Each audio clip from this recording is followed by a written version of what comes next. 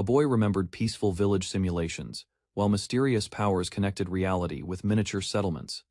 Illness imprisoned him within hospital walls, weakening his body before adulthood permanently separated everything. Loneliness surrounded him constantly, although imaginative farming games provided comforting dreams beyond painful medical treatments. He watched exhausted parents, accepting death peacefully while fragile breathing equipment continuously survival. Regret consumed him completely until mysterious light transported his fading soul toward unexpected existence. He suddenly awakened beneath unfamiliar moons, surrounded silently by strange buildings beside flowing waterways. The boy noticed missing hospital equipment immediately, questioning mysterious surroundings while wrapped carefully inside blankets. He discovered crying infants unexpectedly, panicking helplessly because tiny bodies prevented proper movement completely. A wandering traveler approached cautiously, realizing abandoned children faced dangerous conditions without protection or guardians. The traveler gently reached, offering assistance while the confused boy observed clothing and speech. Confused reincarnation overwhelmed the boy when unfamiliar language surrounded comforting strangers inside peaceful streets.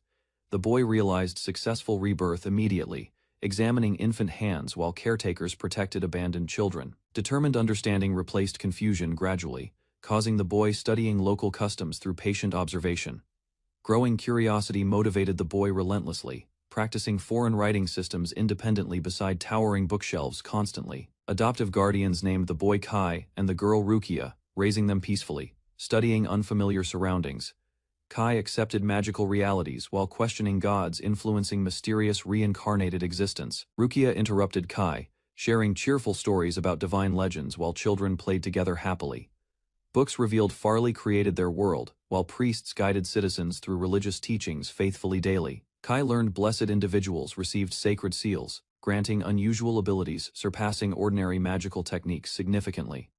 Rukia wondered whether adulthood would reveal sacred blessings, allowing Kai resembling their priestly father someday. Kai secretly discovered forbidden scriptures describing hidden gods, whose blessings remained unknown until maturity arrived. Curious experimentation started immediately once Kai uncovered inaccessible priestly books containing unpublished divine names. Bathing beside Rukia, Kai quietly admitted disappointment regarding magical limitations within his reincarnated existence. Rukia comforted crying Kai playfully, encouraging confidence while siblings strengthened emotional bonds through affectionate interactions. She suddenly approached closer during bathing, causing embarrassed Kai noticing unexpected physical differences silently. Kai rushed naked toward father, announcing Rukia's holy seal appearance excitedly throughout crowded household. He noticed glowing markings suddenly emerging across his chest, becoming speechless from shocking unexpected developments. Rukia proudly confirmed previous predictions, while Kai celebrated loudly beside their confused yet supportive father. Their father embraced both children emotionally, praising miraculous blessings, while expressing gratitude toward divine protection. Kai questioned his future responsibilities, while satisfied Rukia observed their father's emotional reactions carefully. 10-year-old Kai repeatedly tested hidden divine names, failing constantly, despite determined magical research efforts, unsuccessfully. Anxiety troubled Kai deeply because temple restrictions prevented identifying his blessing before ceremonial adulthood. Rukia interrupted his exhausting practice curiously, noticing secretive behavior while observing suspicious handwritten notes. Kai hesitated whenever Rukia mentioned divine blessings, avoiding explanations regarding forbidden magical experimentation. Both siblings started testing familiar divine names together, hoping successful blessings finally revealed Kai's mysterious abilities. Rukia suddenly reacted strongly after hearing divine names, sensing mysterious powers awakening inside her. Excitedly, she confirmed hearing supernatural voices, convincing Kai their dangerous experimentation produced successful results. Kai realized Rukia activated abilities independently, proving hidden divine names functioned without forbidden instructional notes. Curiosity overcame hesitation completely when Kai requested demonstrations, while Rukia prepared, activating mysterious blessing powers. Rukia unleashed overwhelming divine abilities, surrounding shocked Kai beneath enormous supernatural energy manifestations. Rukia identified Kai's blessing confidently, revealing goddess Alamira selected him personally through divine powers. Kai praised her happily while secretly questioning unfamiliar goddess names missing from forbidden instructional records. Rukia admitted limited understanding regarding abilities, allowing relieved Kai hiding reincarnation secrets from suspicious investigations. Hope motivated Kai strongly because divine blessings offered opportunities impossible during his previous fragile lifetime. Kai promised becoming dependable someday, believing priesthood responsibilities could finally repay adoptive families' kindness. Kai activated Alamira's blessing, summoning mysterious powers through glowing marks across his chest dramatically. An enormous empty field appeared suddenly, shocking Kai, while miniature boundaries surrounded strange unexplored territory. Japanese text appeared mysteriously inside wastelands, explaining cultivation objectives and settlement progression requirements. Kai recognized similarities immediately between divine abilities and simulation games, inspiring childhood dreams previously remembered. Excitement overwhelmed him completely, motivating determined cultivation efforts inside isolated lands created through divine blessings. Kai practiced farming while elderly villager observed his determination silently beside him, entered his room, he activating Tenohira village abilities before examining mysterious miniature structures carefully. He harvested vegetables proudly, accepting difficult investments while studying strange village development requirements carefully. Kai cleared rough terrain steadily, planning personal expansion while testing divine village management responsibilities. He remembered forgotten seeds suddenly before hearing mysterious guidance, awakening hidden powers within himself. Kai exited Tenohira village temporarily, returning home whenever mysterious abilities automatically activated inside him. Explored surrounding forests confidently, he gathering resources while recognizing farmland improvements remained completely insufficient. He planted young trees carefully, considering fertilizer production and quarry stones supporting future construction. Kai watered flourishing crops proudly, realizing divine blessings accelerated village agriculture and material development.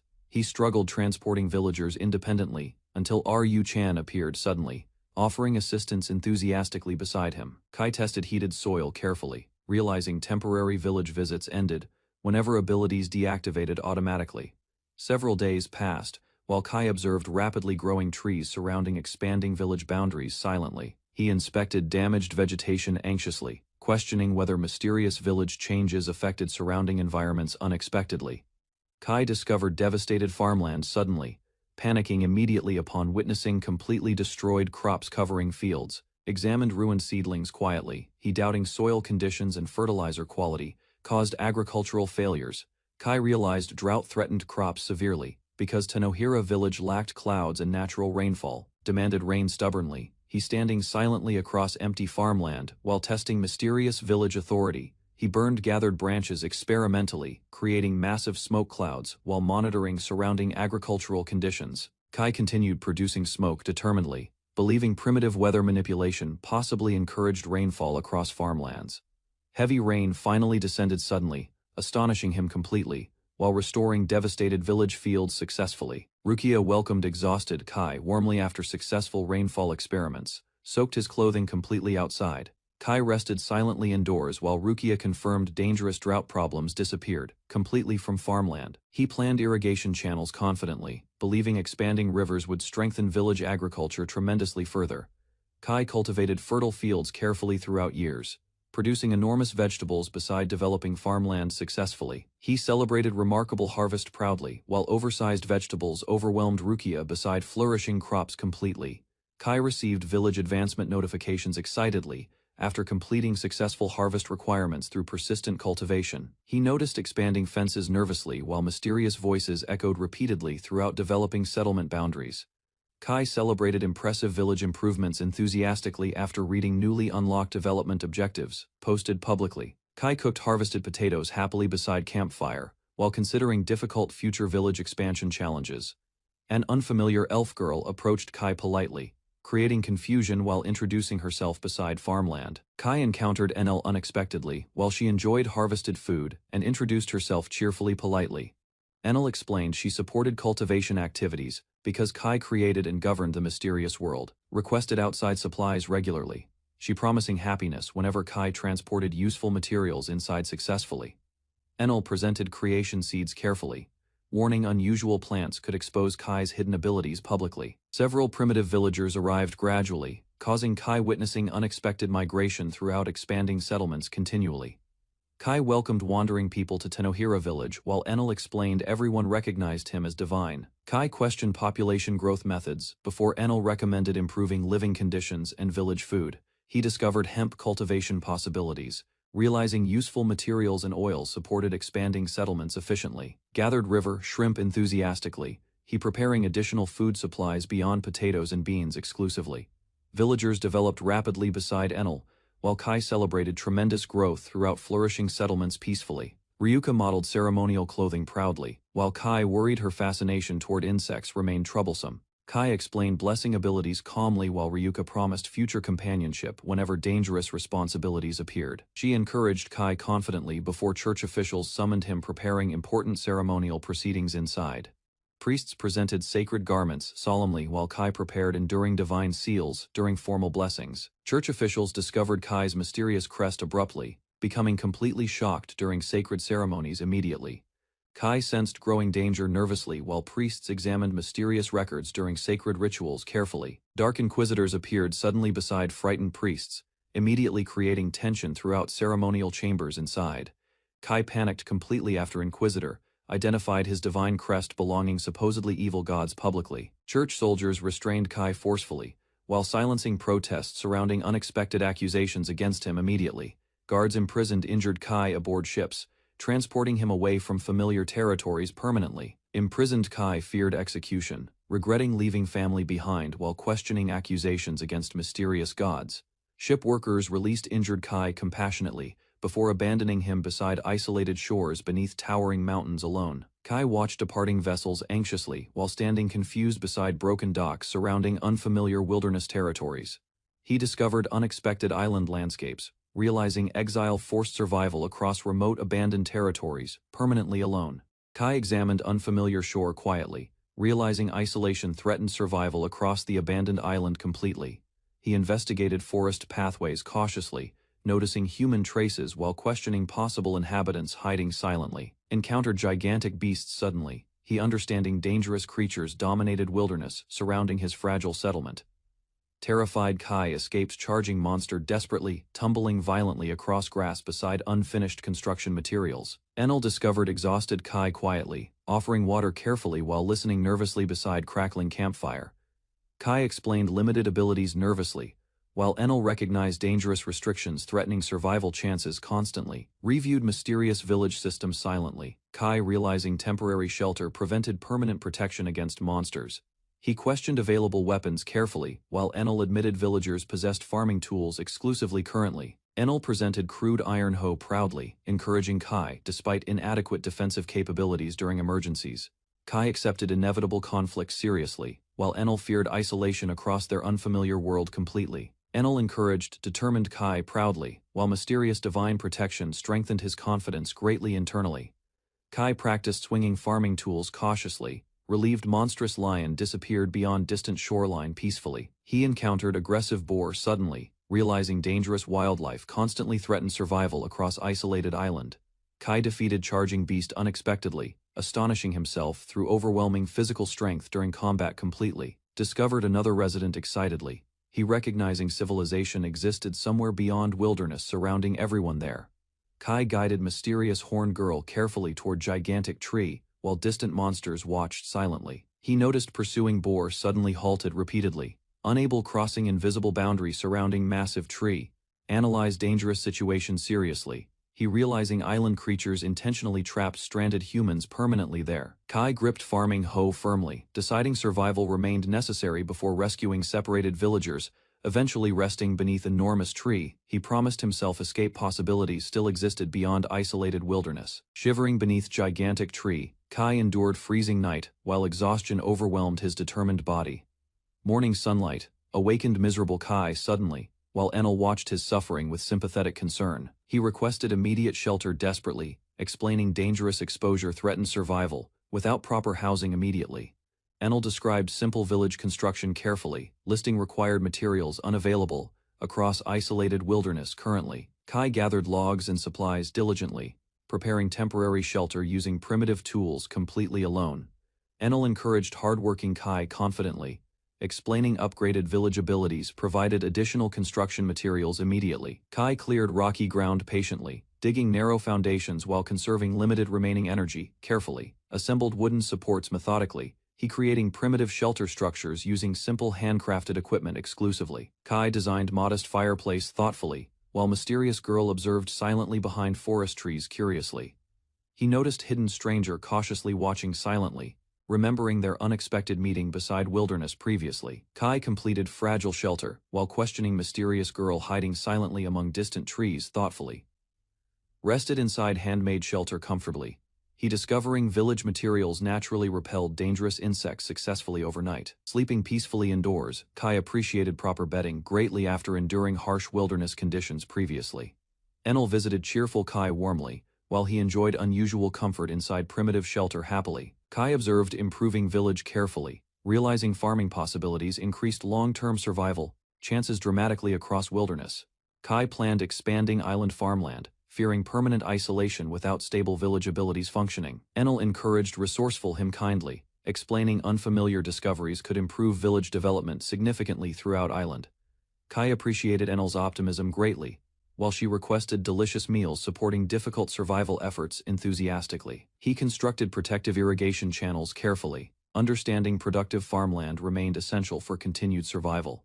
Discovered strange oranges unexpectedly, he noticing mysterious girl silently observing him behind shelter. Kai questioned mysterious girl's origins, suspecting stranded outsiders inhabited dangerous island wilderness secretly for many years. Determined Kai thanked supportive companions gratefully, accepting survival required perseverance across unforgiving isolated wilderness permanently. The boy fled desperately through dark forests while terrifying monsters pursued helpless villagers screaming loudly. Massive wolves captured children brutally while another figure watched silently, remembering previous cowardly failures. She collapsed hopelessly beside rough pathways, blaming herself continuously for everyone's terrifying disappearance alone. Elsewhere, Kai approached Enel, offering mysterious fruits, despite dangerous wilderness surrounding isolated temporary shelters. He explained gathered fruits confidently, while Enel hesitated nervously, suspecting hidden poison inside, completely. Enel enjoyed Kai's strange fruits while discussing mysterious flavors beside crude wooden furniture peacefully. Kai learned Enel's village accelerated crops rapidly, because imported fruits strangely transformed local agriculture. He carried farming tools, confidently, planning island cultivation while trusting Enel's agricultural experience completely. Several days passed peacefully, as Kai inspected potato fields surrounding shelters beside expanding farmlands. He noticed Enel approaching repeatedly through forests, while resting briefly between exhausting farming duties. Kai thanked Enel warmly, comparing her nightly fruit gifts to wandering neighborhood cats affectionately. He discovered dangerous wolves lurking while Enel questioned introducing weapons into peaceful villages cautiously. Enel explained villages lacked enemies entirely, making weapon replication concepts confusing for Kai greatly. She warned monstrous attacks threatened settlements constantly, though constructing defensive villages risked catastrophic collapse. Kai discussed military strength seriously, while exhausted workers cultivated fields surrounding their island community. Enel revealed mysterious creation seeds, reminding Kai about forgotten supplies during peaceful agricultural discussions. Kai examined tiny seeds carefully, while Enel encouraged immediate planting for practical future harvests, buried valuable seeds hopefully, he praying desperately, before remembering painful childhood moments involving family. He worked silently across empty fields, understanding Enel's distrust toward her influential priest.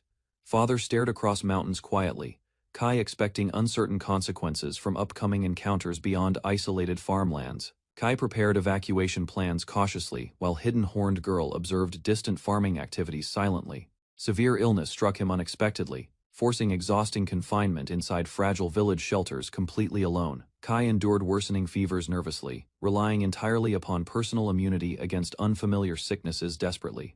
Feverish exhaustion overwhelmed him mentally, reminding him painfully about previous life's constant loneliness completely. He shivered helplessly beneath blankets, while freezing darkness surrounded cramped wooden shelters endlessly silently. Nightmares consumed feverish Kai while freezing winds intensified his dangerous sickness beneath blankets silently. Horned girl approached weakened Kai, questioning death while moonlight illuminated surrounding forests quietly. The mysterious girl embraced trembling Kai closely, sharing warmth despite hesitation and uncertainty completely. Kai slept peacefully beside compassionate stranger, finally escaping unbearable coldness through shared body warmth. Morning sunlight awakened Kai gently while grateful companions exchanged relieved expressions inside cramped shelters. Recovered Kai thanked horned stranger sincerely, admitting feverish confusion caused embarrassing physical closeness previously. The horned girl revealed demonic appearance traits quietly, fearing rejection from ordinary frightened humans. Kai reassured nervous stranger kindly, calling her adorable instead frightening, despite unusual horns completely.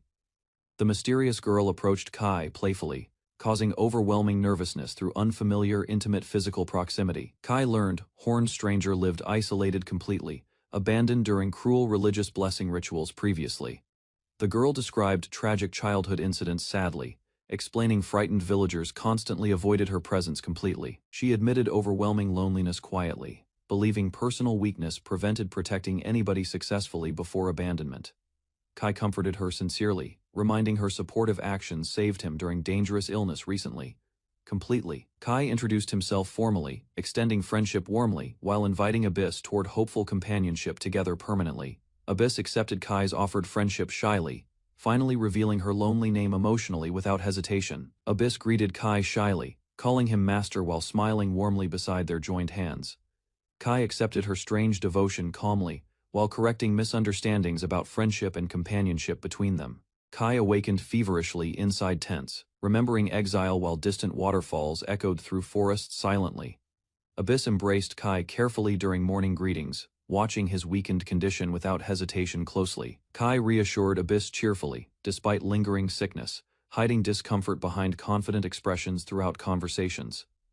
Abyss smiled warmly beside Kai, realizing personal worries suddenly escaped her honest thoughts accidentally. Kai listened silently, while Abyss explained protecting vulnerable travelers caused their unusual companionship together. Kai and Abyss cultivated farmland together, strengthening shelter preparations while discussing future harvest possibilities. Abyss questioned unfamiliar vegetables carefully, while Kai examined damaged potatoes, considering crops for survival. Kai explained mysterious creation seeds uncertainly, as Abyss observed fragile sprouts, emerging quietly carefully. He desired reliable grain harvests, while experimental seedlings expanded rapidly beside preserved animal meat. They panicked immediately when enormous plant creatures suddenly appeared across cultivated farmland. Kai and Abyss inspected mysterious plant creature carefully, debating dangerous harvest methods beside farmlands. Abyss offered harvested creature confidently while Kai refused nervously, fearing bizarre consequences from consumption. Kai dissected tiny creature cautiously beside Abyss, testing edible portions despite lingering uncertainty silently. Lifted miniature creature carefully, he realizing unexpected growth produced surprisingly harmless companions instead peacefully. Kai and Abyss watched shocked expressions spread when miniature creature suddenly demonstrated warrior-like behavior. They observed cheerful creatures, curiously, questioning strange origins behind unexpected agricultural helpers together. Kai suspected mysterious creatures connected directly toward abilities while preventing reckless wandering behavior carefully. He handed farming tools toward creatures cautiously, doubting their actual physical strength completely despite appearances. Tiny creatures shattered hardened farmland effortlessly, astonishing Kai and Abyss through overwhelming labor capabilities. Kai accepted powerful creatures happily while Abyss recognized valuable workers improving difficult farming responsibilities. Kai discussed exploration plans carefully while village residents explained creatures resembled human laborers.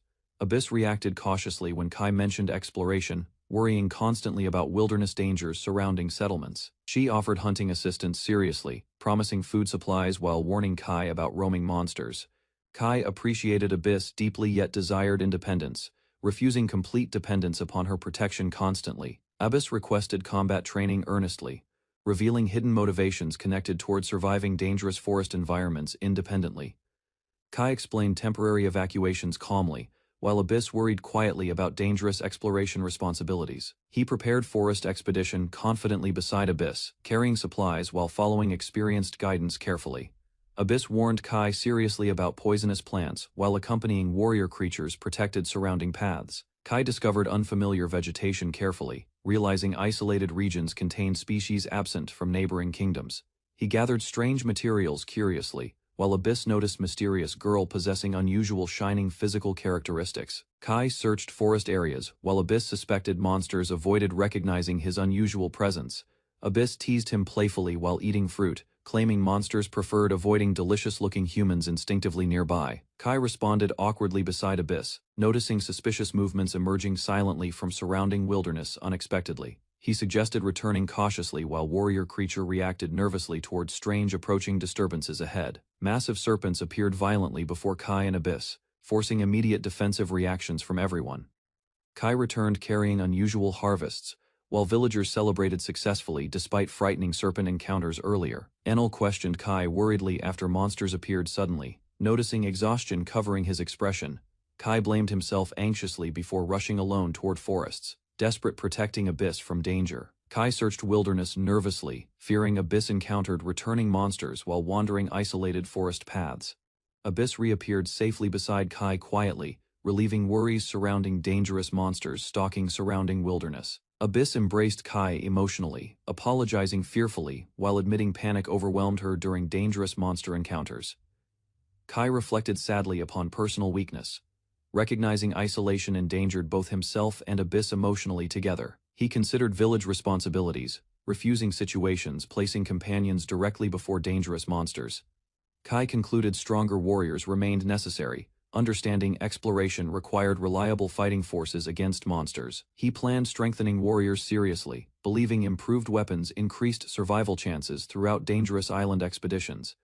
Massive creature erupted suddenly, throwing Kai forward, while Abyss desperately attempted rescuing him protectively instantly. Enormous bird monster landed aggressively before Kai, spreading gigantic wings while Abyss prepared cautiously. Abyss urged retreat fearfully beside villagers, while Kai observed gigantic predator approaching their vulnerable settlement cautiously. Kai confronted screeching monster bravely, refusing abandonment, despite overwhelming dangerous battlefield pressure from enemies. Kai encountered gigantic bird monsters, while Abyss warned everyone, forcing desperate retreat immediately. He protected frightened companions before massive creatures descended aggressively, surrounding frightened travelers. Kai realized airborne escape remained impossible because intelligent monsters carefully observed movements. Abyss ordered Kai toward protective trees while enormous feathers scattered across ground. He gripped crude weapons firmly, accepting unavoidable battle against monsters beside companions. Kai commanded warrior toward monster feet, while companions prepared desperate counterattack together, immediately carefully. Teeny companions attacked gigantic talons repeatedly, while Abyss questioned their reckless resistance against predators. Kai reassured frightened Abyss, before distracting monstrous birds personally, preventing companions suffering fatal injuries. Abyss escaped reluctantly, while Kai promised retreat, eventually continuing dangerous distraction against aggressive monsters. He discovered Enel peacefully roasting potatoes casually, immediately demanding urgent fire support against monsters. Enel shared roasted potatoes happily while Kai grabbed supplies, planning dangerous monster extermination strategies. Kai prepared flaming clubs seriously, explaining massive quantities remain necessary against approaching airborne predators. Kai distracted enormous monsters alone, while Enel activated rolling logs beside village entrance fences. He launched burning projectiles toward gigantic birds, finally damaging aggressive creatures severely during combat. Enel supported Kai using flaming weapons while companions attacked weakened monsters, surrounding Tenohira village. Kai launched blazing spears repeatedly while warrior Kun climbed monsters, striking exposed feathers fiercely directly. He prepared another attack confidently because exhausted monsters prevented companions escaping independently, completely anyway. Kai unleashed fourth flaming strike decisively, finally blinding gigantic bird monsters temporarily during combat. He stumbled dangerously beneath furious monsters while burning feathers scattered across battlefield uncontrollably everywhere. Companions celebrated successful attacks proudly, while wounded monsters screeched painfully, retreating from Tenohira village. Kai noticed Abyss lingering silently beside forest paths while monsters continued pursuing survivors desperately. Burning gigantic birds approached relentlessly, forcing Kai and Abyss confronting overwhelming danger together immediately. Kai grabbed Abyss carefully, urging immediate escape, while frightened companions watched surrounding chaos helplessly. Wounded monster questioned Abyss suspiciously, claiming her actions endangered Kai during brutal confrontation moments. Abyss revealed mysterious powers sorrowfully while begging Kai avoiding hatred toward her completely forever. Abyss unleashed crackling magic power fearlessly, protecting Kai while gigantic monsters charged violently forward. Blinding lightning exploded across battlefield, finally destroying monstrous birds, threatening exhausted villagers completely. Kai learned Abyss inherited wizard abilities mysteriously, unlike ordinary blessings shared throughout kingdoms everywhere. He praised Abyss excitedly, despite misunderstandings, encouraging her confidence beside recovering frightened companions warmly. Abyss requested staying beside Kai nervously, fearing rejection despite protecting everyone successfully during battles. Kai comforted Abyss sincerely, promising permanent companionship, despite her fearful emotional uncertainty completely. Abyss revealed artificial origins sadly, explaining magical existence created long before Kai discovered truths. She introduced herself formally as Replicant Abyss, exposing hidden identity beneath human appearance. Kai accepted Abyss calmly while learning her unnatural body differed entirely from ordinary humans biologically. Abyss explained mysterious awakening decades earlier, astonishing Kai while discussing enormous differences between ages. Kai considered Abyss thoughtfully, realizing ancient replicant origins explained her unusual physical behaviors completely. Abyss admitted demonic appearance sadly, believing artificial existence prevented genuine human emotions entirely forever. Kai thanked her sincerely for sharing secrets, gently holding trembling hands without hesitation openly. He praised Abyss warmly, promising lifelong support because her bravery protected everyone successfully. Completely, Kai joked cheerfully about android rewards, finally easing Abyss's lingering fears regarding acceptance peacefully. Abyss confessed painful loneliness quietly, admitting uncertainty regarding ordinary living without companionship beside Kai. Begged living together emotionally, she choosing Kai permanently as trusted master, despite insecurities completely. Kai realized Abyss lacked normal independence because artificial battle doll instincts controlled personal desires constantly. He apologized awkwardly, explaining misunderstandings surrounding master title, while reconsidering Abyss's heartfelt request carefully. Abyss kneeled nervously before Kai, sincerely requesting acceptance as devoted lifelong master-servant companions together. Kai embraced Abyss gently, realizing former human experiences helped him understand her painful loneliness. Remembered modern entertainment and knowledge, he understanding replicants required compassion instead of fearful rejection.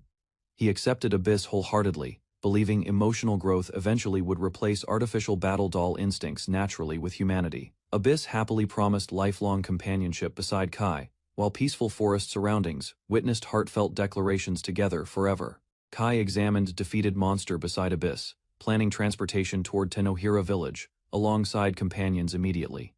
He panicked hearing warrior's death while strange creatures sobbed dramatically before confused Abyss silently. Discovered Enel approaching fields, he explaining enormous monster should remain together beside villagers safely. Enel activated magical transportation, sending gigantic creature skyward while glowing symbols expanded across heavens. She praised Kai's achievement, explaining monster materials would strengthen developing settlement through valuable resources. Kai learned village guest, features unlocked after population requirements finally reached necessary expansion milestone. Enel explained villagers could transport companions outside settlements, though departures forced accompanying residents elsewhere. She reassured Kai's sleeping warrior eventually recovers, despite transforming unexpectedly into mysterious seed. Recently, Kai prepared explaining abilities toward Abyss again, while Enel encouraged celebration beside village residents. Abyss happily accepted warrior's recovery while Kai questioned returning battle instincts within transformed creature. Kai discussed mysterious blessings with Abyss, learning forgotten powers disappeared centuries before entirely worldwide. He invited Abyss visiting Tenohira village, explaining upgraded abilities now permitted transporting additional companions. Abyss nervously accepted Kai's invitation, holding hands before teleportation carried them beyond isolated island.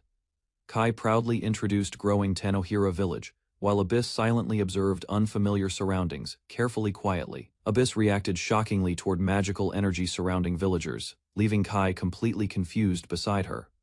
Enel warned Kai harsh realities overwhelmed Abyss, whose body collapsed outside unfamiliar magical surroundings. Kai supported unconscious Abyss while Enel quietly expressed concern regarding dangerous environmental differences.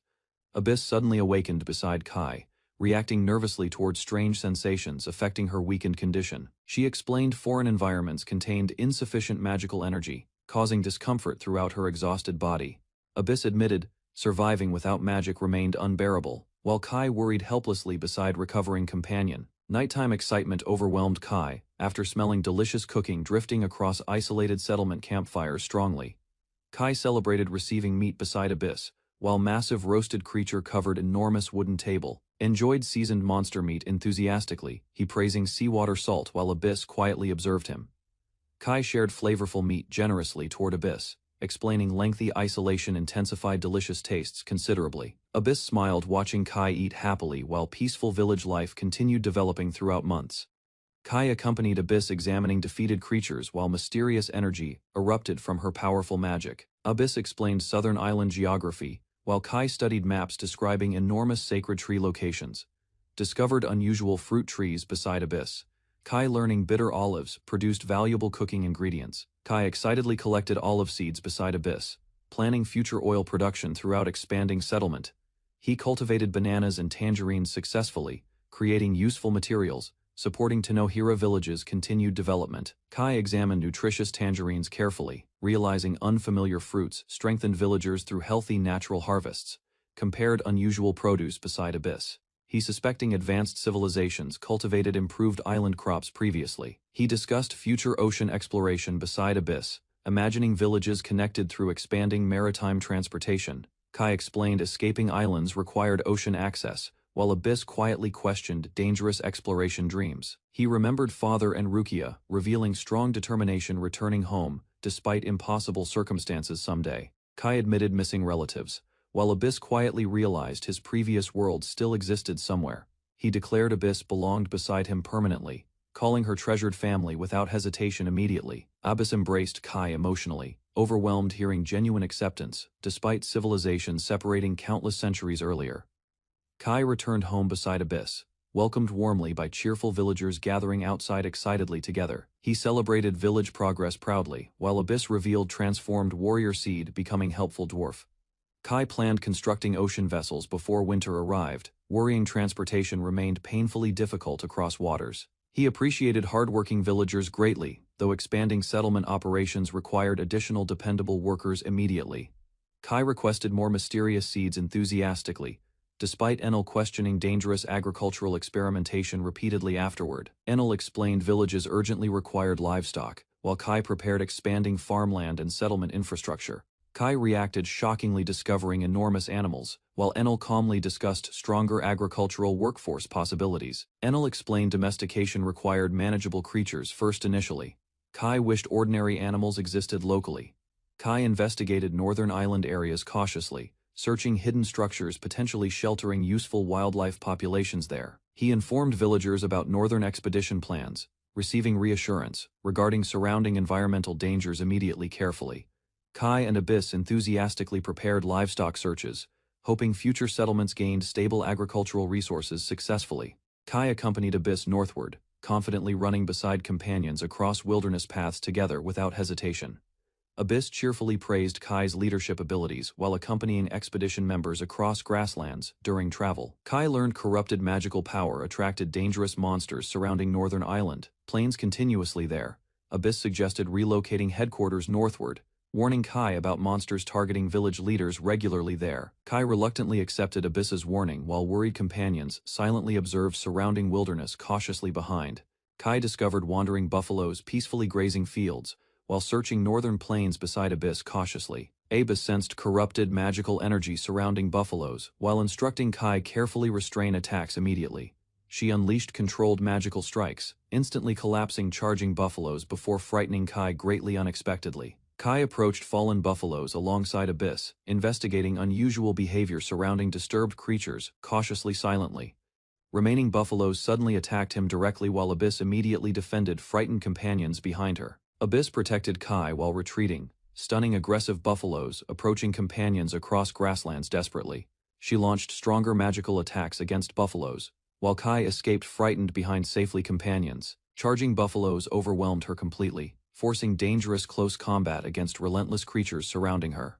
Kai panicked watching Abyss collapse repeatedly, while buffaloes continued attacking exhausted defenders relentlessly. He activated Tanohira village powers, instantly trapping charging buffaloes before Abyss suffered fatal injuries. Kai carried weakened Abyss carefully, while escaping enraged buffaloes roaming grasslands behind silently. Abyss recovered gradually beside Kai, relieved surviving dangerous buffalo attacks across northern plains safely.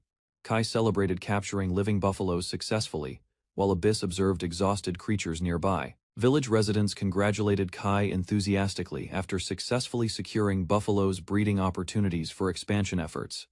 Kai envisioned prosperous village growth through livestock production, while observing expanding settlements peacefully ahead. Spring reached Kai's island, while villagers constructed wooden structures beneath enormous ancient trees peacefully.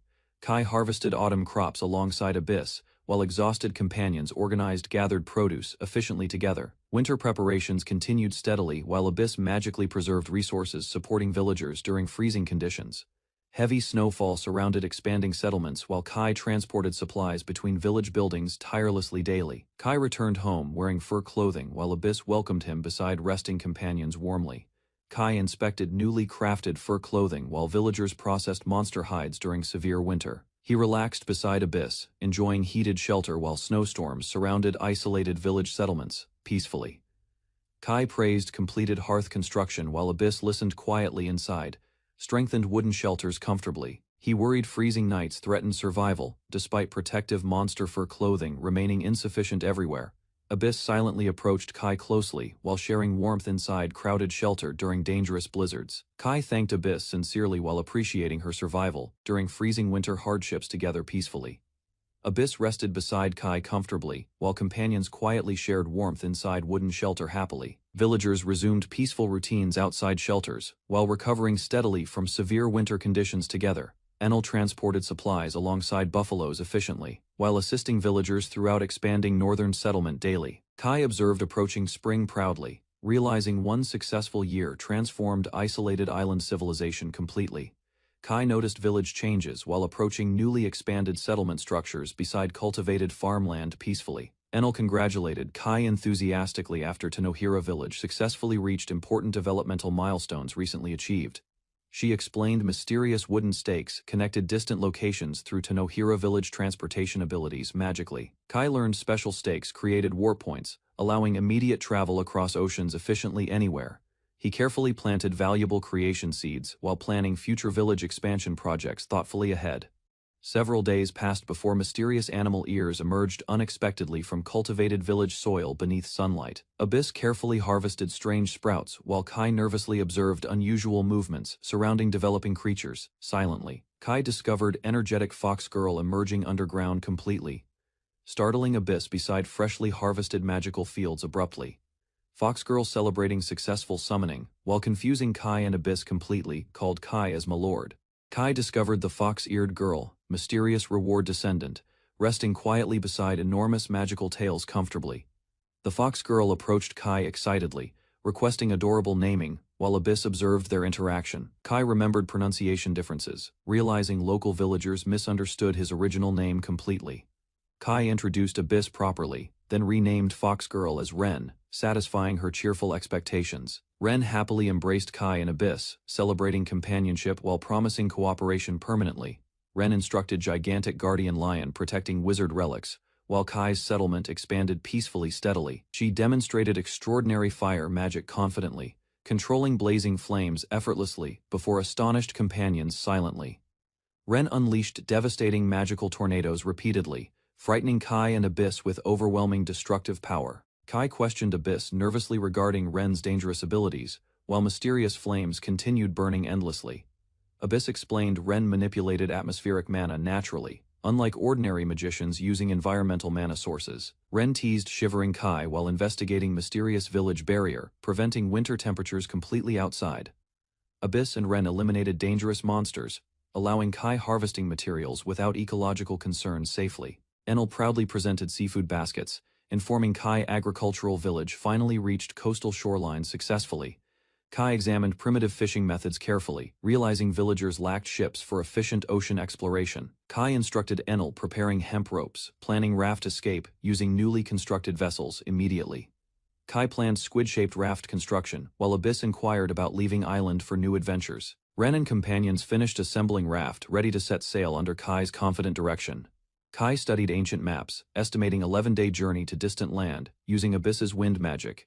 He prepared emergency markers and 10-day rations, ensuring safety during uncertain voyage across sea. Abyss hesitated, facing unknown challenges ahead, while Kai remained determined to continue their journey. Abyss spotted a distant ship approaching, surprising Kai with unexpected arrival beyond horizon. Kai and Abyss observed enormous temple ship emerging, appearing larger than any previous vessels. Kai hid raft quickly, fearing rescuers might notice them, staying cautious and alert.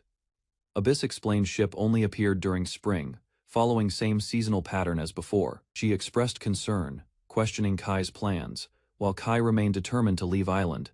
Kai comforted worried Abyss, deciding investigating strangers alone, while companions remained hidden. He concealed himself carefully among trees, watching unfamiliar visitors approaching isolated shorelines silently from distance. Hooded stranger released tiny girl cautiously, allowing frightened child stepping forward weakly beside wooden dock. Kai warned hidden companions, remaining silent carefully, avoiding exposure while observing suspicious strangers secretly nearby.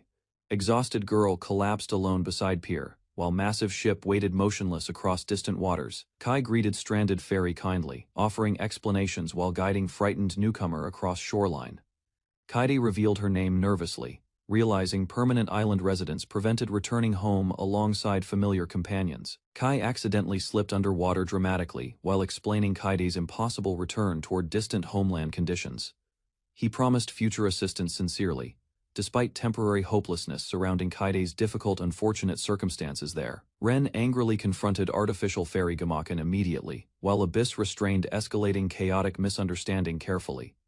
Kai explained trapped fairy children prevented island escape, worrying companions with heartbreaking dangerous reality. He declared rescuing imprisoned fairies immediately, reassuring Abyss through unwavering determination and confident promises. Ren questioned Kaede, while Abyss investigated suspicious country information using magical wind communication abilities. Kai remembered enormous temple organization suddenly, realizing island possibly functioned as worldwide transportation destination previously. He compared sacred symbols thoughtfully, suspecting Kaede belonged under identical divine blessings alongside villagers. Kaede revealed receiving evil god powers, reluctantly, worrying Ren and companions about dangerous consequences.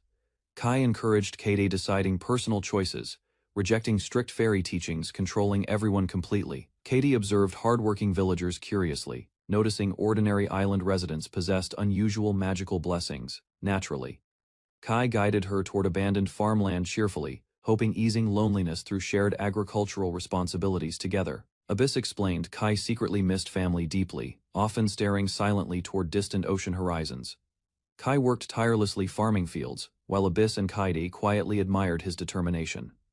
Kaede remembered missing parents sadly, clutching dolls tightly while thinking about separated family members. She demonstrated forbidden fairy prayer carefully, surprising Kai and companions with mysterious ancient ritual knowledge. Kai allowed Kaede practicing unfamiliar magic experimentally, encouraging confidence despite awkward unexpected magical reactions initially. Kaede activated temporary life magic successfully, astonishing companions through remarkable abilities inherited from evil deity. Kaede's revived dolls suddenly awakened, speaking strangely while surprising Kai and companions tremendously afterward. Kai investigated mysterious blessings, realizing Kaide's abilities differed greatly from ordinary fairy powers entirely. He encouraged hardworking Kaede warmly, trusting her responsibilities while assigning important daily island tasks regularly. Kaede gradually adapted happily beside companions, spending peaceful months enjoying comfortable island family life together. She smiled sincerely during early summer gathering, finally experiencing warmth and belonging companions. Ren and Kaede remained island guardians carefully, while Kai gathered unavailable materials beyond distant territories. Kai and Abyss sailed courageously across oceans, searching unfamiliar cities beyond isolated island boundaries together. Kai sailed across endless ocean, using Abyss ability, escaping isolation alongside determined companions bravely.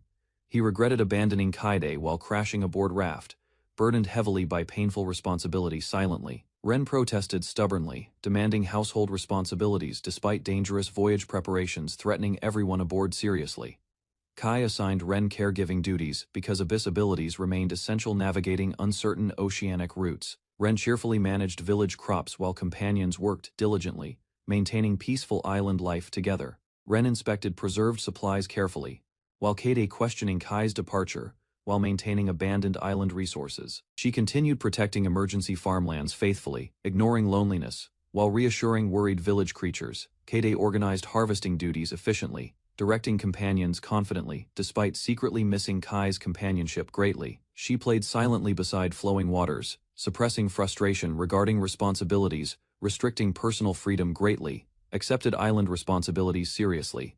She balancing tedious labor alongside lingering desires for carefree happiness. Ren quietly questioned Kai's absence while carrying water, continuing exhausting island chores beside companions.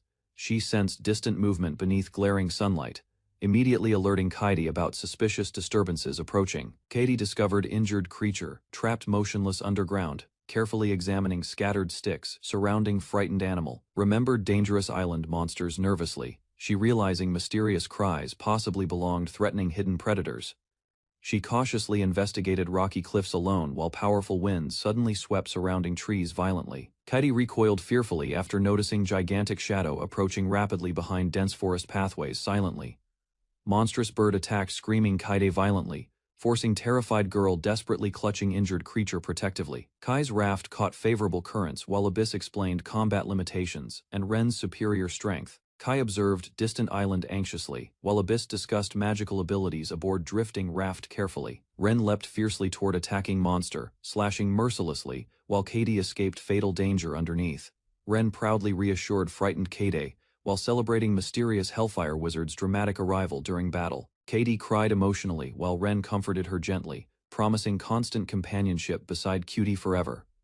Ren carried exhausted Katie carefully through forests, recalling previous rides together fondly without hesitation, apologized quietly, Katie fearing Kai's disappearance permanently, despite unfinished efforts protecting isolated island communities. Kai suddenly returned unexpectedly, shocking Ren and Katie while dismissing worries regarding permanent separation. Ren cried helplessly beside Katie, regretting harsh words while loneliness overwhelmed her emotionally. Katie comforted devastated Ren gently, confidently promising Kai would eventually return safely toward everybody. She embraced Ren warmly beneath moonlight, encouraging hopeful patience while companions watched silently nearby together. Katie awakened cautiously during midnight noises, investigating disturbances while exhausted Ren continued sleeping peacefully indoors. She searched dark surroundings nervously, discovering mysterious movements emerging quietly beyond abandoned village structures.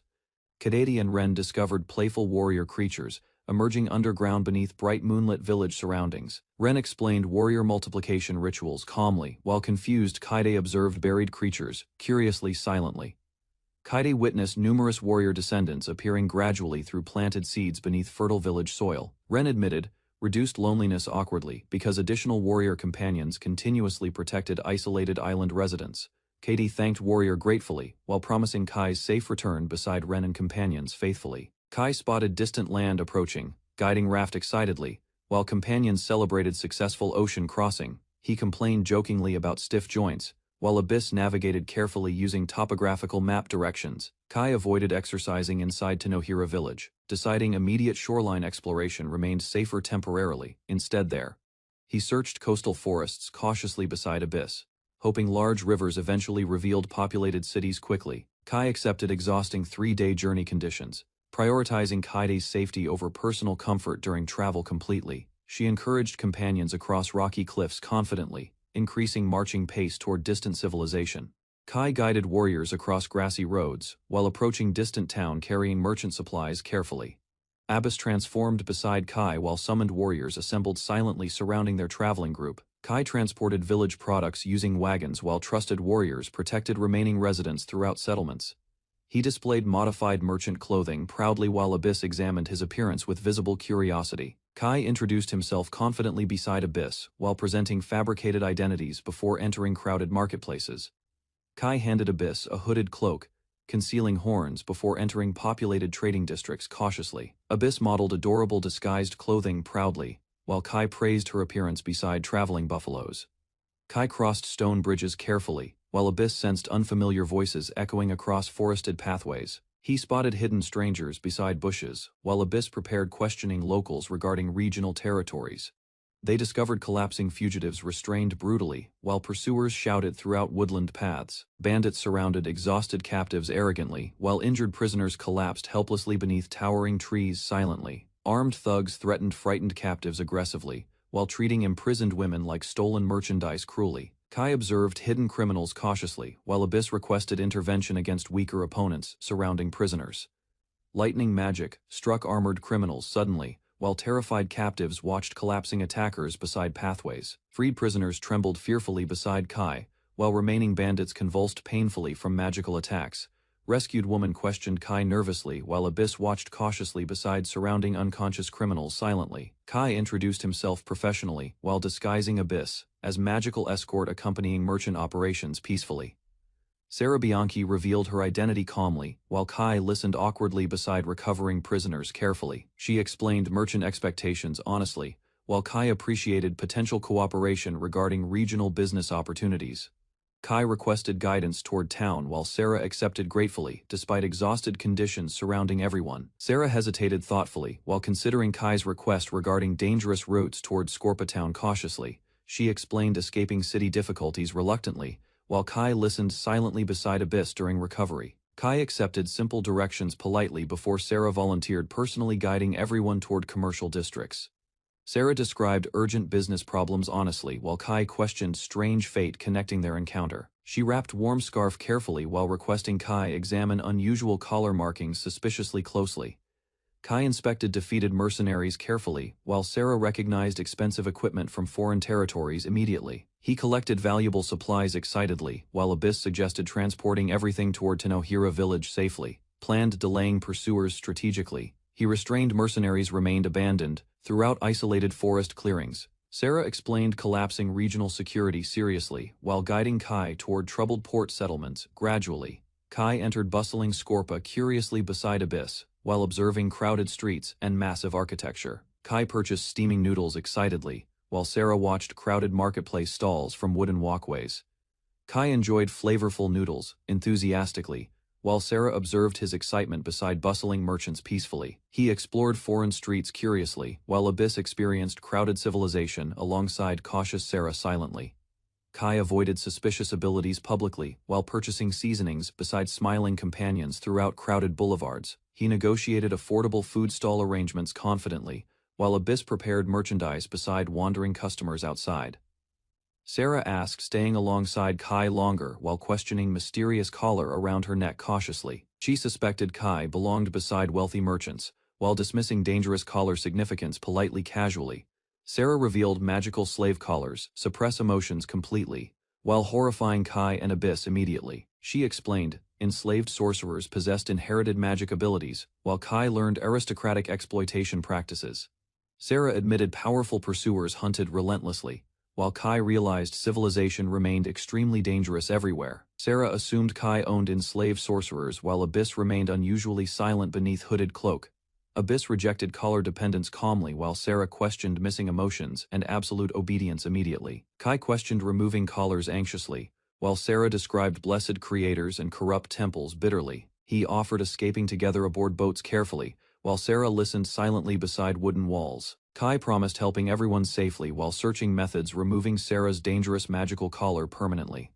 Sarah struggled requesting assistance honestly, while Kai noticed her hesitation beside crowded temporary lodgings. Kai offered her replacement clothing politely while Abyss prepared disguises protecting companions from suspicious citizens inside marketplaces. Sarah wore cat-like disguise nervously, while Kai instructed playful movements beside confused Abyss quietly for camouflage. Merchants crowded Kai's marketplace, eagerly purchasing buffaloes, fruits, and Abyss's cat-eared appearance enthusiastically. Sarah thanked Kai nervously while Abyss carried overflowing baskets, attracting attention throughout crowded streets. Kai guided Sarah and Abyss through bustling markets, villagers surrounding their successful merchandise immediately.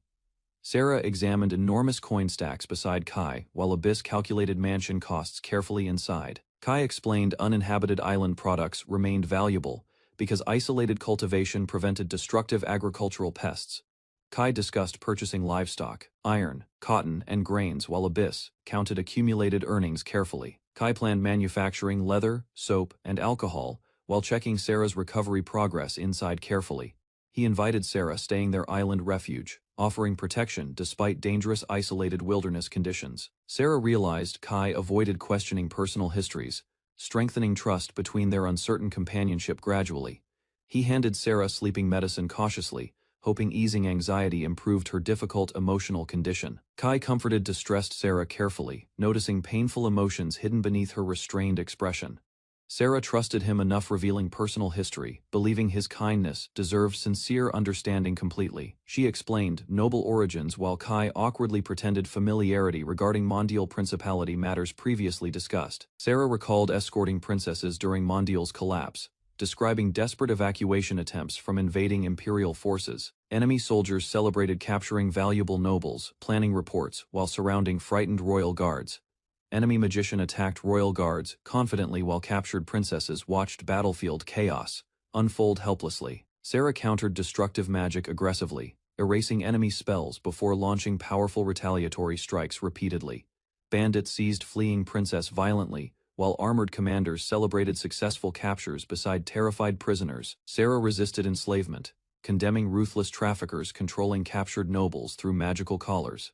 She explained escaping slave traders alone before eventually encountering Kai and Abyss accidentally aboard ships. Sarah suddenly begged Kai, rescuing imprisoned princess, while unconscious memories overwhelmed exhausted Abyss completely. She requested Kai's assistance cautiously, admitting ordinary merchants lacked capabilities, rescuing captured royalty successfully. Sarah explained slave traders targeted princesses specifically because wealthy nobles guaranteed enormous profitable ransoms. Shaffered selling herself deliberately, believing magical abilities increased market value beyond princesses significantly. Kai learned female magicians possessed inherited powers, while Sarah prioritized rescuing endangered companions desperately. Sarah explained noble families purchased gifted children frequently, encouraging profitable slave trading networks secretly. Kai gradually understood her circumstances, realizing traffickers valued magical nobles beyond ordinary prisoners financially. He questioned Sarah carefully, asking whether abandoning princesses for freedom remained morally acceptable. Personally, Sarah panicked hearing his suggestion, refusing betrayal despite fears regarding personal enslavement completely afterward. Kai admired her honesty silently, surprised she trusted strangers despite dangerous experiences previously endured. Sarah distrusted herself emotionally, fearing Kai's kindness encouraged dangerous attachment despite unfamiliar relationships previously. Kai demanded her trust him completely, promising unwavering support regardless future hardships encountered ahead. He requested Abyss removing concealed cloak carefully, while Sarah observed suspicious movements extremely quietly. Sarah panicked discovering Abyss's horns unexpectedly, assuming demonic origins threatened everyone's safety immediately there. Kai explained demons resembled feared mythological beings, causing widespread prejudice throughout human societies historically. Sarah apologized, doubting Abyss initially, realizing beautiful appearances never determined someone's true nature. Kai reassured Sarah happily while Abyss relaxed comfortably, accepting peaceful companionship inside shared temporary shelter together. Sarah questioned Kai seriously regarding rescue intentions, receiving determined promises, protecting imprisoned princesses faithfully forever. Abyss suddenly behaved strangely beside Kai, worrying him through unusual feverish physical reactions unexpectedly. She embraced Kai intimately, believing close contact relieved discomfort, despite confusing him greatly emotionally. Excited Abyss suddenly tackled Kai playfully, startling him violently across cramped bedding unexpectedly inside. Abyss nervously questioned his feelings, fearing her affectionate behavior genuinely disgusted him emotionally. Embarrassed, Kai denied rejecting her, awkwardly explaining overwhelming maturity differences between them anxiously there. Sarah quietly observed Abyss embracing Kai closely, contemplating future relationships with visible embarrassment. Kai struggled sleeping peacefully, while Abyss and Sarah rested comfortably beside his exhausted body. Sarah confessed accepting separation calmly, because captivity threatened ending their brief companionship permanently. Tearful, she thanked Kai sincerely, regretting limited time together before inevitable dangerous separation arrived. She admitted fearing Princess Yuri's enslavement, considering princesses' precious family members deserving protection always. Requested Kai and Abyss befriending Yuri kindly, she believing disciplined guidance ensured stability properly. Kai watched sleeping Sarah thoughtfully, recognizing extraordinary compassion hidden beneath fragile exhausted behavior. He finally decided rescuing imprisoned princess immediately, trusting Sarah's honesty, despite overwhelming future dangers ahead. Kai inspected marketplace wagons carefully, because blacksmiths refused selling ores throughout crowded bazaar stalls. Sarah admitted ignorance regarding iron supplies, while Kai suggested purchasing necessary mining tools immediately. Kai prioritized shopping activities first, while reassuring Abyss confidently, carrying flowers beside wandering merchants. He purchased decorative masks, livestock cages, and vegetables, while Sarah observed bustling merchants silently. They calculated expensive livestock costs carefully before departing alongside companions, carrying purchased animals homeward. Kai reviewed purchased supplies while Abyss admired bags, livestock, vegetables, soaps, and farming tools. Kai hurried toward storage buildings, leaving Sarah waiting anxiously among crowded marketplace pedestrians. He instructed Abyss patiently before guiding loaded animals carefully through unfamiliar village streets alone. Enel welcomed Kai enthusiastically while questioning recent discoveries beside wagons, carrying unfamiliar livestock homeward. He introduced enormous livestock carts proudly while Enel stumbled dizzily beside curious companions outside. Enel collapsed unconscious while Kai explained transporting excessive supplies overwhelmed her fragile stamina completely. Sarah sat isolated silently while Kai organized deliveries, awaiting Enel's recovery inside storage buildings. Kai surprised Sarah playfully using purchased masks before reassuring her worried expression carefully softly. Sarah apologized emotionally, admitting loneliness weakened her resolve. Whenever companions remained separated unexpectedly badly, she guided Kai toward trading headquarters, believing imprisoned princesses remained somewhere inside merchant territory. Servants groomed imprisoned princess quietly while silent corridors surrounded heavily guarded merchant residence walls. Merchant leader reassured frightened princess cruelly, describing profitable treatment reserved exclusively for valuable nobility. He warned abandoned princess mercilessly, claiming dangerous captors elsewhere would certainly abuse vulnerable prisoners. Merchant compared slavery dangers coldly, insisting every hostile faction punished captured women brutally severely. Crying princess gripped flowers hopelessly, while merchant mocked impossible escape from luxurious imprisonment, endlessly. Princess unleashed magical explosion, forcing terrified merchants backward across luxurious prison chambers violently. Merchant activated transparent barrier confidently, suppressing princess abilities while demanding immediate obedience from captives. Furious merchant summoned armored subordinate, urgently after princess resisted confinement, using mysterious magical blessings. Fazl inspected containment barrier calmly, explaining ordinary attacks and magic remained ineffective against prisoners. He reassured nervous merchants smugly, insisting escaping princesses never succeeded using extraordinary powers previously. Fazl reminded merchants expensive payments, demanded successful imprisonment despite previous wartime accomplishments already consistently. He accepted merchant instructions coldly, promising unforgettable punishment whenever assigned missions failed completely again. Departed confidently, he warning imprisoned princess hopeless expectations eventually created greater suffering permanently inside. Princess remained restrained silently, while servants observed strange disturbances echoing throughout isolated chambers helplessly. Kai disguised himself playfully before approaching Malini headquarters alongside nervous Sarah, concealing strategic intentions. Kai declared noble status confidently while entering trading headquarters alongside disguised companions. He rehearsed arrogant noble behavior carefully before opening massive doors inside luxurious merchant headquarters dramatically. Demanded immediate negotiations confidently. He pretending wealthy nobility interested purchasing slaves from merchants secretly inside. Merchants welcomed disguised visitors politely while observing suspicious behavior throughout extravagant trading company halls cautiously. Malini greeted Kai enthusiastically, while disguised companions maintained silence during dangerous undercover negotiations carefully. Abyss revealed Sarah's appearance, shocking Malini, while Kai maintained noble disguise confidently throughout. Kai claimed recaptured magician slave proudly, demanding financial compensation from astonished merchant owner immediately afterward. Malini questioned Kai suspiciously, wondering motivations behind returning valuable escaped magician slave voluntarily afterward. Kai fabricated convincing loyalty story cleverly, describing princess devotion toward whoever purchased her freedom sincerely. Malini accepted Kai's explanation cautiously while observing frightened Sarah kneeling beside disguised Abyss.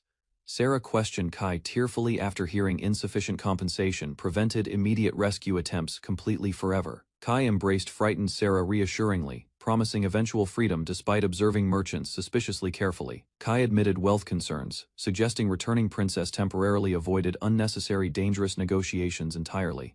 He exaggerated optimistic outcomes loudly, while Sarah reacted emotionally beside confused merchants and companions. Kai requested Mondial princess location calmly, while merchants removed crying princess toward separate chambers. Kai suggested rewarding loyal princesses by arranging emotional reunion between separated sisters inside. Malini accepted his unusual request casually, considering sentimental meetings harmless for imprisoned royalty temporarily. He explained expensive private soldiers failed preventing magician escapes, despite overwhelming numerical advantages previously. Malini escorted disguised visitors upstairs confidently, mentioning captured slaves remained secured behind distant chambers. Kai observed restrained slaves silently, while servants delivered drinks inside luxurious reception room carefully. Sarah recognized imprisoned Princess Yuri immediately, while bodyguards surrounded frightened captives throughout crowded chambers.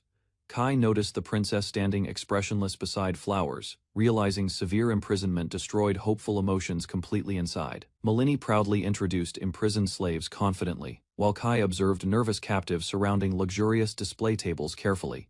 He presented Princess Yuri formally, while Sarah and Abyss watched silently beside disguised Kai uneasily. Malini introduced Princess Yuri carefully, while Kai inspected the silent blonde slave nervously inside. Kai examined Yuri's flowing hair thoughtfully, while Malini encouraged detailed inspection beside awkward attendants. He remembered Rukia immediately because Yuri's gentle appearance resembled somebody precious from previous adventures. Malini revealed Yuri's expensive price, confidently shocking Kai despite available funds from marketplace sales. Kai accepted Malini's discount suspiciously, deciding Yuri deserved rescue, regardless uncertain circumstances surrounding negotiations. Malini praised Yuri Cecile extensively, while Kai quietly studied her restrained expression inside carefully. Sarah suddenly entered excitedly, embracing Kai warmly while Malini explained Yuri's discounted purchase price. Captured women comforted exhausted Sarah gently, while Yuri observed everybody silently beside confused guards. Sarah trusted Kai completely because rescuing Yuri and imprisoned companions mattered beyond safety concerns. She apologized tearfully toward Yuri while accepting gratitude replaced guilt surrounding painful captivity experiences. Sarah begged Yuri tearfully, requesting final farewells before emotional separation permanently devastated everyone present. Kai watched silently beside Malini while rescued captives comforted Sarah throughout painful conversations carefully. He requested additional bodyguards confidently, leaving Malini temporarily speechless beside darkened hallway corridors completely. Malini doubted Kai's background privately until nervous soldiers urgently summoned him downstairs, unexpectedly immediately.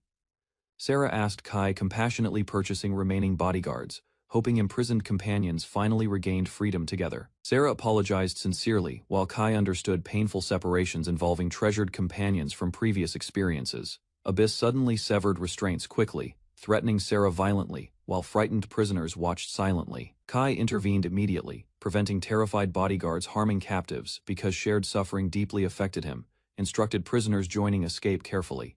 He demanding everybody cooperate quickly before guards discovered disturbances. He promised uncertain prisoners possible salvation, despite lacking evidence proving successful rescue beforehand completely. Kai encouraged frightened captives courageously, promising opportunities preventing hopeless imprisonment from destroying everybody. Yuri approached Kai quietly while confused prisoners watched uncertainly beside protective Sarah and Abyss. She noticed Kai's compassionate gaze differed greatly from cruel merchants and selfish nobility surrounding captives. Yuri realized Kai's determined eyes transformed despair lingering deeply within her exhausted heart completely afterward. She grasped Sarah's trembling hands gently, showing trust toward companions supporting Kai's dangerous rescue operation. Kai assigned Sarah leadership while prisoners formed circles, preparing coordinated escape plans together calmly. He instructed Abyss, creating magical flashes strategically, while captives clasped hands nervously awaiting freedom. Malini questioned returning scouts angrily after discovering missing magician and suspicious prisoner movements everywhere. He learned Sarah's pursuers suffered humiliating defeat, restrained publicly beside forest trees completely recently. Furious, he smashed furniture violently, while terrified underlings recoiled from escalating chaos inside headquarters. Malini detected possible enemies immediately, summoning Fazal aggressively while panicked guards gathered upstairs hurriedly. Abyss destroyed massive walls spectacularly, confronting shocked pursuers while creating escape routes outside successfully. Fazal investigated crashing noises cautiously before Abyss launched devastating attacks across shattered corridors unexpectedly. He informed Malini angrily about escaping captives, while recognizing formidable magical opponents approaching rapidly. Fazal mocked Abyss dismissively, challenging stronger opponents, while Malini demanded immediate pursuit relentlessly forward. Fazal accepted Malini's pursuit orders casually, believing chained captives remained helpless escape targets completely. Malini furiously confronted Fazal regarding escaped prisoners while demanding accountability for humiliating failures immediately. Abyss monitored approaching guards cautiously, remembering strategic instructions preventing enemies discovering fleeing captives prematurely. She escaped pursuing guards effortlessly using magic, while worrying anxiously about Kai's rescue mission. Sarah panicked briefly, before Kai transported rescued captives successfully toward mysterious isolated village settlements. Kai calmed Sarah gently while confused captives observed Yuri's composed reaction toward unfamiliar surroundings. Enel questioned Kai curiously about resources while liberated prisoners carried stolen merchant swords. Kai apologized playfully toward Sarah, explaining circumstances carefully before removing captives' restrictive chains permanently. Kai examined confiscated swords awkwardly, while former prisoners questioned strange techniques from adventure stories.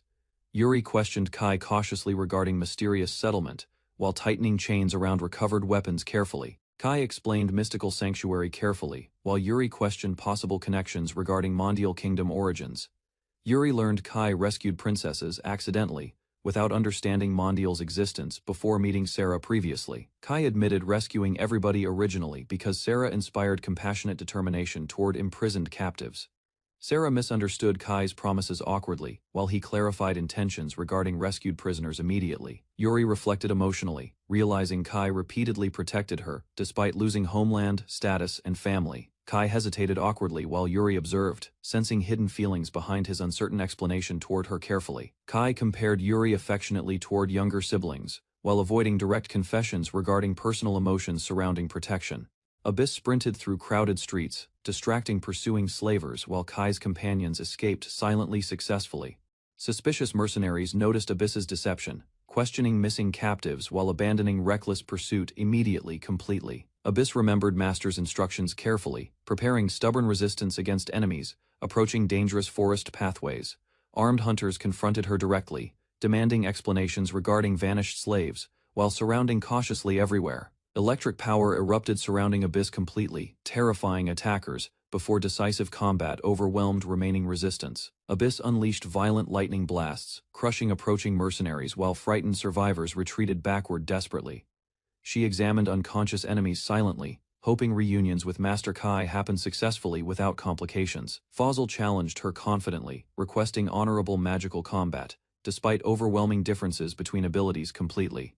Kai instructed companions carefully, explaining Abyss distracted mercenaries, while evacuation preparations continued outside peacefully. He cancelled Abyss's illusion, allowing exhausted refugees temporary safety beyond dangerous pursuing mercenaries. Malini mocked Kai's absent hunters, doubting escaped slaves survived surrounding mercenary patrols, searching relentlessly. The hidden companions ambushed Malini, forcing terrified traitors surrender weapons immediately without resistance. Kai overheard Abyss battling enemies alone, ordering villagers restrain captured Malini carefully before escaping. He questioned restrained Malini urgently, remembering Sarah's caller while villagers prepared immediate evacuation procedures. Kai threatened defeated Malini coldly, demanding Yuria, Cecile, and Sarah's freedom, without negotiations immediately. Yuri struggled walking exhausted streets while Kai encouraged frightened companions toward temporary shelter silently. Mercenary soldiers discovered the group suddenly surrounding escaping villagers before narrow alleys completely blocked. Kai realized Abyss confronted enemy magicians elsewhere, leaving inexperienced refugees vulnerable during dangerous confusion. Villagers defended Kai bravely, insisting Yuri escaped immediately, while armed pursuers approached relentlessly behind. Kai accepted villagers' protection reluctantly, preparing desperate resistance, while Yuri continued escaping safely onward. Kai assured worried villagers calmly, believing Abyss defeated Sarah's magician captor despite dangerous circumstances. Yuri requested concealment nervously while Kai organized defenders surrounding confused mercenaries throughout narrow alleyways. Enel returned, carrying experienced fighters, strengthening exhausted villagers preparing desperate resistance against approaching enemies. Unknown attackers suddenly smashed mercenaries violently, drawing startled city guards toward chaotic disturbances. Immediately injured slavers blamed escaped captives, desperately before suspicious guards threatened arrests for illegal violence. Guards mistook escaping slaves completely, demanding surrender, while suspicious mercenaries observed confused movements silently throughout. Kai unleashed Tenohira creatures suddenly, overwhelming armed mercenaries through coordinated attacks. Tiny warriors defeated frightened soldiers efficiently, confusing enemies, lacking proper nighttime visibility completely. Villagers watched victorious tiny warriors proudly, while Kai confirmed allies secured dangerous escape routes successfully. Kai thanked exhausted tiny warriors warmly, returning transformed seeds safely before continuing rescue operations. Kai gathered villagers quickly, urging retreat before additional reinforcements, trapped exhausted survivors permanently inside. Abyss exchanged destructive magic attacks against Fazl, astonishing him with overwhelming electrical power completely. Fazl continued resisting desperately, yet Abyss converted every incoming attack into magical energy successfully. Kai observed distant explosions nervously, realizing Abyss gradually dominated Fazl during fierce battle outside. Exhausted Fazl collapsed, defeated while Abyss reunited happily beside relieved Master Kai immediately. Fazl criticized Kai for withholding Abyss from war, acknowledging devastating magical abilities against enemies. Kai explained misunderstanding calmly, requesting Fazl's surrender while defeated mercenaries retreated silently elsewhere wounded. Fazl refused surrender stubbornly, gathering remaining magic, despite exhaustion weakening his battered body completely. Kai whispered strategies toward Abyss carefully, calculating precise angles against Fazl's dangerous magical attacks. Abyss dodged Fazl's destructive blast swiftly while Kai escaped surrounding battlefield chaos safely unharmed. Fazl searched smoke-covered battlefield carefully, tracking Kai's movements while recovering strength from exhaustion. Abyss launched concentrated lightning spears relentlessly, forcing Fazal dodge explosions across shattered streets repeatedly desperately. Kai captured distracted Fazal suddenly, inviting shocked warrior toward Tenohira village, before escaping authorities together. Fazal crashed against Kai's sudden strike, while pain crossed his face and confusion spread across the battlefield. Instantly, he rubbed his aching body beneath blazing sunlight, noticing Kai approaching silently while Enel watched their strange situation closely. Kai examined the unfamiliar farming village carefully, discovering villagers, animals and wooden houses scattered across massive open grasslands with confusion. He dragged Fazal across the field forcefully, ordering Enel to execute preparations while Fazal demanded explanations about his suffering loudly. Enel warned every villager about approaching enemies, while workers grabbed farming tools and protected frightened women and children inside shelters. Enel encouraged frightened villagers against incoming thieves, warning their harvested crops and peaceful homes faced complete destruction without resistance soon. Enel questioned hesitant mothers carefully, explaining wandering bandits could capture vulnerable daughters while terrified children watched silently behind fences. Fazal approached armed villagers calmly, refusing conflict while searching Kai, though confused farmers failed noticing invisible outsiders beside them. He blocked advancing villagers confidently, declaring himself powerful magician, while laborers surrounded him carrying farming tools and determined expressions firmly. Fazal attempted casting magic desperately, but shocking failure spread across battlefield immediately, leaving terrified warriors questioning their powerless surroundings. Fazal realized Kai trapped magicians inside strange abyssal territory, while nervous villagers surrounded him carrying crude farming weapons cautiously. He forced remaining magic outward painfully, forming tiny flames between trembling hands while Kai watched his desperate struggle. Fazal fired weak magic toward villagers suddenly, but frightened farmers defended themselves using tools, while Kai observed silently behind everyone. Villagers panicked briefly after witnessing flames, although Fazal collapsed exhausted while confused defenders tightened their formation around frightened families. Fazal prepared another spell against approaching villagers, yet hidden creatures interrupted him completely while furious farmers charged forward together aggressively. Fazal cursed angrily while armed villagers surrounded him, refusing defeat, despite overwhelming confusion spreading across chaotic farmland without stopping. He glared toward Kai, believing impossible defeat awaited him, while strange creatures and villagers blocked every possible escape route. Villagers finally overwhelmed Fazal completely, knocking him onto dirt ground, while Enel ordered everyone ending unnecessary fighting immediately together. Kai discussed village safety beside Enel carefully, while exhausted villagers restrained Fazal tightly and questioned future conflicts approaching their settlement. Enel explained villagers feared outsiders naturally, while Kai accepted violence remained unavoidable because dangerous humans threatened peaceful farming communities. Enel comforted Kai gently, encouraging his decisions while Kai thanked her sincerely for constant support and trust. Kai carried unconscious Fazal away, while Enel questioned future plans beneath quiet skies, surrounding exhausted companions silently together. He reunited with villagers safely outside stone buildings, while hidden creatures observed silently from dark corners around peaceful farmland cautiously. Abyss lowered her head sadly, believing uselessness burdened everyone, while Kai praised her exhausting magical efforts warmly beside companions reassuringly. Kai encouraged Abyss sincerely, explaining stubborn enemies caused difficulties while her abilities protected villagers successfully during dangerous conflicts against outsiders. Kai comforted shy Abyss warmly, while nervous praise embarrassed her until she requested a hug beside smiling companions. He embraced Abyss tightly before shocked villagers, while curious onlookers whispered quietly and watched their unexpected affection carefully together silently. Yuri thanked Kai sincerely for protection, while Enel observed quietly beside Abyss resting comfortably within Kai's embrace calmly. Kai considered inviting rescued villagers toward island safety carefully, although he understood forcing frightened strangers remained completely impossible emotionally anyway. Yuri admitted homelessness sadly, requesting servitude beneath Kai's family because destroyed circumstances prevented returning anywhere safely permanently again. Yuri explained slavery protected vulnerable travelers, while Kai awkwardly revealed merchant status, shocking confused companions standing beside him speechless. Kai described their isolated island, warning newcomers' survival required determination because abandoned wilderness surrounded their distant settlement without mercy.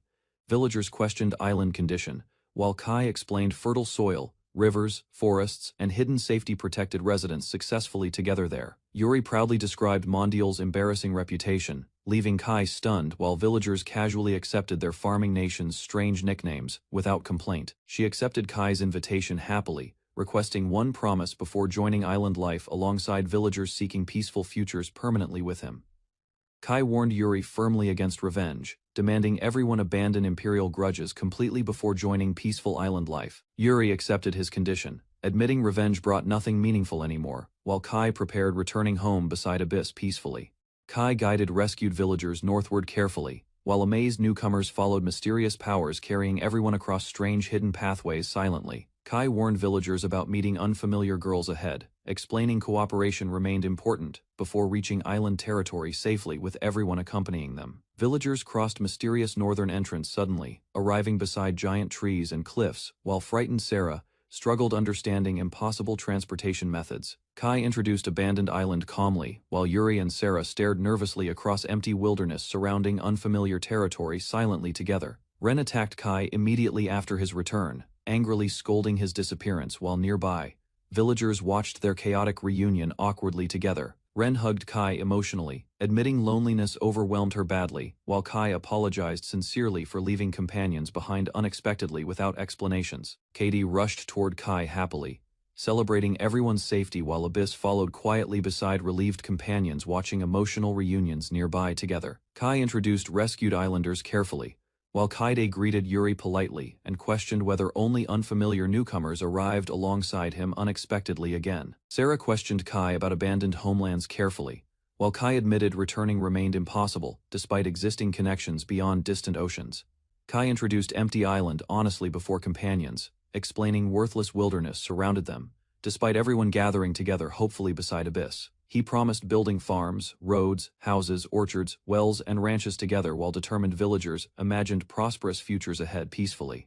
Yuri listened carefully while Kai declared creating welcoming country together, hoping abandoned people could finally discover meaningful belonging beside companions permanently. Sarah accepted unfamiliar world excitedly, while Kaidi and Fox Girls promised supporting island development enthusiastically beside cheerful villagers and hopeful newcomers together. Abyss promised unwavering loyalty toward Kai's family, while Yuri smiled softly watching companions gathering peacefully around their growing settlement.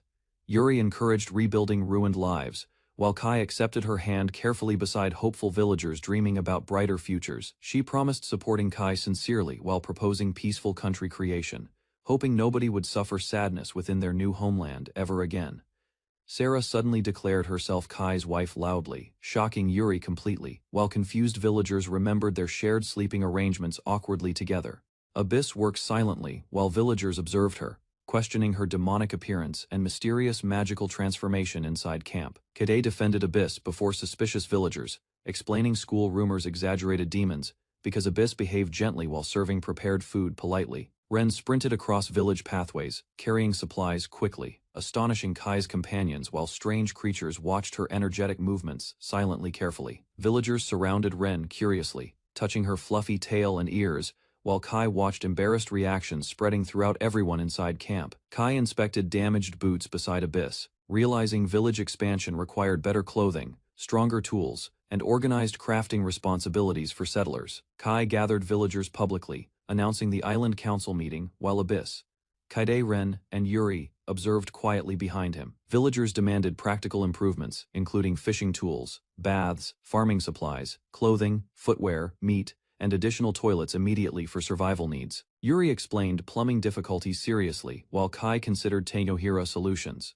listening carefully beside Abyss during strategic discussions inside headquarters building. She explained countries required citizens, territory, and controlling power while Kai connected combat strength with magical leadership responsibilities for governance. Kai discussed population growth methods beside Yuri, realizing stronger citizenship numbers remained essential for developing their island nation successfully together. Yuri suggested increasing citizens through universal methods, leaving Kai confused while Abyss watched the strange conversation silently. She bluntly mentioned sexual activity before shocked villagers, causing Kai, Kaide, and Ren becoming speechless from overwhelming embarrassment during meeting. Yuri reminded Kai about royal responsibilities, explaining kings required heirs because her princely bloodline supported legitimate national leadership traditions properly. She pressed Kai aggressively about producing heirs, insisting citizen growth and political stability remained equally important for their kingdom development. Kai accepted Yuri's proposal awkwardly, while Yuri happily shortened her name, strengthening their personal relationship before surrounding villagers observed quietly. Kai remained confused about Yuri's intentions, believing royal duty probably influenced her unexpected decision supporting island development. Yuri suddenly declared Sarah should live beside Kai permanently, shocking Abyss, Kaide, and Ren, because their crowded house remained full. Kai planned constructing stronger homes before winter arrived, discovering one villager possessed valuable carpentry experience, learned through family responsibilities. Kai enthusiastically requested construction assistance,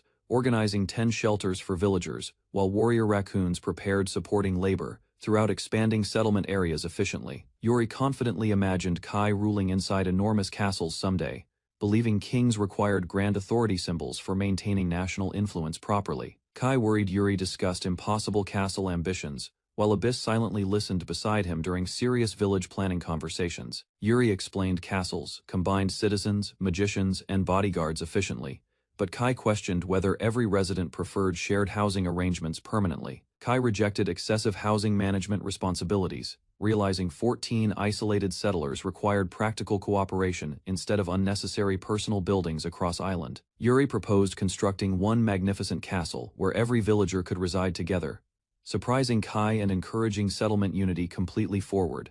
Kai watched villagers gather proudly while unseen observers envisioned their growing nation, believing collective determination would strengthen future generations.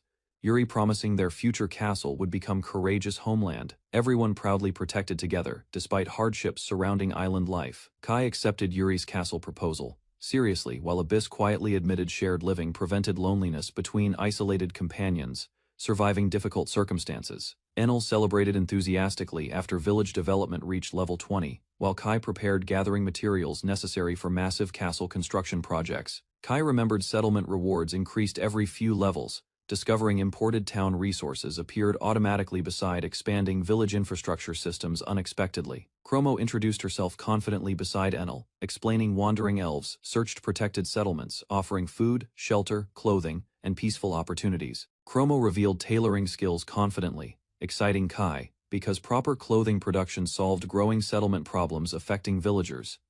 Enel defended her food expertise proudly, explaining poisonous ingredient testing and nutritional knowledge, supported everyone surviving dangerous wilderness conditions. Kai mistakenly called Enel gluttonous jokingly, hurting her feelings because she believed their friendship meant deeper personal understanding between companions already.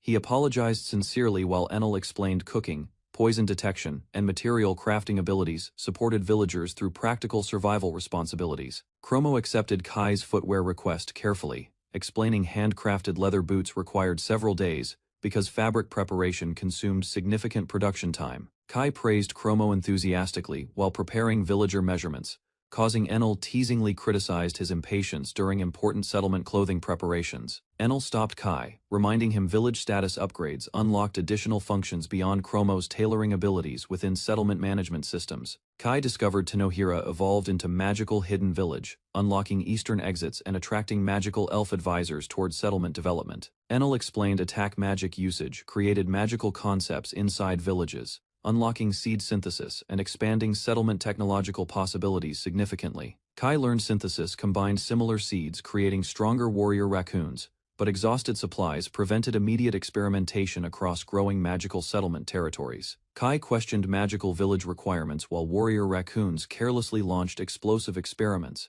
creating confusion about future development objectives. 3 days passed before Chromo completed durable leather boots, impressing villagers, while Kai celebrated their professional appearance enthusiastically beside everyone. Chromo explained complicated boot crafting methods carefully, describing waterproof leather processing, reinforced soles, and improved durability through traditional manufacturing techniques. Kai nervously tested Chromo's handmade boots, while Enel observed silently, waiting anxiously for his honest reaction regarding comfort and quality. Kai praised the boots enthusiastically, exciting Chromo greatly before requesting additional footwear production supporting villagers throughout expanding settlement communities. Chromo proudly compared herself against Enel while demanding recognition, causing Enel protesting loudly beside amused Kai during cheerful conversations. Kai tested Chromo's boots confidently, smiling proudly, while Enel noticed his satisfied expression and reacted with visible embarrassment. Sarah discussed agriculture improvements seriously, suggesting ponds or enormous water containers, supporting villagers needing reliable farming resources across settlement lands. Kai thanked Sarah excitedly before realizing clay pottery production solved storage problems,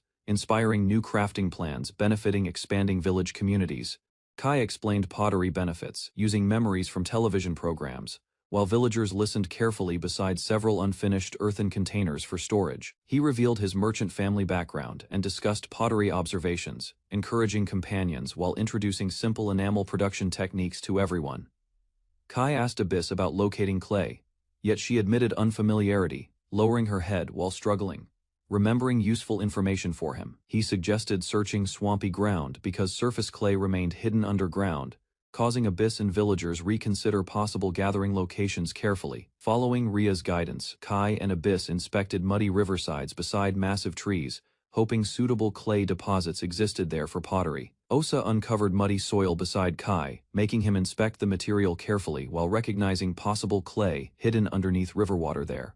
Kai explained clay characteristics using simple descriptions, regretting missing translators while animal companions watched his demonstration beside Abyss. Kai tested muddy samples with Osa creatures, realizing communication worked sufficiently while Abyss observed their unusual cooperation silently beside him. He continued searching riverbanks alongside Abyss, considering exposed cliffs because hidden clay deposits remained difficult discovering through ordinary exploration methods. An excited Osa creature suddenly surfaced carrying heavy mud, surprising Kai and Abyss, while possibly revealing valuable clay deposits underground. Osa creatures carried enormous muddy clay baskets toward Kai, allowing him testing texture while Abyss watched their successful discovery.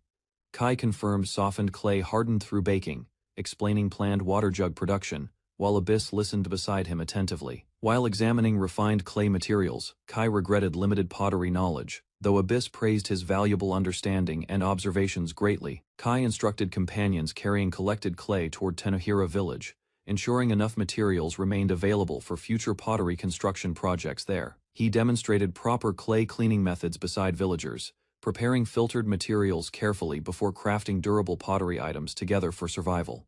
Enel questioned kiln construction while Kai explained faster village conditions reduced firewood concerns for pottery production and tableware development. Kai described unfamiliar kiln designs remembered from television, while villagers discussed connected chambers carrying heat across sloped underground pathways efficiently. A village woman understood Kai's explanation immediately, volunteered assistance confidently, and encouraged Enel gathering workers for construction projects. Villagers shaped bricks and assembled massive kilns together while Kai supervised construction progress beside hardworking companions throughout Tenohira settlement. Several completed kilns stood outside Tenohira village days later, leaving Kai satisfied while preparing future pottery manufacturing operations for everyone. Villagers praised completed kiln foundations, while Kai admitted missing roofs, feeling satisfied watching construction progress beside Enel and workers. Kai suddenly remembered another experiment, explaining villagers would improve techniques independently through repeated practice, instead relying completely upon him. Ren introduced Kaide's playful animal companions during workers' break, causing surprised villagers examining unusual creatures surrounding Ren curiously together beside them. Kai watched energetic creatures entertaining everyone before inviting Ren toward Tenohira, hoping discussing another useful idea privately during travel there. Kaide happily requested joining Kai and Ren inside Tenohira, carrying strange creatures carefully while smiling excitedly beside everybody during celebrations. Katie admired Tenohira village expansion, while Kai and Ren observed growing buildings, farmland, and residents surrounding newly developed settlement areas proudly. Villagers walked through productive farmland while population growth improved settlement activity, attracting Kaide's attention across expanding Tenohira streets. Kaide worried about her parents inside distant hometown castle, while Ren reassured her regarding traveling difficulties and dangerous roads ahead anxiously. She remembered childhood experiences visiting castle workers with her mother, explaining lonely feelings caused by her father's constant duties there frequently. Kai promised, finding Kaide's hometown eventually, while she trusted him completely despite uncertain timing surrounding their difficult journey. Katie believed her parents worried deeply during separation, while Kai listened quietly beside Enel and companions. Enel interrupted village gathering preparations, calling everyone together while Kai apologized awkwardly beside Katie and Ren around crowded tables. Kai excitedly announced magical fire experiments using real mages, amusing Enel, while confusing Kaide and nearby companions observing their strange enthusiasm. Kai explained kiln drying procedures before heating pottery materials, while Enel summoned villagers toward completed kilns awaiting magical fire experiments eagerly outside. Enel proudly introduced famous hellfire magic beside Ren, astonishing villagers who immediately requested learning magical kiln operation methods from them together. Villagers admired Ren's adorable appearance while Kai instructed careful flame control, preparing magical kiln ignition beside completed pottery structures. Ren unleashed powerful hellfire magic before astonished villagers, proving magical flames could support pottery production inside Tenohira village immediately. Kai celebrated successful kiln ignition beside Enel and villagers, announcing preparations for genuine pottery production using newly completed facilities there soon. Kade struggled shaping clay carefully beside villagers, concentrating intensely while everyone practiced pottery creation across Tenohira's outdoor working area together. Kai inspected Kade's finished pottery piece, while companions praised her improving craftsmanship and discussed future pottery production possibilities enthusiastically. Ren proudly presented handmade ceramic dolls beside Kade, whose brief responses confused Kai while companions praised her unusual artistic interests. Kai became shocked hearing strange doll names from Kade, while Ren casually explained sudden ceramic figure creation beside bewildered companions. He warned ceramic dolls could crack during baking because trapped air remained dangerous, while Ren continued admiring Kaide's unusual creations. Sarah observed pottery experiments beside Abyss, while Kai explained Kaide could continue producing ceramic figures despite their strange appearance. She displayed completed cookware and storage pottery proudly, while Abyss noticed her excitement regarding successful Tenohira pottery production improvements. Kai distributed finished pottery beside completed kilns, while villagers celebrated successful production, carrying containers proudly. He inspected hardened pottery carefully beside Kade, confirming successful baking results, while villagers continued managing kiln operations behind them. Enel explained gradual cooling remained necessary, preventing sudden cracks, while Kai realized pottery production required greater patience than expected during operations there. Villagers examined completed ceramic bricks thoughtfully, while Kai encouraged sharing transferred knowledge, allowing independent pottery production methods developing steadily. Kai inspected damaged pottery fragments beside Ren, realizing several baked items crumbled, despite careful preparation and controlled kiln heating procedures earlier. Kai revealed successfully baked pottery beside excited companions, while Kaide worried greatly over her strangely shaped flower vase unexpectedly. Villagers celebrated pottery production achievements proudly beside Kai, declaring Tenohira became pottery homeland, while companions admired newly completed ceramic creations together. Kai reminded everyone pottery remained unfinished because glazing and proper firing still required improvement before achieving reliable ceramic craftsmanship completely. Kai inspected collapsed ground while Ren explained village shortages, forcing workers carrying barrels toward distant river sources constantly each morning. Ren clung beside Kai, doubting Kaide mischievously, while Kai planned reliable construction protecting villagers, depending completely upon him for survival. Kaide happily grabbed Kai's hand, requesting assistance carrying ingredients. Although Kai resisted because unexpected behavior embarrassed him greatly, she announced baking plans inside village kitchens, leading Kai and Ren toward storage sheds containing mysterious hidden materials for use. Kai discovered strange clay statues inside storage space, while Kaide smiled confidently, revealing another secret affecting village development and trust. Kaide demonstrated fragile clay dolls, moving heavy materials, convincing Kai their strength could support village construction projects efficiently. She suddenly coughed beside Kai while carrying supplies, causing him concern despite her insisting minor sickness meant nothing serious anymore. Kai carefully questioned Kaide about her condition after hearing throat pain, while she smiled gently, hiding visible exhaustion from everyone. He requested Ren accompany Kaide during recovery, while workers transported massive clay dolls across pathways toward developing settlement areas carefully. Kai showed enormous clay figures beside villagers before entering workshops, hoping Kaide's creations improved production throughout expanding settlement steadily onward. Enel and Chromo completed difficult pottery pieces successfully, impressing Kai while residents served citrus tea, celebrating improving craftsmanship and productivity. Kai discussed flourishing pottery businesses with villagers, realizing Sarah's cooking knowledge encouraged happiness and stronger community cooperation everywhere among settlers. Sarah welcomed Kai inside kitchens, while requesting additional ingredients, showing confidence managing meals, supporting expanding villagers and hardworking laborers. She explained plans changing staple foods dramatically, surprising Kai, because ordinary cooking methods suddenly carried important agricultural possibilities for villagers. Kai celebrated improved harvest possibilities beside Sarah, agreeing cooperative farming efforts could finally replace constant dependence upon potatoes permanently. Villagers compared purchased ingredients against island harvests, preparing richer meals using livestock, vegetables, grains, eggs, and preserved foods for celebrations. Kai and Sarah discussed future harvests proudly, believing wheat production and island farming would strengthen settlement independence considerably for everyone. Sarah quietly examined unfamiliar flour carefully, becoming confused because unusual texture and color differed from ordinary village ingredients.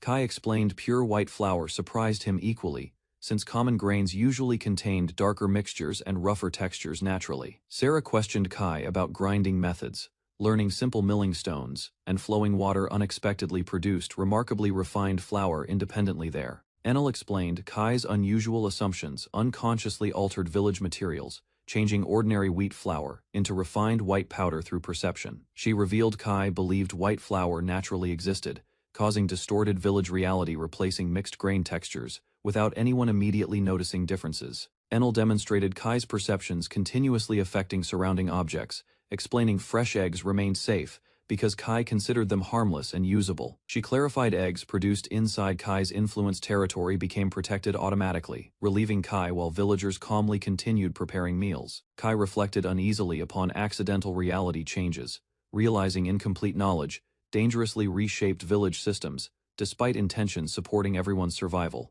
Sarah examined refined flour carefully, while Kai admitted distorted perceptions accidentally produced unusually high-quality ingredients throughout village kitchens. Kai and Sarah prepared bread ingredients cautiously, discussing egg safety while experimenting carefully inside developing settlement kitchens together, without complete.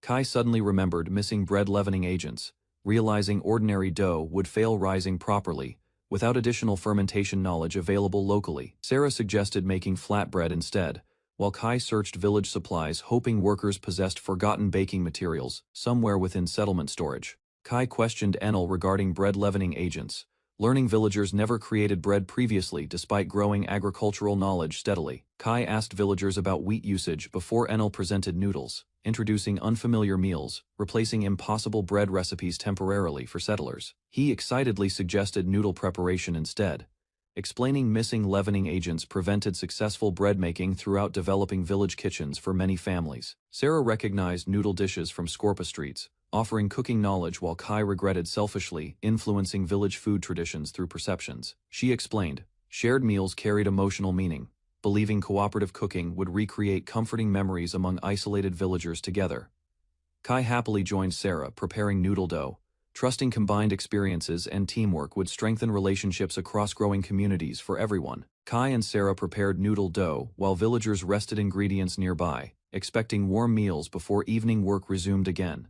Kai questioned Sarah about personal happiness carefully, wondering whether settlement life provided comfort despite difficult responsibilities and unfamiliar surroundings. Sarah proudly explained peaceful living satisfied her deeply, since independence replaced limitations, preventing ordinary happiness throughout previous dangerous circumstances. Sarah admitted cooking freely beside Kai fulfilled long-time dreams, while peaceful village routines removed fears caused by hostile noble territories. Sarah quietly confessed greater happiness came from cooking together beside Kai, leaving him surprised while understanding her growing affection toward him. Kai and Sarah continued cooking together quietly inside village kitchens, while growing embarrassment created awkward silence between both. Kai carried fresh noodles toward Katie's room, finding Ren protecting exhausted Katie resting weakly beneath warm blankets inside. He offered steaming Scorpa-style udon carefully, hoping warm ingredients would ease Kaide's sickness, while encouraging her appetite and strength recovery naturally. Kaide happily tasted handmade noodles, smiling with relief, because comforting flavors restored energy, despite lingering illness weakening her body considerably. Kai and Sarah celebrated successful cooking proudly beside recovering Kaide, while Ren cheerfully praised delicious noodle soup shared together warmly. Kai watched villagers enjoying noodles happily, realizing Enel's words about food bringing happiness carried genuine meaning throughout settlement. He began eating enthusiastically beside Abyss, encouraging shy companions joining meals together while peaceful village atmosphere continued strengthening friendships naturally. Later, Abyss approached Sarah privately beside kitchens, asking uncertainly whether additional help remained necessary throughout ongoing village cooking preparations. Abyss requested cooking lessons from Sarah, sadly, admitting reduced usefulness troubled her, because Kai rarely relied upon previous abilities anymore.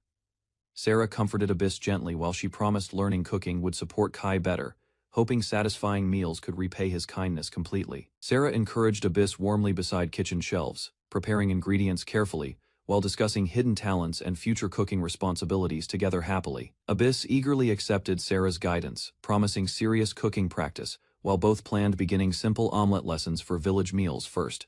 Kai watched Kaide present hardened bread beside a small golem, testing its durability through physical impact experiments inside camp.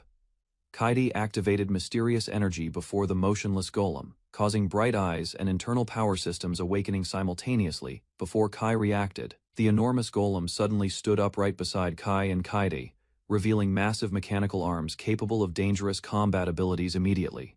The awakened golem politely bowed toward Kai and Kaide, while demonstrating smooth movement despite its heavy earthen construction. Kai explained ancient golems resembled artificial servants from forgotten civilizations, leaving Kaide shocked while questioning their mysterious origins completely silently. Kaide named the obedient golem Gol, while Kai prepared performance tests, checking responsiveness through simple commands beside camp area safely. Kaide ordered sprinting practice beside Kai, causing the compact golem accelerating violently across ground, while scattering dirt everywhere. The speeding golem crossed farmland rapidly, shaking buildings and attracting confused villagers, observing massive footsteps approaching their settlement, cautiously silently. Kaide excitedly praised Kai's impressive speed while Kai examined the golem's durable body, surviving dangerous collisions, without visible damage easily. Kaide requested another experiment using heavy objects, leading Kai toward enormous stones while the golem awaited further instructions obediently patiently. Kaide instructed Gol lifting enormous boulder, while Kai doubted the heavy stone's weight exceeded ordinary construction materials greatly for testing.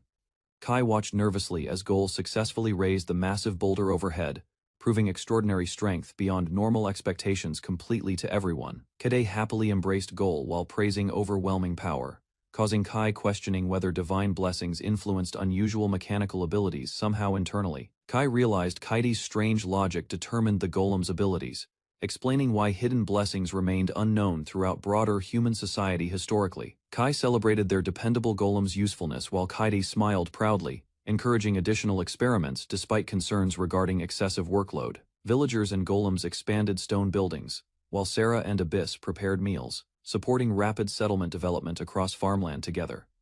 Kai assisted workers cultivating fields while another resident mapped giant trees, documenting unexplored island regions carefully for future expansion plans. He returned through flourishing farms, carrying harvested supplies, hearing villagers greeting him beside newly completed wooden homes peacefully. A farmer informed Kai their wheat finally sprouted successfully, encouraging plans for bread production throughout the growing settlement community soon. Ren excitedly invited Kai toward preparations for a feast, surprising him while villagers gathered ingredients beside temporary tables across campgrounds. Several months passed since Sarah and others joined the island, while Kai and Ren continued improving settlement life together. Kai returned carrying fish, while residents welcomed him proudly, revealing their completed castle and busy community activities across settlement grounds. Abyss nervously presented homemade cooking before Kai, explaining someone taught her preparation methods while awaiting his honest reaction carefully.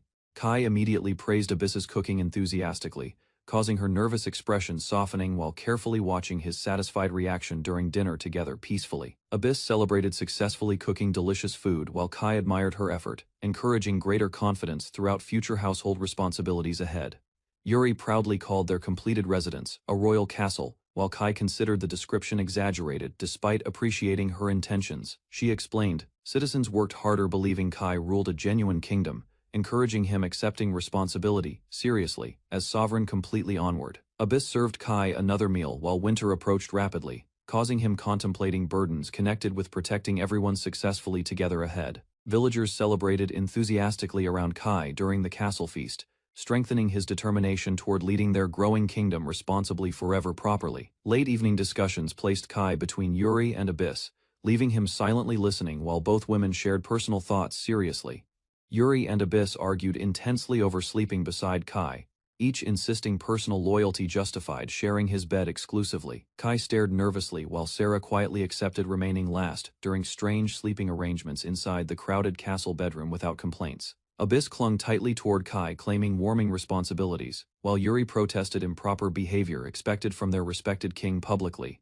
Kai suggested everyone sleeping together peacefully, mentioning Ren and Kaide already shared rooms, without creating similar misunderstandings among villagers. Kai explained Yuri's oversized bed accommodated several people comfortably, though Sarah remained embarrassed while discussing unusual nighttime arrangements together. Yuri watched sleeping Kai carefully while Abyss left, revealing strong concern regarding succession responsibilities connected toward leadership inheritance matters. Yuri confronted hidden temple traditions involving successors and sacrificial children, refusing cooperation until learning Kai's genuine intentions completely from Sarah. Morning discussions began quietly as Yuri prepared tea, deciding explaining mysterious blessings directly toward Kai, inside the castle dining room personally. She admitted Sarah investigated unsuccessfully regarding blessing origins, while Kai realized their private conversation required deliberate preparation beforehand carefully. Kai requested complete honesty regarding practical blessing abilities, causing Yuri revealing temple orders previously forced secrecy surrounding important information.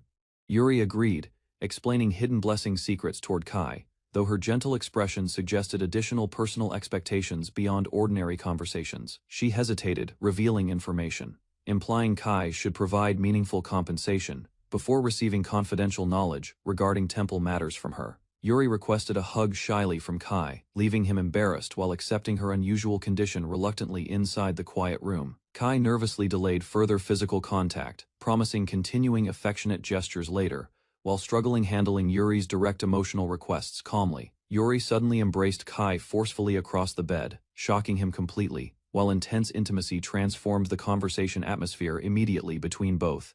Yuri suddenly pushed Kai against the wall while embracing him tightly, leaving him shocked by her aggressive affectionate behavior completely. While holding Kai closely, Yuri revealed her divine blessing from the shield god lineage, creating nearly indestructible protective barriers during dangerous combat and emergencies.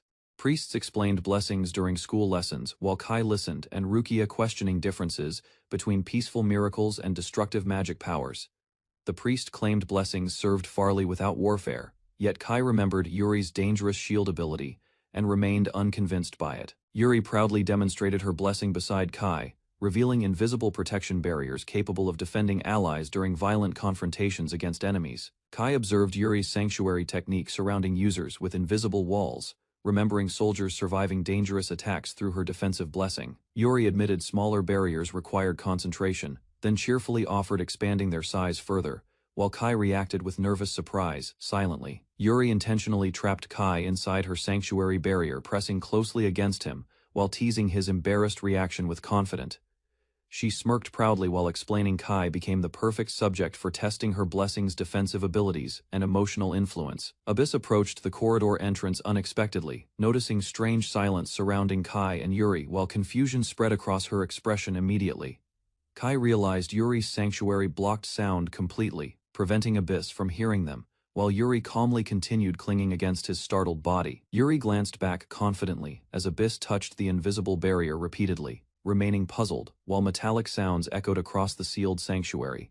Yuri tightened her embrace around Kai, kissing his cheek, while he panicked from sudden intimate contact immediately. Abyss misunderstood the hidden situation completely, assuming Kai and Yuri secretly enjoyed private activities while nobody else could observe them there.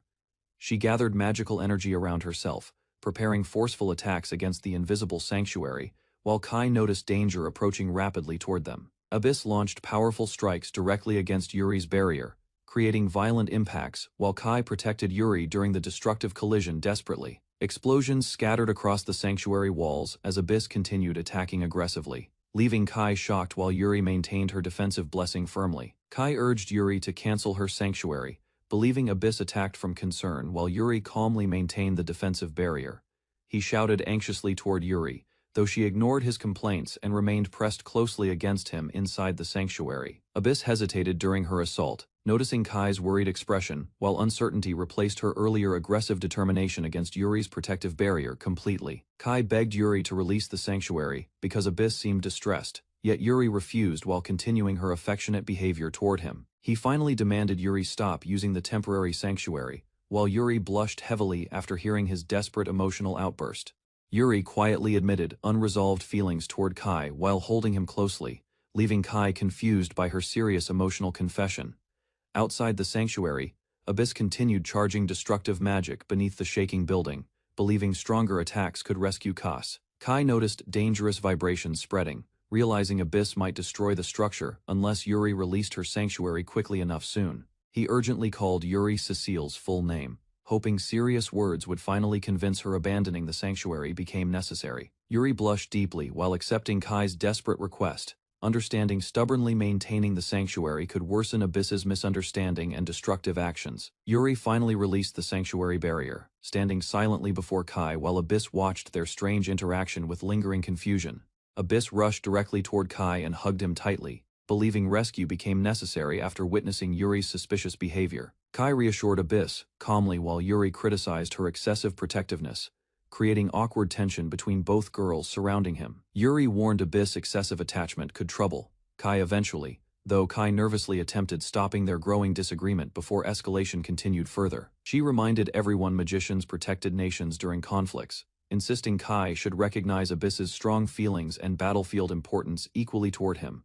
Yuri explained masters should never allow personal emotions influencing combat decisions, while Kai listened beside protective Abyss. Kai questioned Yuri's argument, insisting Abyss meant far more than ordinary combat strength within his growing family circle emotionally. He reflected upon Abyss's history as his magical companion and homunculus servant, recognizing their relationship extended beyond battlefield usefulness. Kai smiled warmly while declaring Abyss belonged within his family, causing Yuri to react with immediate surprise toward his unexpected statement. Yuri accepted Abyss, joining Kai legally someday, though she insisted Kai must also accept her feelings and companionship equally beside Abyss.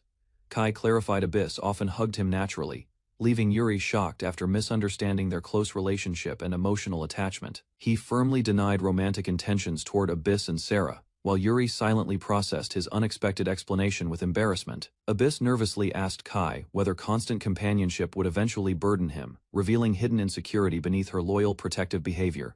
Kai answered immediately without hesitation, reassuring Abyss he would never grow tired of her presence beside him, emotionally there afterward. Abyss smiled softly after hearing Kai's comforting promise, while he encouraged her remaining honest and natural around him without worries anymore. Abyss hugged Kai tightly with relief, while Yuri watched quietly nearby, believing Kai's excessive kindness encouraged Abyss's growing emotional dependence constantly. Sarah burst inside Kai's room, panicking over magical reactions, while Yuri quietly watched everybody discussing strange recent disturbances inside castle. Yuri approached Kai carefully, requesting answers about his mysterious abilities, while Sarah admitted his unusual powers frightened everyone within camp.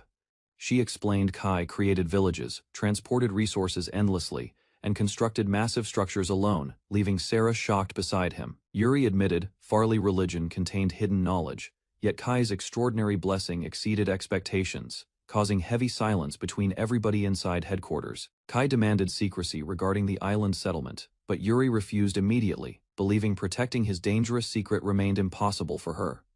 Kai warned Yuri, explaining temple knowledge about blessings endangered lives, forcing everyone listening silently while Abyss observed. Kai revealed Alamilla blessed him, while Yuri and Sarah listened nervously beside steaming drinks and quiet companions surrounding tables closely. He explained temple priests labeled Alamilla dangerous evil gods, hiding information carefully from ordinary followers across kingdoms everywhere for safety. Yuri and Sarah reacted fearfully when learning blessed children became exiles, permanently abandoned upon isolated islands controlled by monsters mercilessly. Kai admitted ceremonial kidnappers abandoned him there years earlier, though surviving impossible conditions transformed him into resilient island leader eventually. Sarah questioned Abyss about discarded blessed children, while Kai confirmed Kaide survived identical exile circumstances years before reaching safety alone. Yuri explained Kaide controlled dolls and golems effortlessly, though Kai considered such abilities extraordinary beyond ordinary magical understanding completely there. Kai described 13 subordinate gods serving Farley religion, while hidden records suggested one dangerous deity existed secretly among them already. He revealed priests publicly worshipped only 3 gods, while ancient books mentioned 7 additional deities concealed from common believers carefully. Kai admitted uncertainty surrounding Alamilla's origins, while Yuri suspected temple authorities intentionally erased forbidden gods from historical records, completely everywhere. Sarah concluded exile blessings belonged outside officially accepted religious stories completely, while Yuri realized hidden temples influenced mondial society deeply. Yuri explained inquisitors gathered Alamilla descendants secretly during ceremonies, allowing black-robed priests immediately exile dangerous blessed children permanently from society.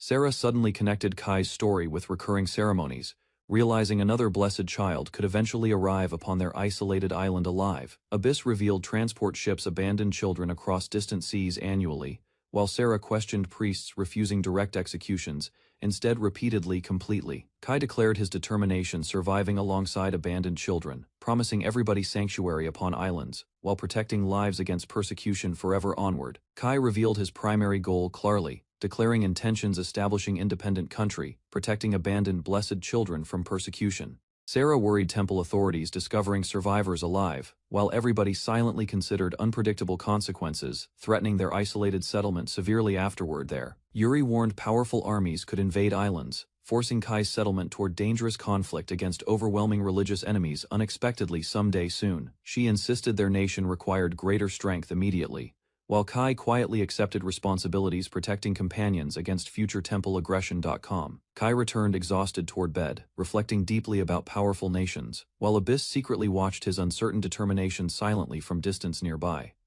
Kai remembered painful warnings about weakness. He realized surviving required strength, protecting everybody depending upon him completely now. He promised avoiding regrets through constant effort, although Abyss accidentally tackled him playfully across bed during emotional conversation indoors. Suddenly Abyss declared competitive determination, protecting Kai personally, while embarrassed Kai questioned her strange rivalry against Yuri seriously inside chambers quietly. She immediately climbed beside frightened Kai, insisting physical closeness troubled her greatly, while he panicked helplessly across bedding repeatedly loudly. Abyss firmly promised protecting her master forever, while Kai listened silently, realizing loyal companions strengthened his lonely ambitions greatly internally. Kai appreciated Abyss, protecting him from monsters, ships, and Yuri, while trusting loyal companions supporting dangerous ambitions wholeheartedly everyday survival. He understood Yuri's harsh warnings originated from concern, because she united survivors while planning secure futures for everyone on island. Kai considered military strength carefully before visiting Enel, requesting weapons suitable against human enemies, threatening future independence someday from invasions. Enel questioned Kai about human opponents immediately, while curious companions listened quietly beside simple outdoor dining tables together attentively. Kai discussed battlefield disadvantages against archers, while Enel admitted warrior raccoons lacked iron equipment, despite impressive combat abilities currently during battles. Villagers praised Kai's iron tools enthusiastically, while Enel explained traveling merchants circulated products across surrounding settlements successfully for trade. Kai became excited, hearing merchant activity, while Enel casually suggested villagers exchanged handcrafted goods through wandering traders regularly for profit. Enel refused giving village creations freely, urging Kai inspect settlement conditions personally before discussing commercial expansion plans seriously. She proposed seed synthesis experiments increasing warrior numbers, while Kai listened nervously beside enthusiastic raccoon soldiers practicing outdoors together daily. Kai demonstrated seed synthesis confidently,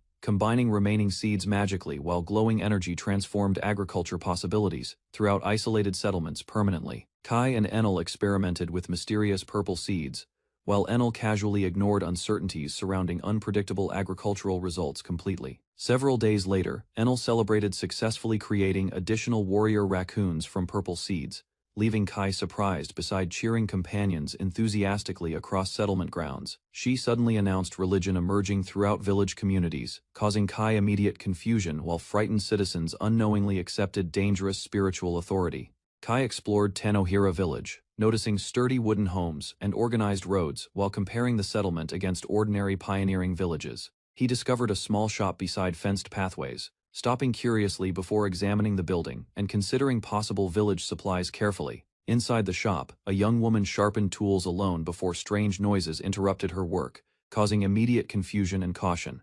The woman searched the silent workshop nervously while creaking sounds surrounded her, making her suspect an unexpected visitor entered secretly. A man entered the workshop calmly beside the frightened woman, explaining his identity while another villager watched her dramatic reaction. The woman warned villagers about mysterious sounds, while Kai listened quietly and the nervous merchant defended ancient village superstitions. A floating hoe suddenly crashed across the workshop, leaving Kai and the frightened villagers staring silently beside scattered wooden furniture. Enel happily announced religion appeared inside the village, congratulating Kai enthusiastically while presenting the strange supernatural situation cheerfully. Enel explained, villagers feared floating objects, disappearing supplies, and opening doors, causing Kai confusion regarding strange rumors everywhere inside homes. Kai realized villagers connected supernatural incidents with his teachings, while Enel admitted most religious confusion originated from him personally. Kai questioned Enel nervously after learning villagers worshipped him, while she denied calling him an evil god for their survival. Enel explained villagers respected Kai because his gifts improved development, leaving him shocked by her careless explanation completely that much. Kai revealed the village existed through his special ability, asking Enel whether villagers deserved knowing the dangerous truth behind. Chromo explained ordinary villagers could never understand complicated explanations, while Enel admitted teaching them only simple information about Kai. Kai worried villagers depended entirely upon his ability, fearing the settlement would disappear permanently if he suddenly died one day.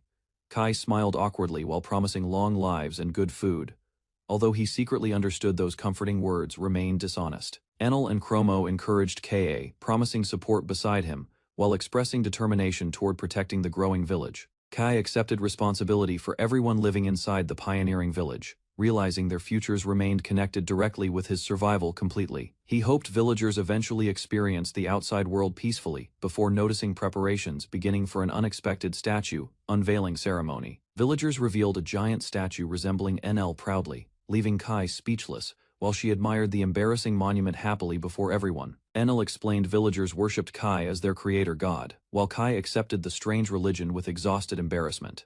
Villagers gathered before Enel's statue proudly, while religious followers treated her banishment story like sacred doctrine during ceremonies publicly. Osa accidentally destroyed another stone axe, causing Kai and nearby villagers frustration, while inspecting damaged equipment inside forest work areas. Katie explained royal guards requested stronger farming tools, while Kai regretted depending completely upon supplies from pioneering villages constantly for survival.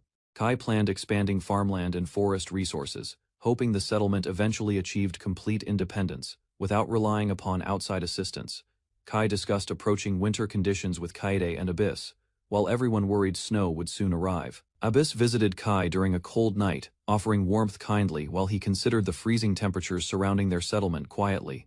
Kai refused sharing beds regularly with Abyss, explaining constant closeness created uncomfortable misunderstandings, despite assigning her private living quarters. Abyss insisted becoming Kai's personal futon confidently, while he covered his face helplessly from overwhelming embarrassment beside her stubborn persistence. She hugged Kai protectively during their argument, explaining his unexpected death remained dangerous because villagers depended entirely upon his survival there. Kai escaped awkwardly from Abyss carefully, deciding visiting Chromo for winter clothing information sounded safer than remaining together indoors. Abyss suddenly collapsed emotionally after hearing Chromo's name, leaving Kai confused while misunderstandings spread awkwardly between everyone involved. Enel and another elf celebrated reaching level 25 excitedly, while Kai suspected founding religion increased village development progress. Kai asked whether new rewards unlocked recently, while Enel nervously pointed toward unexpected information appearing inside the village system. Screen mysteriously, he discovered a television inside Enel's house unexpectedly, leaving both confused while questioning why modern technology existed within their isolated settlement. Kai tested the mysterious television carefully beside Enel and Kuromo, wondering whether Earth programs appeared through magical connections. Enel discovered the television displayed places connected with Kai's ability, revealing valuable information regarding Tanohira village weaknesses immediately for everyone. She celebrated excitedly while controlling the television remotely, explaining she could finally observe events happening beyond the isolated village directly there. Abused her new viewing power mischievously, she claiming complete supervision over Kai's activities, while another elf reacted with silent shock nearby. Kai switched channels reluctantly while Enel examined modern furniture curiously, misunderstanding ordinary beds because unfamiliar technology confused villagers. Abyss rested motionlessly across the bed quietly, appearing completely relaxed while remaining awake inside Kai's unfamiliar modern bedroom. Enel noticed Abyss, waiting constantly for Kai's attention while television programs distracted everyone gathered inside the small room together. She called Abyss Kai's personal futon proudly, promising special treatment enthusiastically, while Kai reacted with overwhelming embarrassment beside shocked companions there. Kai accepted Enel's strange spectator behavior reluctantly, deciding harmless entertainment remained acceptable while she enjoyed observing village activities happily. He returned awkwardly toward Abyss nervously, while she remained lying silently across the bed, waiting patiently for his arrival there again.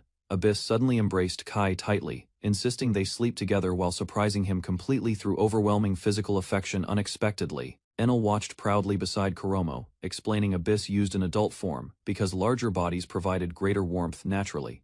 Kai blushed silently beneath blankets, while Abyss cuddled against him comfortably, prompting Enel to thank her happily for everything. Kai surveyed the unexplored northern island cliffs beside his companion, realizing 2 isolated years passed without proper exploration. He inspected growing vegetables across cultivated fields, understanding their settlement remained unfinished despite successful farming efforts beside forests and mountains. Kai prepared another wooden stake beside the tree, while his small companion eagerly watched his careful construction work from above. The creature hammered stakes rapidly across the massive tree, creating climbing supports, while Kai observed the completed wooden pathway silently. Sarah approached the forest clearing carrying concern about lunch ingredients, surprising Kai while he continued working beside enormous trees.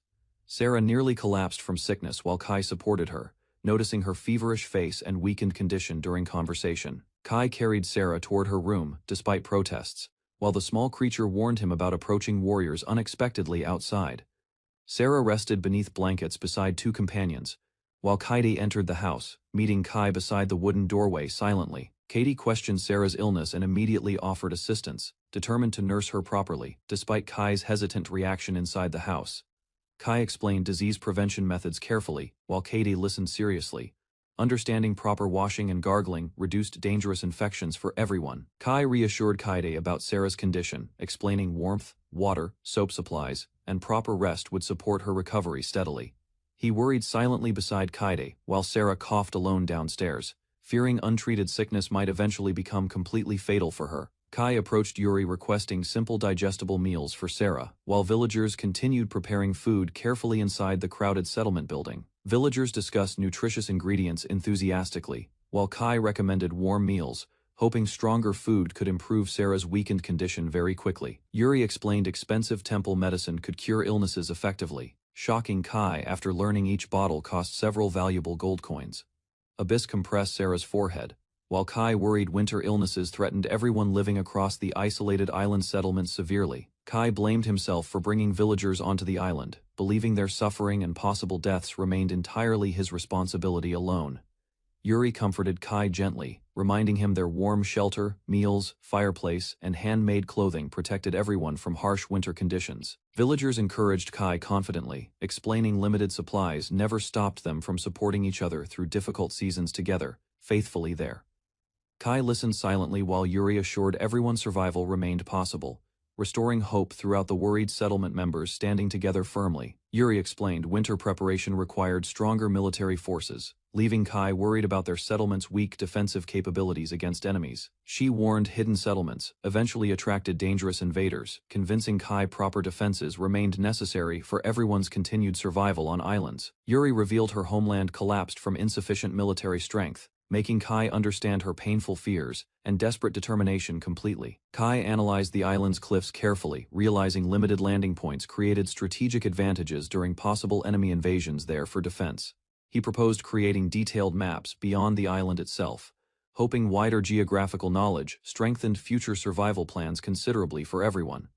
Kai gathered villagers around the table, ordering everyone to create accurate world maps, using available knowledge together for future planning. Abyss demonstrated remarkable drawing abilities confidently, rapidly sketching complicated geographical details, while villagers watched her impressive mapping techniques. She completed an extremely detailed island map, astonishing villagers unfamiliar with precise large-scale geographical illustrations before within their settlement community. Yuri identified nearby territories carefully, explaining Scorpa's surrounding regions remained unstable, despite recent travel experiences across neighboring lands recently there. Kai questioned the Empire's location seriously, while Yuri estimated expanding territories already controlled most western continental regions surrounding them. Kai questioned villagers about iron-producing nations carefully, while several remembered failed negotiations involving Magni Federation merchants previously. Villagers identified the Magni Federation southward from their island, explaining broken iron negotiations caused tensions between important trading groups. Kai considered visiting the Magni Federation first, believing stronger trade relationships could support future development and military expansion efforts successfully. He asked everyone about Lavierda's kingdom location seriously, yet villagers remained silent without useful geographical information regarding distant territories available. Yuri apologized for lacking knowledge regarding Mondial's trade connections, while Kaide watched the tense discussion unfold quietly beside everyone.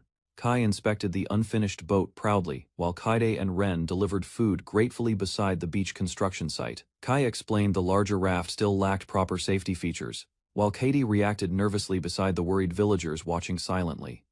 Katie begged Kai for permission joining the journey, believing her abilities could support everyone during dangerous exploration missions successfully. Ren suggested Kaide secretly wished finding surviving family members, while Kai worried transporting children across oceans remained extremely dangerous for them. Kai comforted Kaide gently, promising visits toward nearby pioneer villages instead of immediate voyages across distant foreign regions for safety. Kai explained transportation routes between island settlements carefully, while Kaide hoped searching port cities revealed clues about her missing hometown. Katie thanked Kai happily for supporting her wishes, promising she would patiently wait despite loneliness during dangerous overseas. She promised contributing however possible toward village responsibilities, while Ren listened quietly beside the snowy pathway outside their settlement together faithfully. Remembered Kai's health advice seriously, she considering methods keeping villagers warm through colder seasonal weather, approaching their isolated island community soon. Katie suggested constructing enormous heated baths enthusiastically, while Ren reacted curiously toward improving comfort for every settlement resident living there. Katie excitedly discussed building warm baths with Ren, while Milord learned proper bathing habits improved comfort for villagers during wintertime. Spring approached the island settlement, encouraging Kai, Ren, and Abyss preparing supplies carefully before their important shopping expedition across rough seas. Kai's improved sailing vessel departed toward the Magni Federation confidently, carrying villagers across dangerous oceans toward valuable trading opportunities. Enel served orange juice beside Kai and Ren, while everyone relaxed together peacefully inside the village restaurant area during celebration. Abyss remained alone outside silently watching sunlight, while Kai realized village gatherings could comfort isolated companions without complicated conversations. Kai welcomed Abyss warmly beside Ren and Enel, then invited her toward Pioneer Village, despite uncertain magical transportation methods. Kai rested weakly aboard the ship beside Abyss and Ren, enduring seasickness while traveling away from their isolated island settlement. Ren pointed toward distant cliffs across the ocean, while Kai prepared landing plans before searching unknown territory with companions.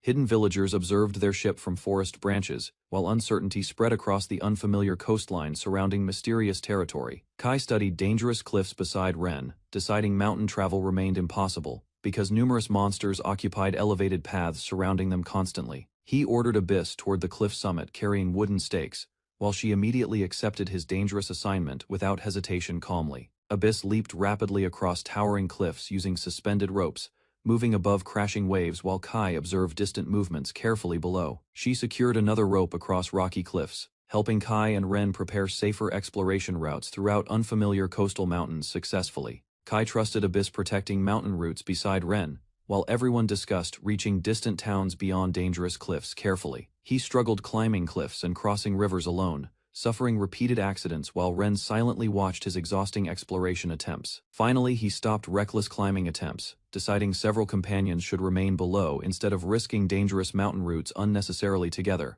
Ren suggested using Kai's Palm World shortcut, while Abyss questioned their travel direction before continuing difficult exploration routes carefully. Kai remained below awaiting signals, while Ren and Abyss carried stakes upward preparing easier climbing paths across dangerous mountain cliffs. Ren and Abyss encountered gigantic ape monsters inside dense forests, while several beasts aggressively charged toward both explorers violently. They unleashed powerful magic attacks together, striking surrounding monsters simultaneously while protecting their dangerous mountain expedition from failure. Kai watched distant explosions across forest mountains, realizing Ren and Abyss successfully followed planned routes without requiring assistance anymore there. He noticed bright signals appearing above cliffs, confirming Ren and Abyss completed preparations across hazardous mountain passages successfully for everyone. Abyss warned Kai about increasing monster numbers before departing again, while he thanked both companions for supporting exploration missions.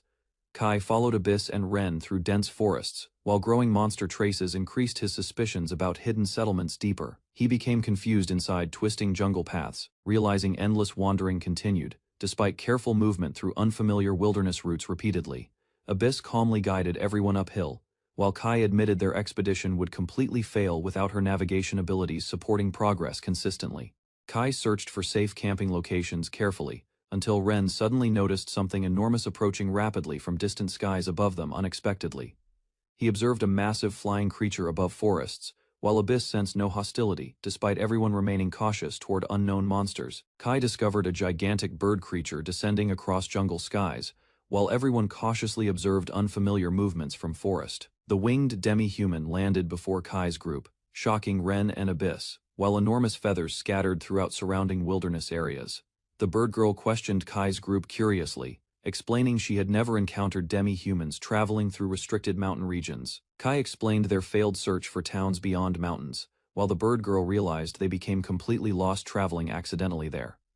The bird girl examined Kai's companions silently, while Kai prepared careful questions hoping she possessed important knowledge about surrounding territories. The bird girl misunderstood Ren and Abyss as Kai's slaves. Kai immediately declared both companions belonged beside his family. Kai explained Ren and Abyss were neither slaves nor ordinary beastmen, while the bird girl curiously examined everyone. The bird girl invited Kai's group toward her mountain village, while sunset approached across forests surrounding dangerous wilderness paths. Kai learned hidden villages existed inside mountains, while Ren and Abyss listened carefully beside unfamiliar jungle territory surrounding them quietly there. He noticed the bird girl accepted Abyss naturally, while she kindly offered sleeping arrangements inside her peaceful mountain settlement for everyone. Kai introduced Ren, Abyss, and warrior Klin carefully, while accepting the winged girl's generous invitation toward hidden mountain settlements peacefully. The cheerful winged girl introduced herself as Libel, while guiding Kai's group deeper across mysterious mountain wilderness paths carefully. Kai explained knowledge about winged men came from ancient books, while Libel discussed isolated mountain villages curiously beside everyone. Libel revealed her village remained hidden within sacred mountains, while warning Kai's group never reveal important secrets publicly outside communities. Kai questioned Libel's trust carefully, wondering why she openly guided strangers, despite meeting everyone only moments earlier unexpectedly there. Libel trusted Kai because of his kindness, while Kai reacted awkwardly toward her honest praise and cheerful behavior silently.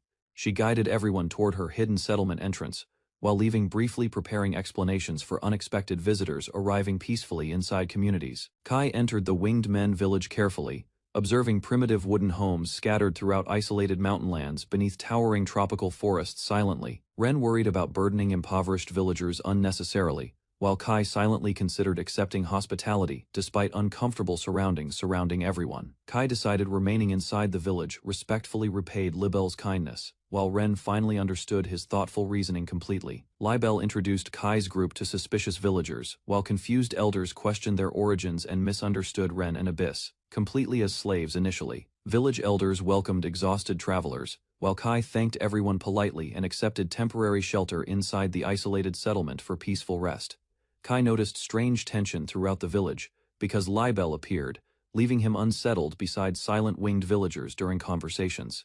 Kai thanked village beastmen politely while Ren complained loudly, causing Abyss embarrassment beside the large birdman leader during introductions. Libel questioned Kai curiously about Ren and Abyss serving him faithfully, while beastmen villagers considered their relationship completely familial instead. Kai explained human slavery cautiously, but Libel dismissed his concerns immediately, believing kind people naturally protected beastmen companions. He observed beastmen settlements carefully beside Libel, noticing villagers welcomed strangers openly, despite hiding themselves from outside civilizations for safety.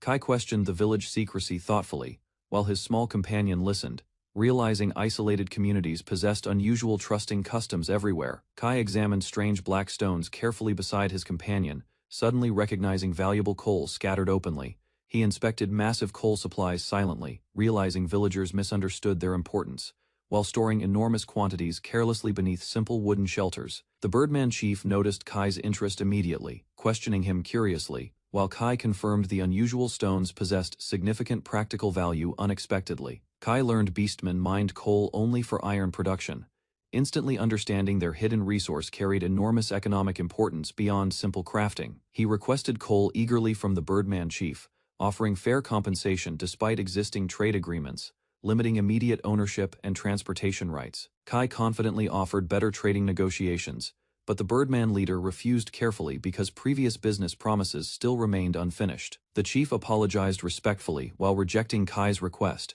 explaining existing agreements prevented immediate cooperation, despite understanding Kai's serious intentions.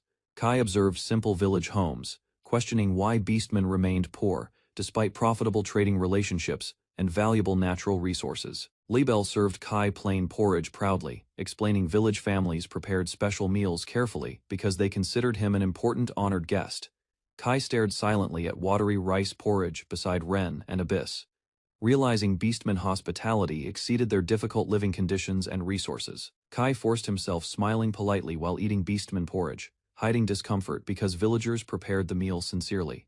He offered Libel potatoes from his supplies, surprising her completely because beastman villagers had never received such valuable food before. Libel celebrated excitedly while carrying potatoes across the village, announcing Kai's generous gift proudly toward every beastman family member. Kai apologized quietly beside Ren, regretting their limited preparations because beastman villagers struggled heavily, despite maintaining cheerful attitudes toward guests consistently. He finished salty porridge silently while Ren observed carefully, understanding beastman villagers endured difficult poverty hidden beneath warm hospitality and kindness. Ren and Abyss awakened Kai urgently during midnight, warning him somebody approached the hidden beastman village unexpectedly beneath mountains. Libel climbed through the window, apologizing repeatedly while requesting Kai awaken immediately, because important visitors suddenly arrived outside downstairs. Kai questioned her cautiously while learning beastmen representatives discussed delivering rice secretly toward town merchants during dangerous nighttime meetings regularly. Libel explained humans prohibited entering sacred mountains, forcing beastmen villagers hiding their existence carefully from suspicious outsiders permanently for safety. Kai prepared himself seriously while Libel waited downstairs, and Ren remained watchful beside Abyss inside the quiet dwelling before sunrise. Kai revealed stored potatoes toward Libel, explaining he prepared extra supplies earlier inside the pioneering village for emergencies.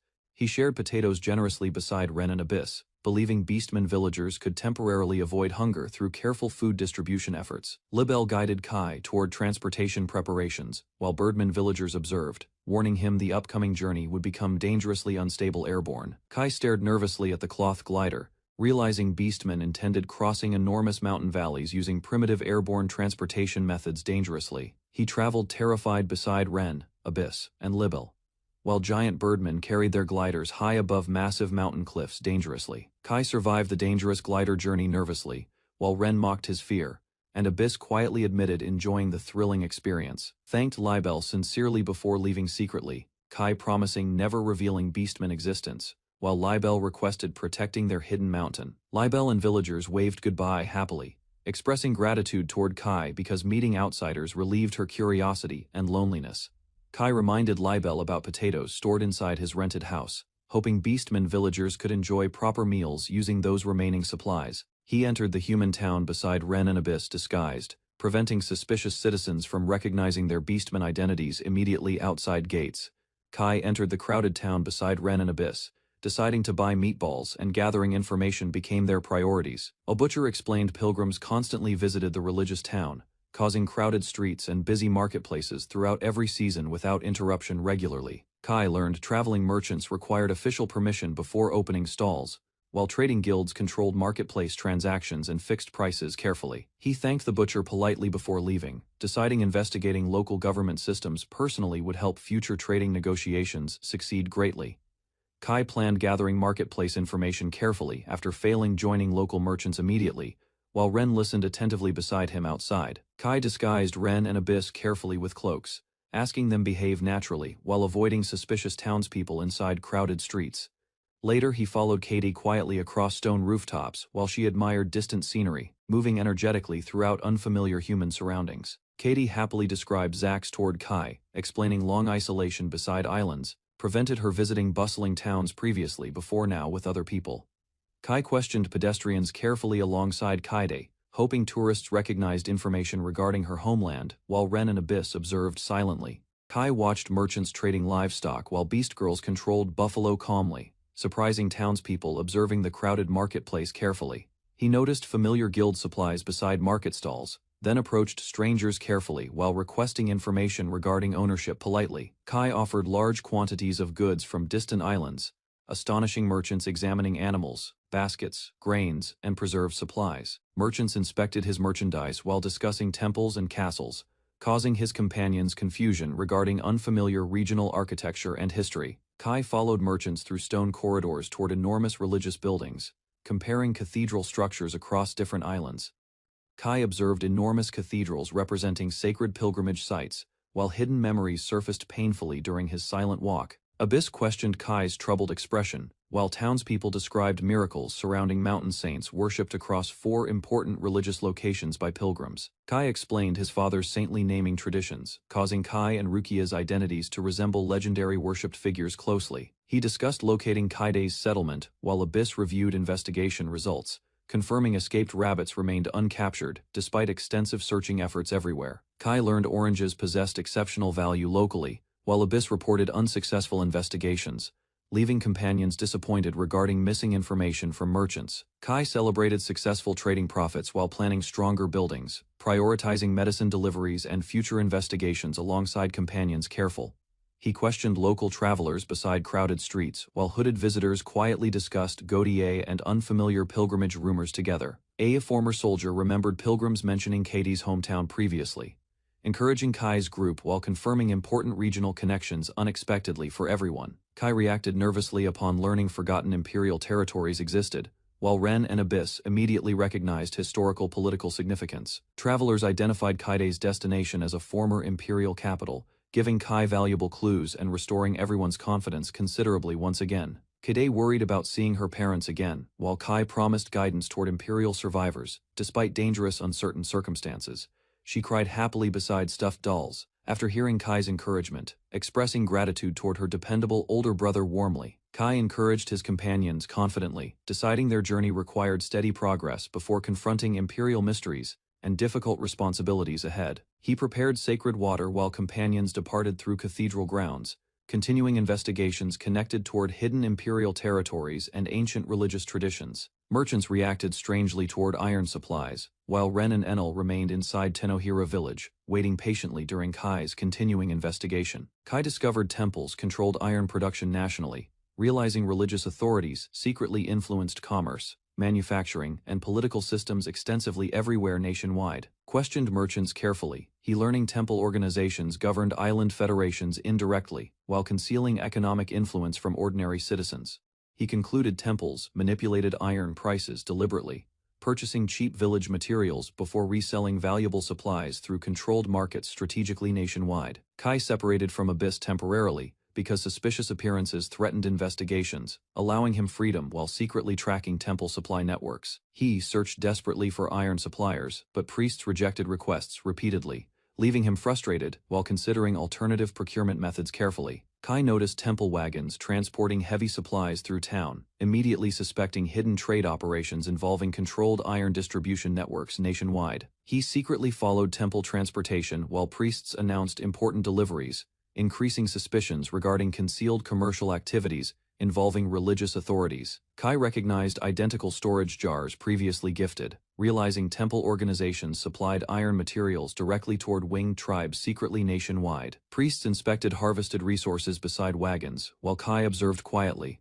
confirming temples managed extensive transportation and distribution systems across islands. Kai rushed toward companions, interrupting Ren impatiently while preparing explanations regarding temple wagons and suspicious iron trading operations discovered. Kai secretly monitored temple communications through magical devices, confirming bishops coordinated suspicious hostage negotiations across distant settlements. Bishops ignored suffering villagers deliberately, believing starving hostages remained powerless, while manipulating negotiations through deception and controlled information systems. Religious leaders discussed monthly hostage exchanges casually, revealing organized exploitation schemes, targeting isolated bird tribes struggling against worsening conditions. The bishop refused public hostage inspections, hiding prisoners secretly, because their weakened appearances threatened ongoing manipulation and religious authority across territories. Bishops inspected stolen village goods carelessly while discussing hostage arrangements, exposing corrupt trading practices involving confiscated tribal resources nationwide. Kai overheard bishops discussing extermination plans casually, horrifying companions while exposing ruthless intentions toward supposedly extinct tribal hostages. His anger deepened completely, realizing temple corruption reached unforgivable darkness beyond ordinary political manipulation and dishonest commercial exploitation across territories. Kai condemned temple leaders furiously before rushing alongside Ren immediately, determined toward rescuing prisoners hidden inside suspicious transportation wagons. Kai and Ren leapt directly into temple wagons recklessly, risking exposure while desperately searching hidden compartments containing kidnapped tribal prisoners secretly. Ren detected Libel's scent inside temple wagons, guiding Kai toward imprisoned captives, while shocked priests confronted their dangerous intrusion immediately. Kai stopped Ren from frightening prisoners while temple guards approached aggressively, forcing companions toward immediate confrontation inside hidden wagons. Ren unleashed blazing hellfire magic before terrified priests, revealing overwhelming beastman abilities while protecting rescued captives from approaching attackers. Flames surrounded Ren completely, as shocked priests recognized dangerous magical powers, transforming desperate rescue efforts into open rebellion against temple authorities.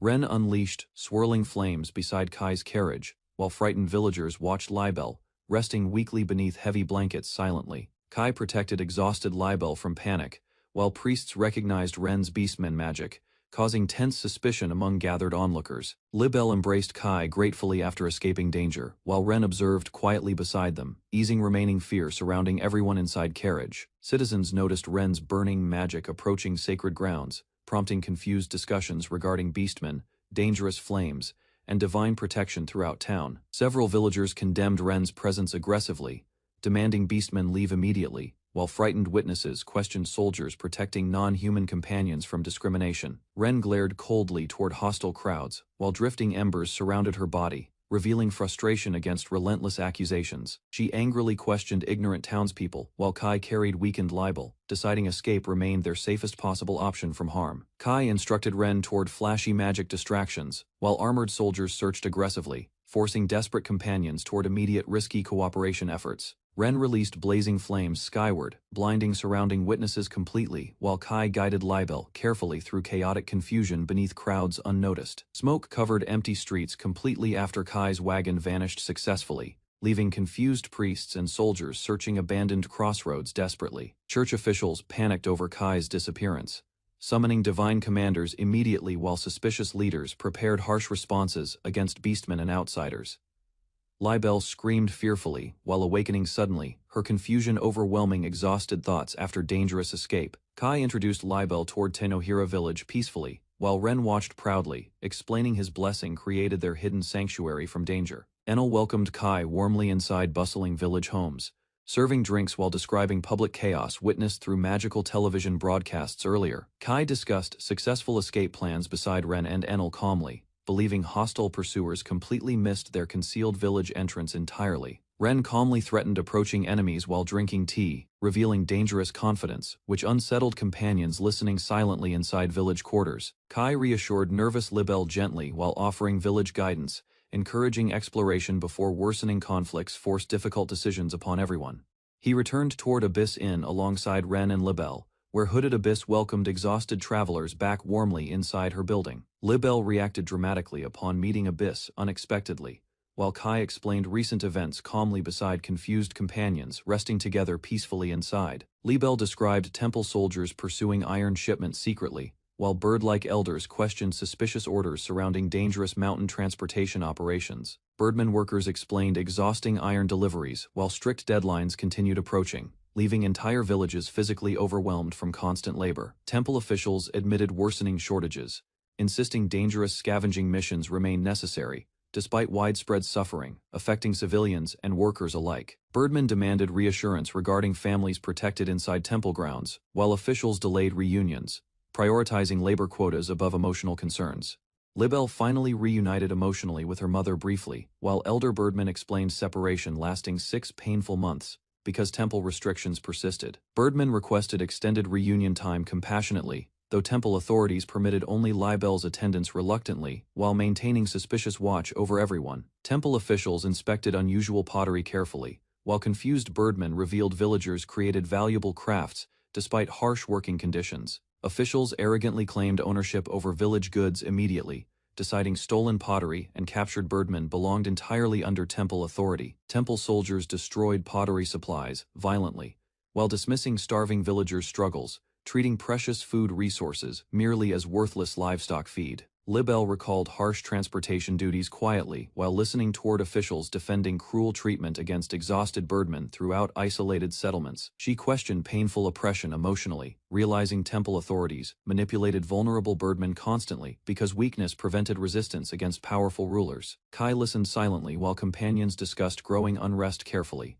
realizing dangerous conflicts continued spreading throughout crowded settlements. Crowded streets remained chaotic following recent violence, causing villagers everywhere becoming louder, while tension continued increasing among frightened citizens steadily. Kai prepared travel plans cautiously, instructing Abyss toward nearby villages while avoiding suspicion through careful movement and emergency magical preparations.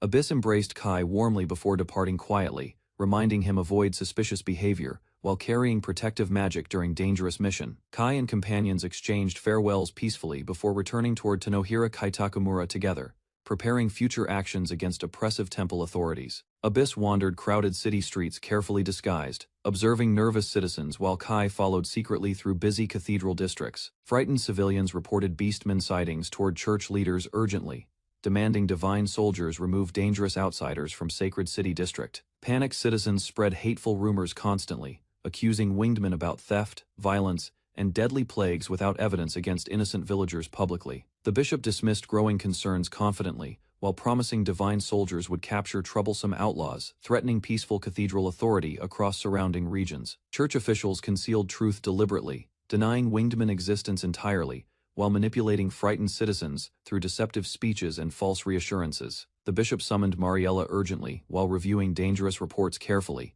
preparing secret operations against Kai and beastmen hiding elsewhere. Mariella rejected church authority coldly initially, while listening toward bishop requests involving divine soldiers and blessed individuals pursuing fugitives. The bishop explained Kai's companions possessed dangerous abilities, convincing Mariella stronger assassins remained necessary against beastmen and mysterious flame magic users. Mariella accepted assassination plans enthusiastically, revealing growing interest toward hunting Kai and companions alongside dangerous conflicts spreading rapidly. Kai's companions relaxed briefly afterward humorously, while Ren admitted accidentally burning clothing during magical escape operations, earlier causing embarrassment.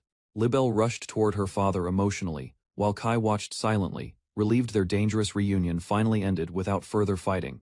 Clinging beside him, Libelle revealed hidden deception involving her mother, causing the worried Birdman father immediate confusion and concern. Libelle explained, captives were intentionally released before Kai rescued her personally, leaving her father conflicted while embracing his frightened daughter. Kai calmly requested explanations from Libelle's father, while several winged villagers gathered together, carefully listening beside the tense shoreline. Hearing everything, Kai insisted remaining females deserved protection immediately, deciding patience failed completely, while exhausted villagers prepared permanent departure plans. Several birdmen doubted Kai's proposal cautiously while displaced villagers explained the temple offered shelter, employment, and protection from hunters. Elder birdmen described generations suffering slavery under humans, praising Farley's doctrine because temple authorities accepted persecuted non-human refugees without discrimination. Kai considered temple teachings carefully before questioning female captives, learning city disturbances prevented ordinary pilgrims from joining criminal activities. Libelle exposed hidden lies immediately, revealing temple workers kidnapped females permanently, despite promising temporary labor contracts for desperate villagers secretly. Kai realized Libelle possessed iron detecting abilities coveted by temple leaders, explaining their continued pursuit and manipulation surrounding her existence. Libelle admitted God Mithra granted her searching blessing, explaining why temple leaders valued her unusual abilities greatly above everyone. Several elders defended temple intentions cautiously, believing rogue individuals captured Libelle independently, while uncertain accusations threatened their fragile refuge. Libelle rejected forgiveness immediately, while her exhausted father acknowledged unbearable suffering, leaving Kai silently observing their painful family disagreement unfolding. Crying loudly, Libelle described exhausting labor carrying iron constantly, explaining hunger separated families and destroyed peaceful village relationships for years. Kai watched worriedly beside Libelle's father until Ren approached respectfully, preparing herself to address their difficult situation seriously. Ren warned Kai about approaching temple soldiers immediately, identifying armored divine warriors through distant metal scraping sounds approaching rapidly. Bird villagers considered negotiations carefully, while Kai learned temple forces required 30 minutes before reaching their isolated settlement safely there. Kai instructed villagers hiding nearby while attempting peaceful discussion personally, as hooded Abyss rested silently beside him, watching cautiously. He prepared defensive plans carefully with Abyss, understanding negotiations failing could force violent conflict threatening vulnerable winged villagers living there. Abyss suggested eliminating temple soldiers secretly before witnesses discovered Libelle's blessing, leaving Kai disturbed by her ruthless proposal completely. Kai rejected Abyss's murder proposal firmly, deciding direct confrontation remained necessary, despite dangerous temple soldiers approaching their isolated settlement. Kai admitted harsh realities troubled him deeply, while Abyss quietly accepted his decision, without further argument or resistance completely. He warned blessed opponents remained unpredictable enemies, explaining ordinary soldiers posed fewer threats, because Abyss handled combat efficiently alone sometimes. Instructed Abyss carefully, he ordering electric attacks during emergencies, because temple soldiers required spoken commands activating their mysterious blessings successfully. Libel apologized tearfully, while Kai promised helping imprisoned females personally, preparing future rescue efforts if peaceful negotiations collapsed completely later. Kai revealed plans rescuing imprisoned females, offering Libel temporary shelter despite dangerous conflict against powerful temple authorities approaching soon. He promised peaceful forest refuge warmly while Abyss encouraged escape plans, leaving Libel shocked hearing villagers and captives welcomed. Libel questioned Kai's kindness quietly, though he explained their meeting alone justified helping her desperate struggling community survive peacefully. Wanting repayment desperately, Libel asked Kai thoughtfully whether her searching blessing possessed additional useful abilities beyond detecting iron deposits originally. Libel confidently promised testing unfamiliar powers immediately, determined supporting Kai's dangerous rescue mission, despite limited experience using blessings before. Libel activated multiple vision blessings simultaneously, concentrating intensely while searching distant mountains for approaching temple forces hidden carefully. Using her blessing, Kai observed armored soldiers advancing through forests cautiously while she struggled processing overwhelming visual information inside. Libel identified two blessed enemies immediately, explaining one stood before Kai while another waited halfway across mountains silently. Elsewhere, Mariella complained endlessly about unbearable heat and insects, while traveling mountainous jungles beside another exhausted companion reluctantly. Temple soldiers neared winged villages steadily, while irritated Mariella criticized dangerous saint duties surrounding remote wilderness operations constantly for everyone. Mariella encountered aggressive jungle beasts suddenly remaining completely fearless, while monstrous creatures attacked recklessly from surrounding wilderness areas. Another beast targeted Mariella's companion immediately, though the frightened child defended herself desperately against the charging monster alone courageously. Mariella released terrifying pressure, frightening nearby monsters instantly before walking away calmly, while defeated creatures collapsed helplessly behind her motionless. Temple soldiers finally reached winged villages alongside Mariella, causing frightened bird villagers gathering nervously around heavily armed unfamiliar visitors. Mariella ignored formal greetings coldly, focusing entirely upon finishing temple business quickly, while villagers observed growing tensions anxiously from surrounding areas. Mariella demanded surrendering Kai and Ren immediately,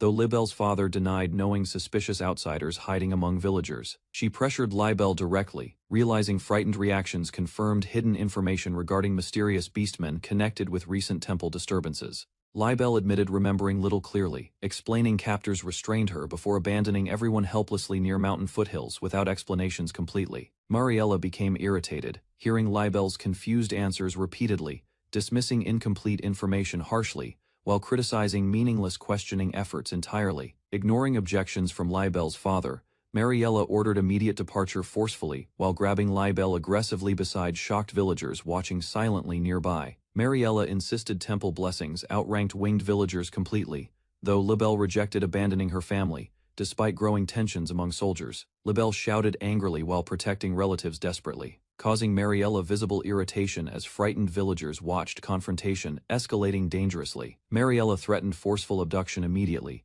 mocking protective villagers and armored soldiers, while questioning their usefulness during escalating negotiations publicly. Growing impatient, Mariella ordered soldiers attacking villagers directly, shocking everyone nearby while frightened winged elders faced approaching armored warriors helplessly. She cruelly targeted Libel's father emotionally, provoking fear intentionally because Kai remained hidden, while tensions continued worsening rapidly among villagers. Mariella revealed terrifying soul manipulation abilities proudly while gripping Libel tightly, exposing dangerous powers hidden beneath her calm appearance.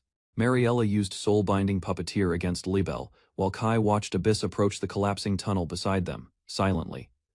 A blazing magic suddenly struck Mariella, forcing her backward while painful energy surrounded both fighters during combat inside ruins. Mariella crashed across the ground unconscious, losing control completely while strong waves scattered dust throughout the battlefield.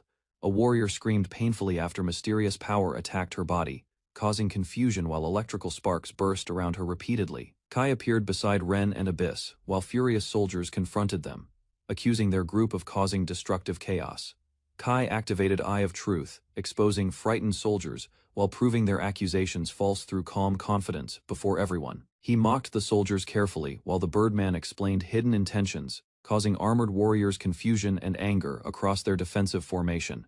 The desperate commander denied every accusation while Kai manipulated conversations smoothly, forcing enemies into reckless actions. Kai joined Ren and Abyss together, combining magical strength while powerful energy surged violently between their synchronized attacking movements repeatedly. Ren unleashed swirling wind magic beside Abyss, surrounding Kai proudly while terrified soldiers watched enormous destructive spheres, forming overhead silently. Kai threatened surrendering soldiers mercilessly, while armored guards discovered Mariella collapsed beside unconscious companions inside damaged sanctuary chambers. He questioned elderly priests carefully, learning only bishops accessed hidden sanctuaries while trusted winged women remained protected from executions. Kai challenged cruel traditions directly while frustrated soldiers demanded winged citizens leave settlements, despite refusing violent execution orders completely themselves. An older warrior explained winged villagers secretly farmed mountainsides, because authorities accused them constantly of stealing valuable crops everywhere, unfairly. Label denied stealing anything while explaining strict isolation rules, revealing obedience controlled their hidden mountain community completely for generations.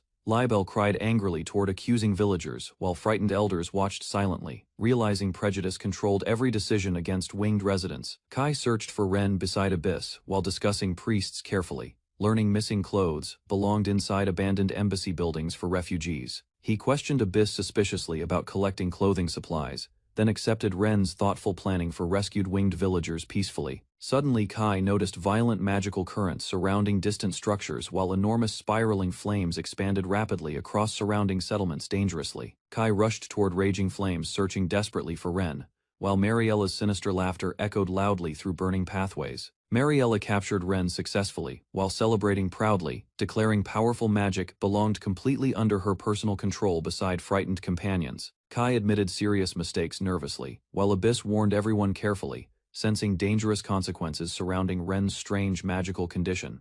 Mariella revealed surviving secretly before controlling Ren completely, forcing Kai and Abyss into tense confusion through shocking explanations about manipulation. She embraced Ren possessively while describing puppet connections proudly, causing Kai and Abyss concern over possible hypnotic powers controlling her actions. Ren suddenly smiled suspiciously while requesting additional information, making Kai question whether hidden manipulation truly controlled her thoughts. Mariella ordered Ren aggressively while Abyss prepared cautiously beside Kai, realizing dangerous conflict would begin immediately between both opposing groups. Ren attacked suddenly from rooftops while Abyss dodged, forcing Kai into confusion during chaotic movements across burning village structures. Mariella laughed excitedly while Kai panicked loudly, realizing Ren's strange magic abilities created overwhelming advantages during dangerous confrontations. She mocked Kai repeatedly while provoking hatred against winged citizens, attempting manipulation through cruel words and emotional pressure constantly there. Kai questioned Mariella angrily about imprisoned winged villagers, while Abyss restrained him carefully, preventing reckless actions against dangerous enemies. Kai questioned Mariella furiously after discovering winged villagers were being sold secretly, while she answered confidently without guilt or hesitation. Mariella explained wealthy buyers purchased rare winged people regularly, while frightened villagers listened silently behind Kai during shocking revelations.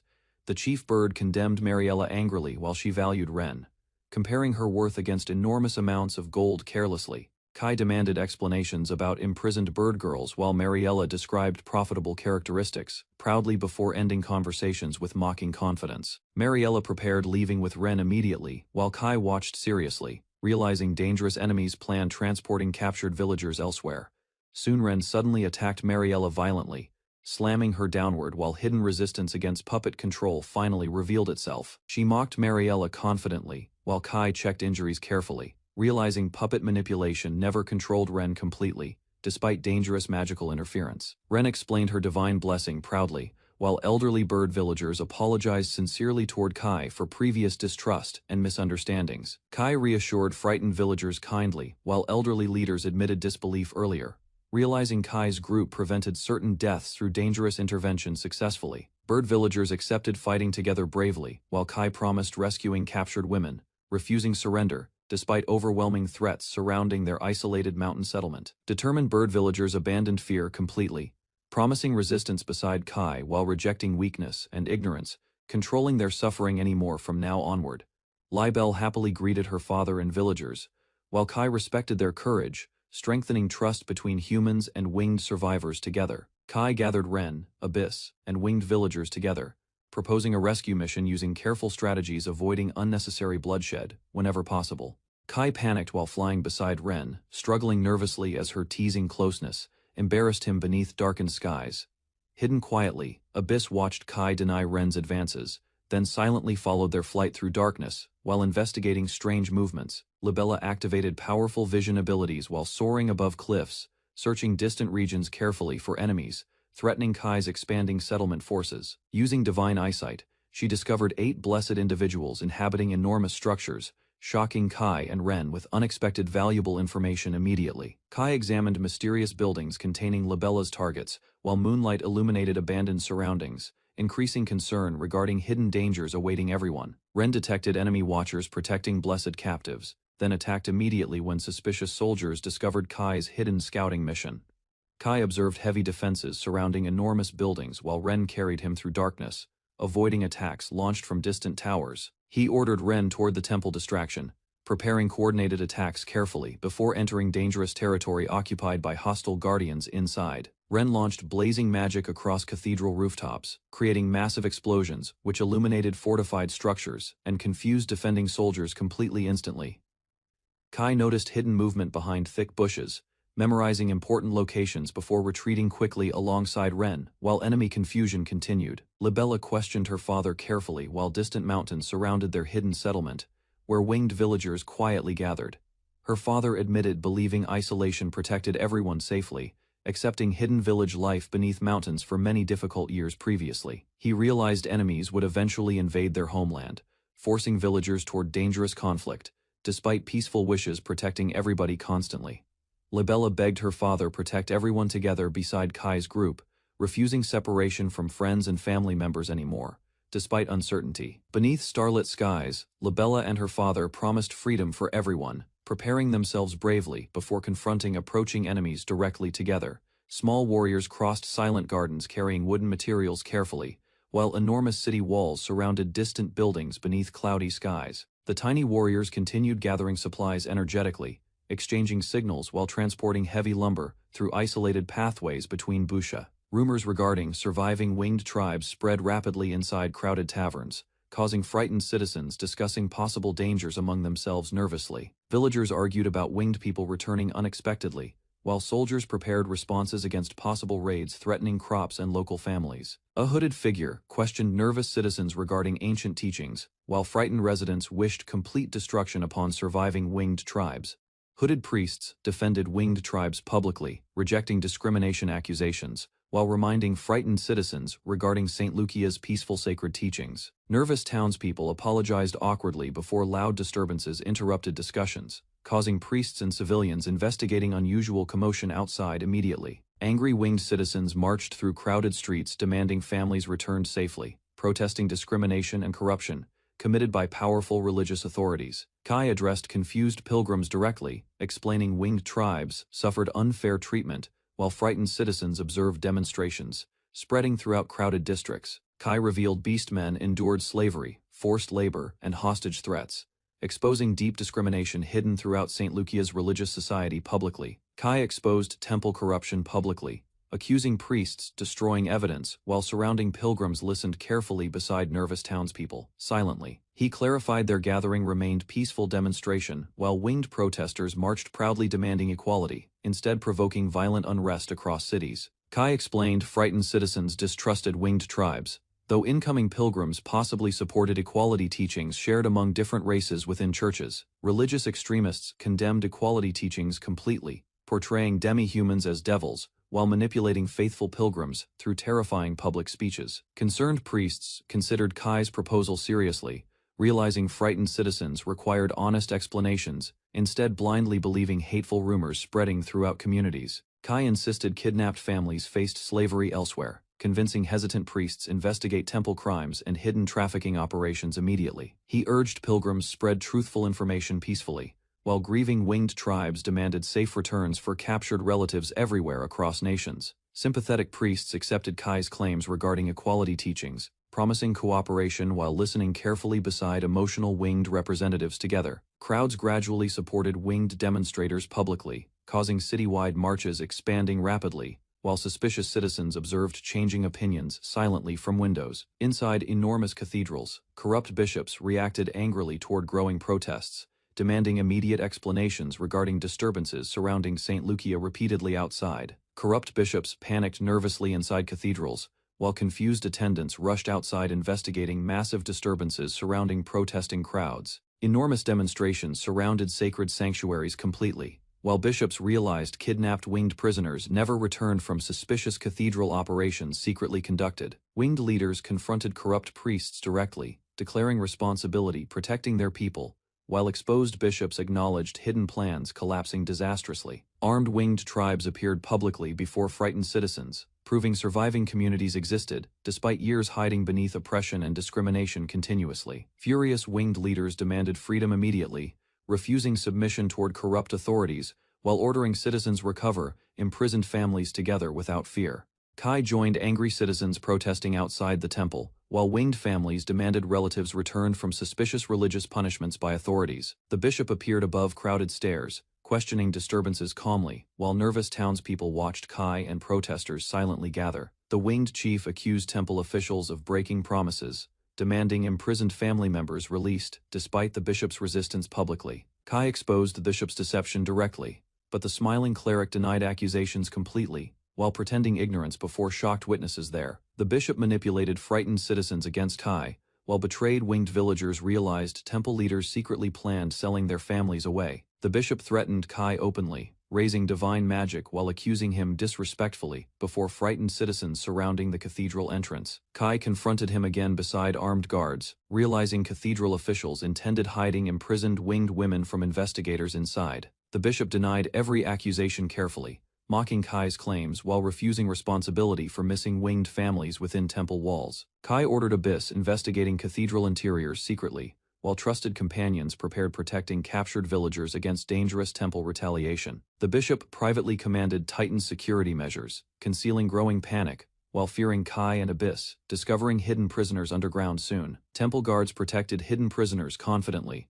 Unaware mysterious devices approached cathedral walls, while Abyss prepared infiltration routes silently outside. Ren attacked cathedral soldiers fiercely using magic, creating confusion while Abyss advanced deeper toward imprisoned winged women inside the building.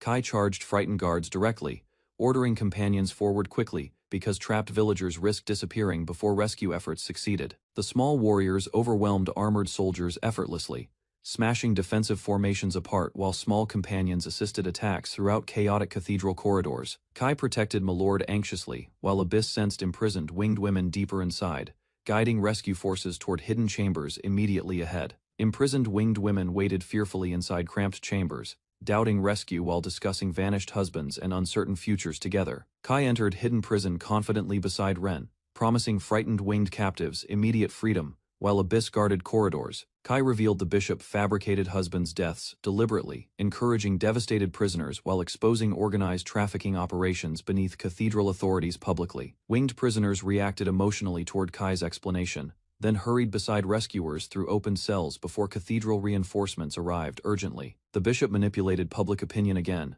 blaming discrimination problems instead, while armed soldiers maintained control surrounding nervous citizens silently outside. The priest questioned the bishop calmly, demanding proof missing winged families truly never entered cathedral grounds before pilgrims arrived. Temple guards blocked angry citizens aggressively, accusing protesters, causing unrest, while refusing responsibility for imprisoned winged families hidden inside secretly. Citizens demanded relatives returned immediately, but the bishop continued denying accusations loudly while temple soldiers protected cathedral entrances stubbornly. Freed winged prisoners suddenly descended above shocked crowds, exposing the bishop's deception publicly, while frightened citizens witnessed undeniable evidence everywhere. Winged families reunited emotionally before cheering citizens, while rescued children embraced mothers safely and cathedral authority collapsed completely publicly. Rescued winged families reunited tearfully beside cheering citizens, while exhausted prisoners finally embraced relatives safely beyond cathedral imprisonment. Crowds celebrated the rescued captives publicly, while temple officials watched nervously, realizing hidden crimes became impossible concealing from citizens anymore. Kai exposed exact prison locations confidently beside Ren, forcing the bishop toward desperate excuses before furious witnesses gathered around. The bishop blamed subordinates immediately, attempting escaping punishment, while Kai recognized his cowardly behavior before angry winged families surrounding everyone. The priest praised Kai sincerely, acknowledging his courage publicly, while citizens accepted him as defender protecting innocent winged families. Kai thanked the priest politely, though uncertainty remained because powerful temple authorities still controlled national decisions behind public judgment processes. The priest promised justice confidently, surprising Kai completely, while revealing calm determination hidden beneath his friendly appearance. He condemned corrupt temple officials directly, declaring sacred laws violated, while the terrified bishop questioned his authority desperately before witnesses. The priest introduced himself as Bihei Clauser publicly, shocking Kai and the bishop with his feared inquisitor reputation immediately there. Bihei revealed military invasion rumors calmly, explaining emergency evacuations already began, while the frightened bishop realized political chaos approaching. Kai learned Bihei belonged among powerful inquisitors, while shocked bishop realized dangerous political investigations already started secretly there. Connected every conspiracy suddenly, Kai realizing Bihei manipulated events carefully, while corrupt officials unknowingly exposed themselves completely before him publicly. Kai recognized Bihei sent him toward the isolated island originally, uncovering hidden intentions behind earlier encounters, and mysterious guidance completely. He worried silently after learning Imperial forces threatened his homeland directly, while companions noticed his shaken expression beside frightened civilians. Bihei compared Kai with legendary Saint Kai confidently, revealing admiration openly, while stunned witnesses questioned Kai's mysterious importance toward future events. Kai denied heroic intentions awkwardly, explaining simple sympathy motivated his actions, while Bihei praised his compassion enthusiastically. Bihei spread his arms confidently, blessing Kai publicly, while comparing his kindness toward faithful believers with divine protection for all. Winged villagers thanked Kai sincerely before departing safely, while exhausted survivors gathered peacefully around rescued family members together outside town. Abyss comforted Kai gently inside their shelter, recognizing his exhaustion clearly while praising efforts protecting innocent prisoners successfully from danger. Kai hid lingering worries behind forced smiles, though Abyss noticed his uneasiness immediately following dangerous revelations involving Bihei recently publicly. Kai reassured Abyss gently, hiding personal anxiety, while describing unexpected encounters connected with dangerous political conspiracies unfolding rapidly. Abyss embraced Kai silently, comforting his exhausted mind, while recognizing emotional pressure caused by recent investigations and violent confrontations everywhere. She encouraged Kai warmly, calming his worries carefully while Kai accepted affection awkwardly during their quiet conversation together inside peacefully afterward. Kai admitted overwhelming pressure honestly beside companions,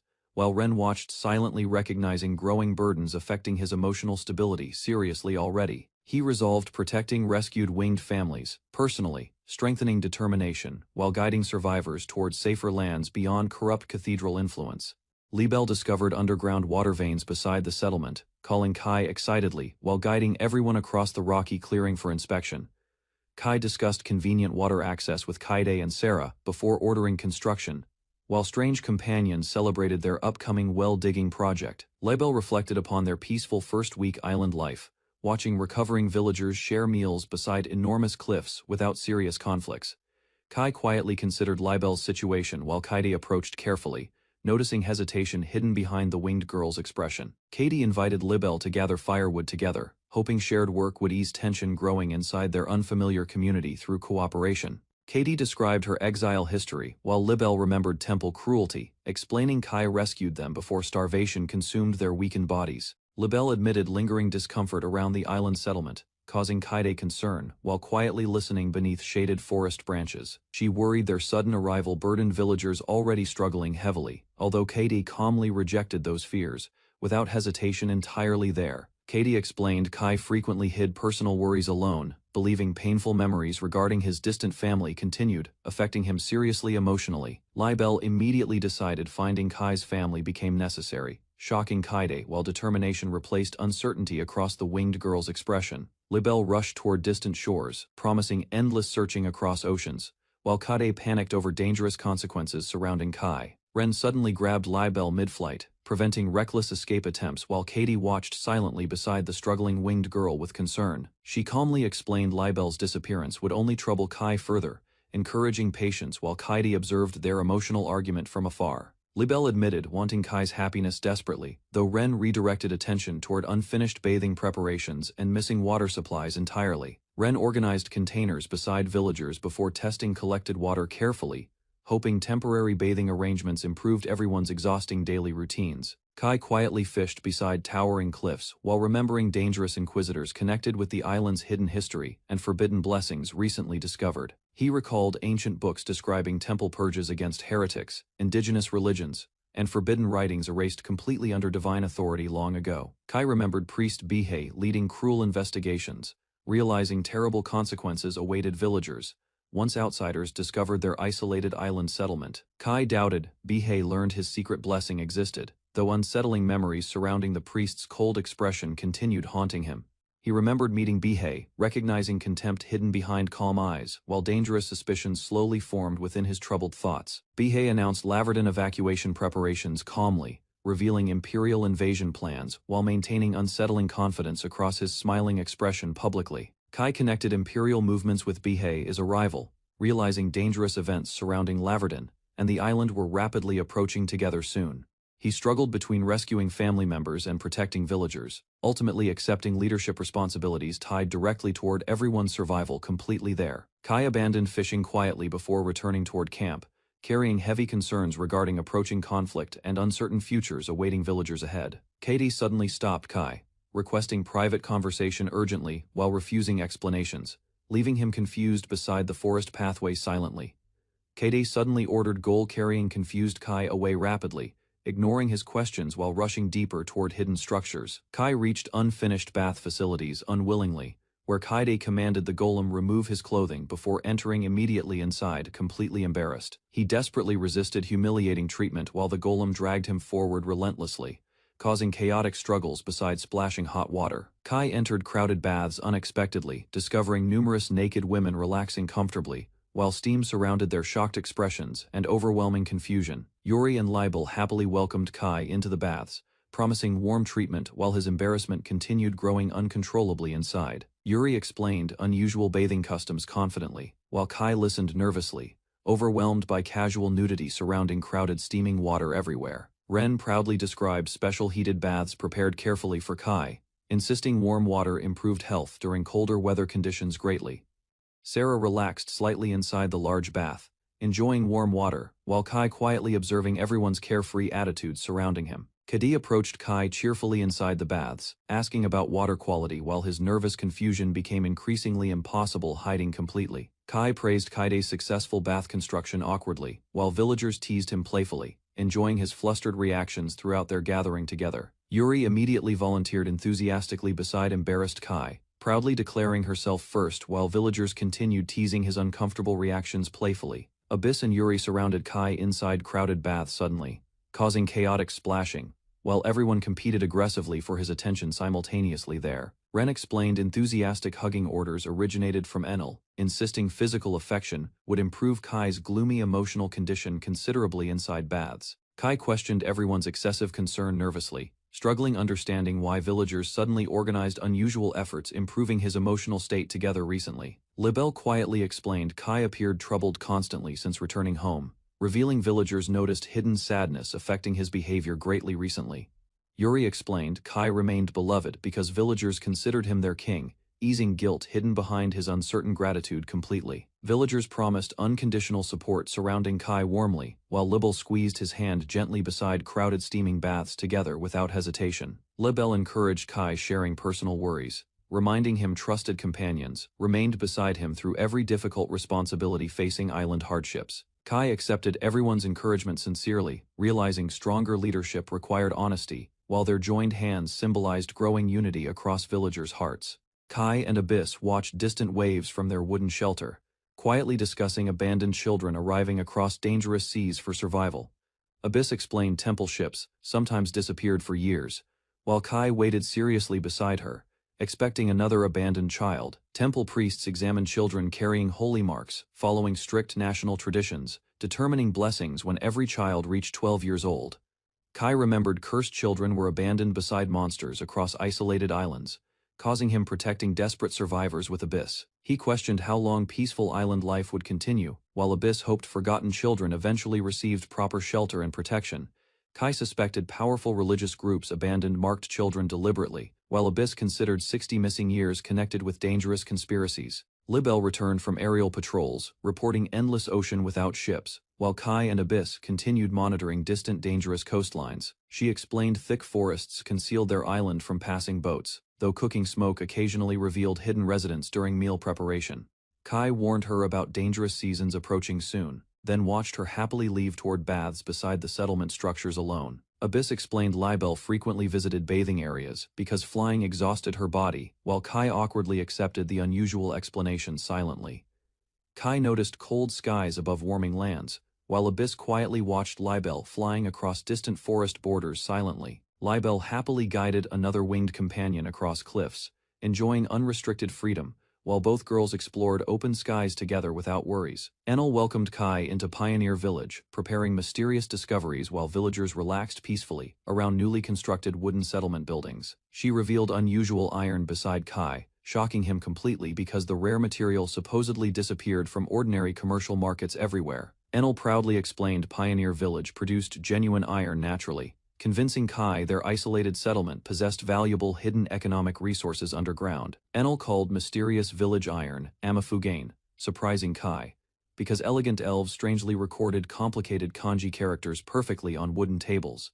She explained Amafugane resembled meteorite iron, though strange metal emerged underground, naturally, instead of falling directly from skies. Kai joked about avoiding dangerous meteorite disasters, while Enel laughed beside him during relaxed discussions concerning unusual village materials and history. He observed villagers processing pottery, realizing production required repeated experiments, while Pioneer Village steadily improved manufacturing methods through cooperation. Ren loudly demanded stronger magical techniques immediately, while confused villagers watched Kai question unconventional furnace methods used during processing experiments. Ren proudly taught villagers simple fire magic spells, while Kai watched everyone eagerly repeating lessons beside crowded training grounds. Villagers struggled controlling fire magic though. Ren confidently demonstrated glowing flames, while Kai silently observed their unusual magical abilities. Kai admired impressive magic techniques greatly, becoming jealous, because manipulating flames and lightning appeared exciting, compared against ordinary village responsibilities.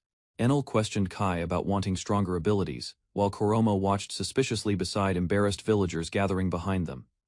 Kai realized Ren's fire magic differed completely from outside civilizations, while Enel confirmed unusual village powers developed through separate traditions independently. Enel explained villagers avoided unfamiliar concepts around Kai, while he quietly remembered strange magical words without understanding their meanings completely. Libelle suddenly descended from skies, desperately, alarming Kai immediately, while shouting warnings about dangerous events approaching their hidden island. Kai and Libelle discovered an approaching ship, causing immediate panic because outsiders rarely traveled toward their isolated island location directly. Libelle nervously questioned Kai repeatedly about enemy numbers, ship details, and possible threats while he struggled organizing immediate defensive responses. Yuri calmed overwhelmed Kai carefully, while Libelle confirmed only one distant ship approached slowly across far ocean waters. Kai decided investigating the approaching ship, while Libelle prepared flying transportation beside several curious owl companions waiting nearby. Libelle carried Kai above forests carefully, though both struggled spotting details, because the distant vessel remained difficult observing clearly from skies. Kai noticed fishermen throwing nets from small boats, while Libelle carefully monitored movements across rough ocean waves below them. Libelle activated special vision abilities immediately, while Kai urgently questioned her about possible soldiers, mages, or dangerous blessed individuals aboard. She confirmed only ordinary fishermen traveled aboard, though Kai remained cautious because temple scouts sometimes disguised themselves, using simple fishing boats. Kai refused attacking suspicious fishermen immediately, ordering Libelle and village chief monitoring movements carefully while avoiding reckless dangerous confrontations. Later Kai returned safely beside Yuri, explaining the approaching vessel appeared ordinary, though everyone remained uneasy about unexpected visitors approaching. Yuri worried hidden sanctuaries lost safety completely, while Kai realized outsiders possibly discovered routes leading toward their isolated settlement. Kai considered possibilities carefully, while Yuri suggested wandering private boats occasionally cross dangerous waters, surrounding their hidden island territory unexpectedly. The fishing boat eventually departed peacefully, though Kai seriously reconsidered island defenses, because future attacks could destroy everything they protected. Kai entered Pioneer Village searching for Enel, hoping synthesize special warrior seeds improving settlement defenses against future dangerous attacks significantly. He found Enel missing temporarily, then wandered confused outside village buildings before hearing unexpected celebrations erupting loudly around him suddenly. Suddenly, Enel and Kuromo happily congratulated Kai enthusiastically, announcing Pioneer Village reached level 30 through continuous development and successful cooperation efforts. Kai reacted awkwardly toward confusing level announcements, while Enel calmly watched his shocked expression beside cheerful celebrating. He discovered village signs changed automatically after leveling, revealing strange achievement messages, connected with mysterious magical system functions overnight. The magical system renamed Pioneer Village after Ren completely, shocking Kai greatly, while confused villagers accepted ridiculous changes without resistance. Enel watched Kai examine growing structures carefully, explaining mysterious village evolution, while both remained surprised by unexpected magical developments. She explained, Hellfire Village changed because Ren influenced hidden systems heavily, causing unusual functions nobody previously discovered before within it. Kai inspected the wooden notice board silently, learning special shopping, unlocked through village progress and magical tool achievements recently for residents. Craftsmen appeared beside expanding settlements, creating advanced equipment while villagers received stronger supplies, greater entertainment, and difficult responsibilities. Enel revealed special shopping, rewarded rare creations accidentally produced by craftsmen, giving Kai opportunities discovering unique items throughout villages. Enel explained, special shopping required gold coins, leaving Kai shocked because village systems suddenly demanded genuine currency from residents. Kai requested immediate purchases, but Enel refused patiently, guiding him through streets while discussing circulating iron products already. Enel brought Kai toward crowded roads, proudly introducing the blacksmith district, where expanding businesses supported village development steadily for everyone. An elderly craftsman supervised workers carefully beside burning furnaces, ordering apprentices continuously, while forged equipment filled the noisy workshop. The blacksmith instructed laborers firmly beside blazing metal, demonstrating proper hammering methods, while Kai observed their coordinated production attentively. Flames erupted around the blacksmith magically, astonishing workers while molten metal transformed rapidly beneath his overwhelming supernatural craftsmanship skill. Kai stared silently, while Enel explained the craftsman combined blacksmithing and magic abilities, earning admiration from apprentices everywhere inside villages. Enel described respected mage blacksmiths, protecting foreign merchants carefully, while ordinary circulating products remained freely available throughout commercial districts. Enel guided Kai toward village statues containing offerings, while Kai remembered transforming himself previously into an object worshipped publicly. Kai approached marketplace tables cautiously, discovering fruits and knives displayed beside villagers, examining merchandise throughout expanding settlement streets peacefully. Kai examined floating knives and harvested fruit proudly, realizing village technology advanced enormously beyond primitive Stone Age conditions for residents. Villagers welcomed him enthusiastically beside statues, believing floating knives represented blessings, while children excitedly gathered around him. Children declared Kai accepted their offerings happily, causing confused reactions, while strange religious faith spread further across settlement. Residents rapidly. Kai considered future village plans seriously, recognizing settlement level 30 created responsibilities requiring careful leadership decisions from everyone together ahead. He gathered island residents for discussions regarding defensive strategies, requesting confirmation before establishing important long-term objectives, protecting everybody from threats. Kai worried temple forces could invade violently someday, considering relocation instead of risking villagers against overwhelming future battles approaching.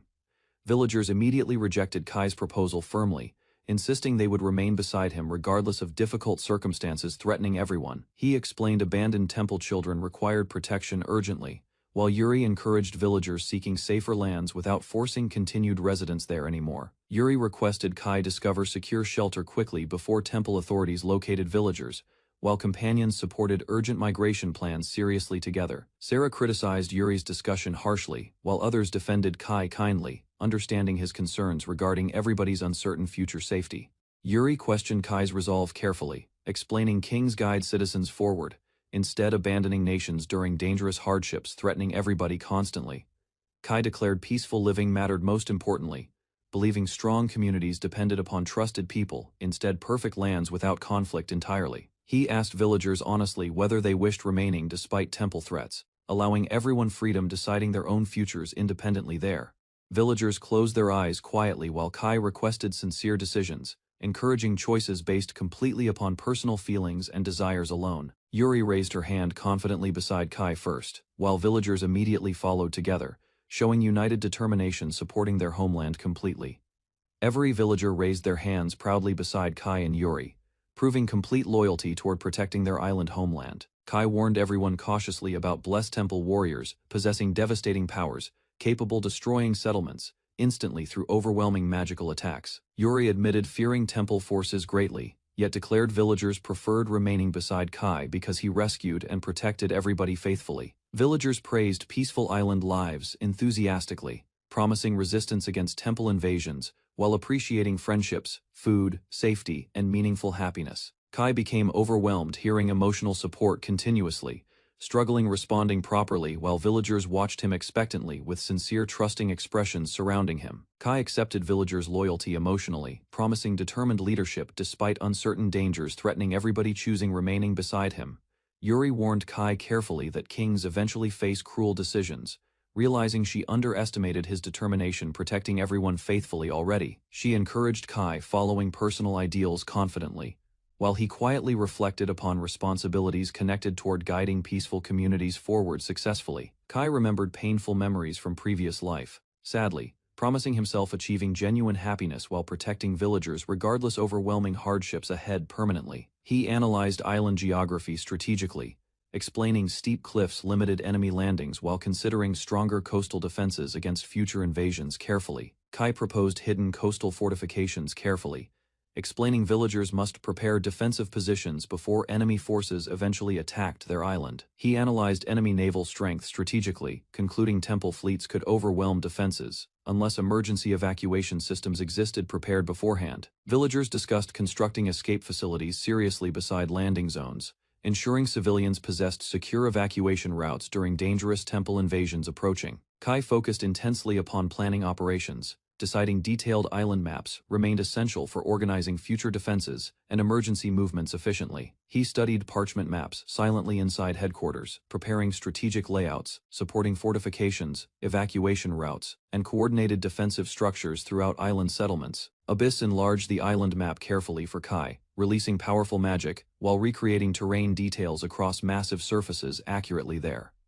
Kai praised Abyss happily after completing detailed drawings, preparing additional surveys with winged villagers assisting future topographical research missions. He suggested exploring northern regions cautiously, while Abyss admitted unpleasant magical sensations originated from unexplored territory beyond settlement borders there. Abyss revealed awakening within northern lands mysteriously, causing Kai realizing important connections existed regarding her unusual origins and forgotten memories. She explained ancient laboratories created replicated beings centuries earlier, leaving Kai shocked while discovering hidden technology beneath northern island territories. Kai descended beside snowy mountains with Ren and Abyss, planning exploration carefully before entering forests surrounding hidden ruins cautiously. Abyss warned Kai about dangerous structures, yet he insisted investigating personally, refusing hesitation while Ren observed silently beside them. Kai discovered massive stone tunnels beneath trees, confirming human construction immediately, while Abyss examined unfamiliar surroundings with growing concern silently. Ren prepared fire magic beside tunnel entrances, while Kai noticed Abyss becoming strangely distracted, delaying their dangerous investigation unexpectedly briefly. Abyss suddenly collapsed beside broken ruins, forcing Kai and Ren toward immediate rescue while she struggled, explaining worsening sickness weakly. Kai realized Abyss worsened, remembering difficult buffalo hunts, while worrying ruined magic beneath mountains caused dangerous sickness inside her. Ren watched Kai carry unconscious Abyss carefully, agreeing immediate retreat remained safest, while mysterious ruins continued threatening their expedition severely. She lifted Abyss immediately, rejecting village travel because distant castles required faster movement, while Kai trusted her determined decision completely. Ren sprinted across rough terrain carrying Abyss securely, creating powerful shockwaves beneath footsteps, while racing toward distant settlements urgently alone. Several minutes passed before Ren returned swiftly, with Abyss resting quietly, astonishing Kai through unbelievable speed across enormous wilderness distances. Ren carried recovering Abyss carefully, while Kai listened quietly, realizing she still blamed herself for delaying dangerous exploration efforts. Kai questioned Abyss about ruined tunnels cautiously, while Ren suspected ancient structures caused mysterious reactions inside her weakened body. Abyss revealed fragmented memories about ancient laboratories, explaining creators built her replica body 1,000 years previously there beneath tunnels.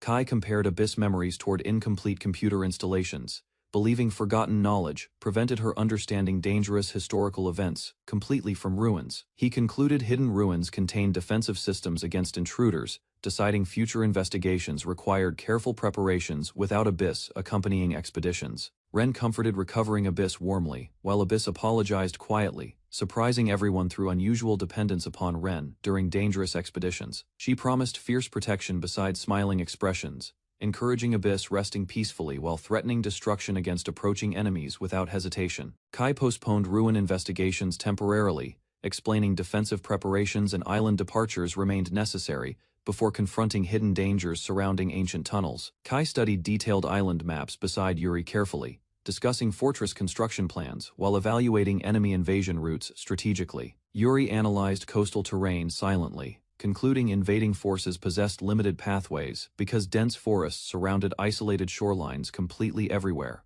Naturally, Kai explained invading enemies could burn surrounding forests easily, forcing defenders toward direct battles across narrow island pathways instead strategically.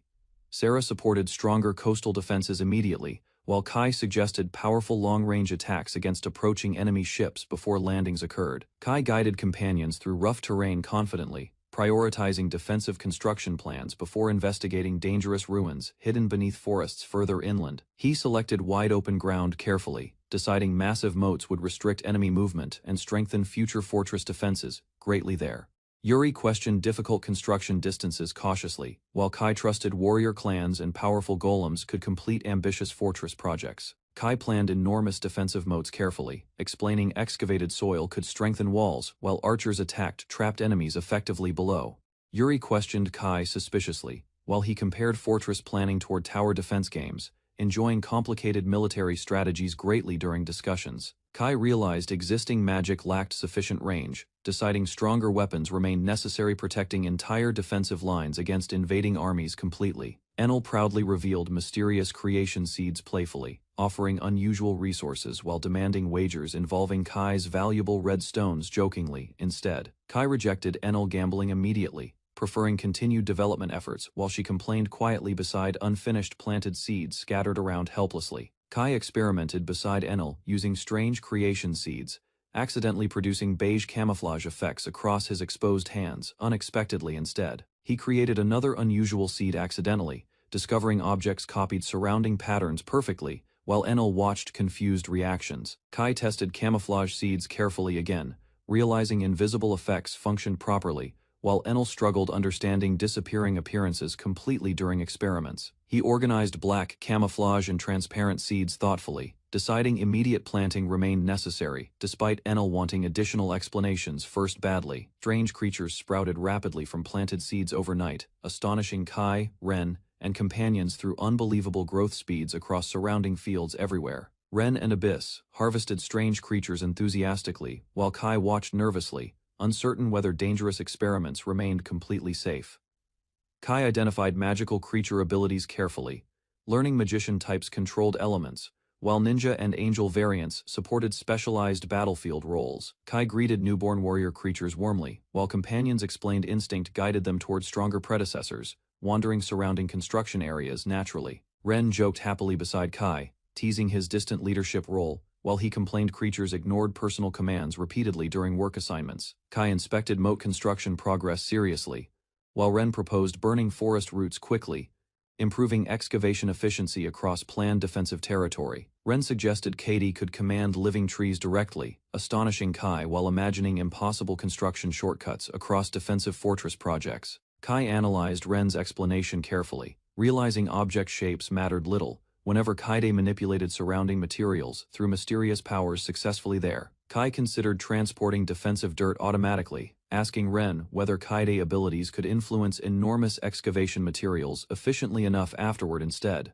Kaide created enormous living dirt creatures successfully, astonishing everyone while commanding moving earth monsters toward construction areas, enthusiastically across plains nearby. Kai tested Kaide abilities further carefully, discovering animated dirt could shape excavation grounds, precisely for massive fortress foundations efficiently. Katie doubted impossible experiments initially, attempting temporary life creation carefully, while Kai observed silent dirt blocks nervously beside her. Kai realized naming objects changed Katie abilities dramatically, concluding living ground creatures became possible through recognition concepts alone unexpectedly. Katie successfully created smiling earth creatures immediately, astonishing Kai, while animated dirt bodies twisted freely across excavation grounds cheerfully together. Kai praised useful creations enthusiastically while Katie smiled proudly, satisfied her unusual abilities finally contributed toward important fortress construction efforts.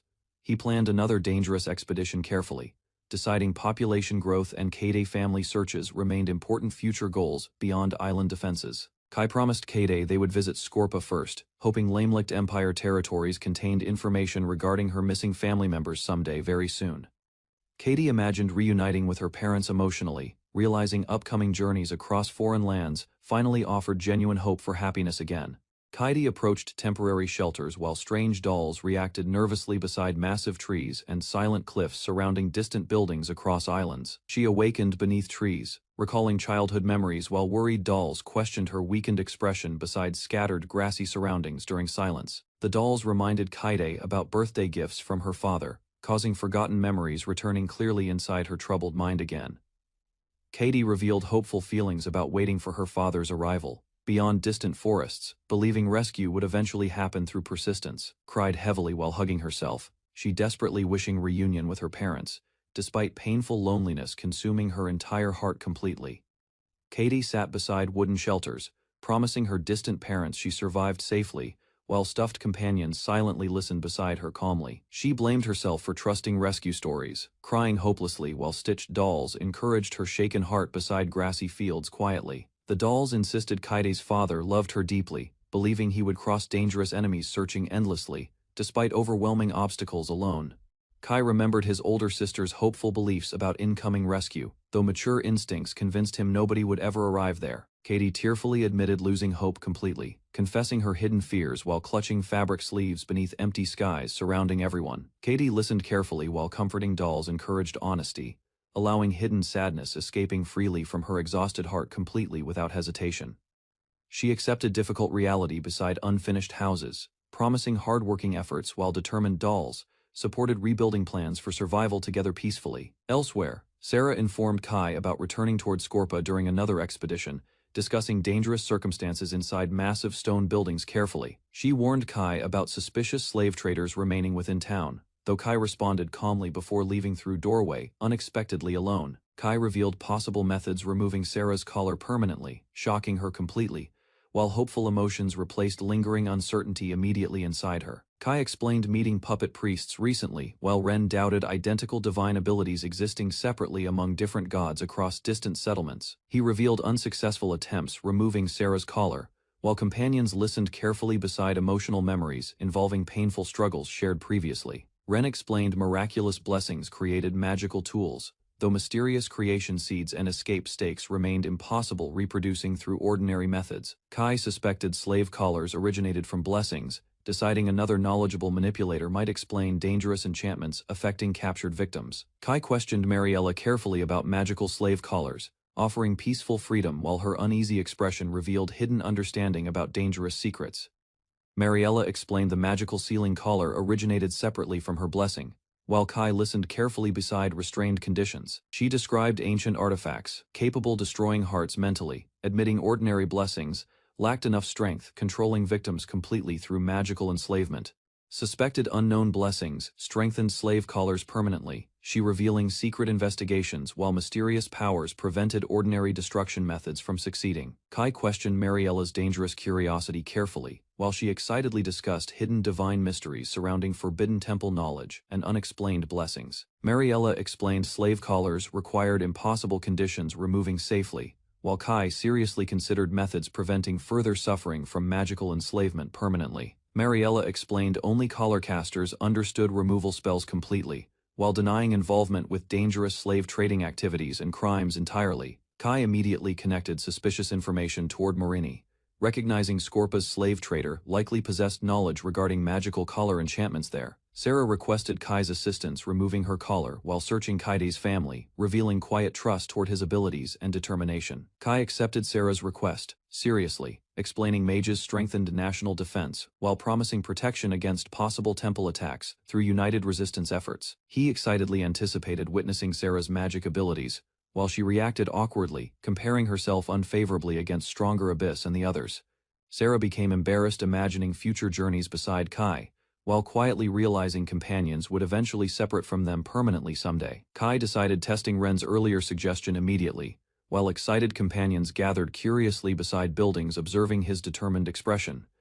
Villagers discussed expedition supplies beside animal pens, explaining requested materials while Ren listened carefully among workers, managing livestock responsibilities there. Villagers considered producing alcohol using harvested grapes, though previous farming attempts failed completely within Pioneer Village because unsuitable environmental conditions existed. Ren misunderstood 2 female horses wanting mates, while amused villagers watched the animals behaving strangely inside crowded stables together silently.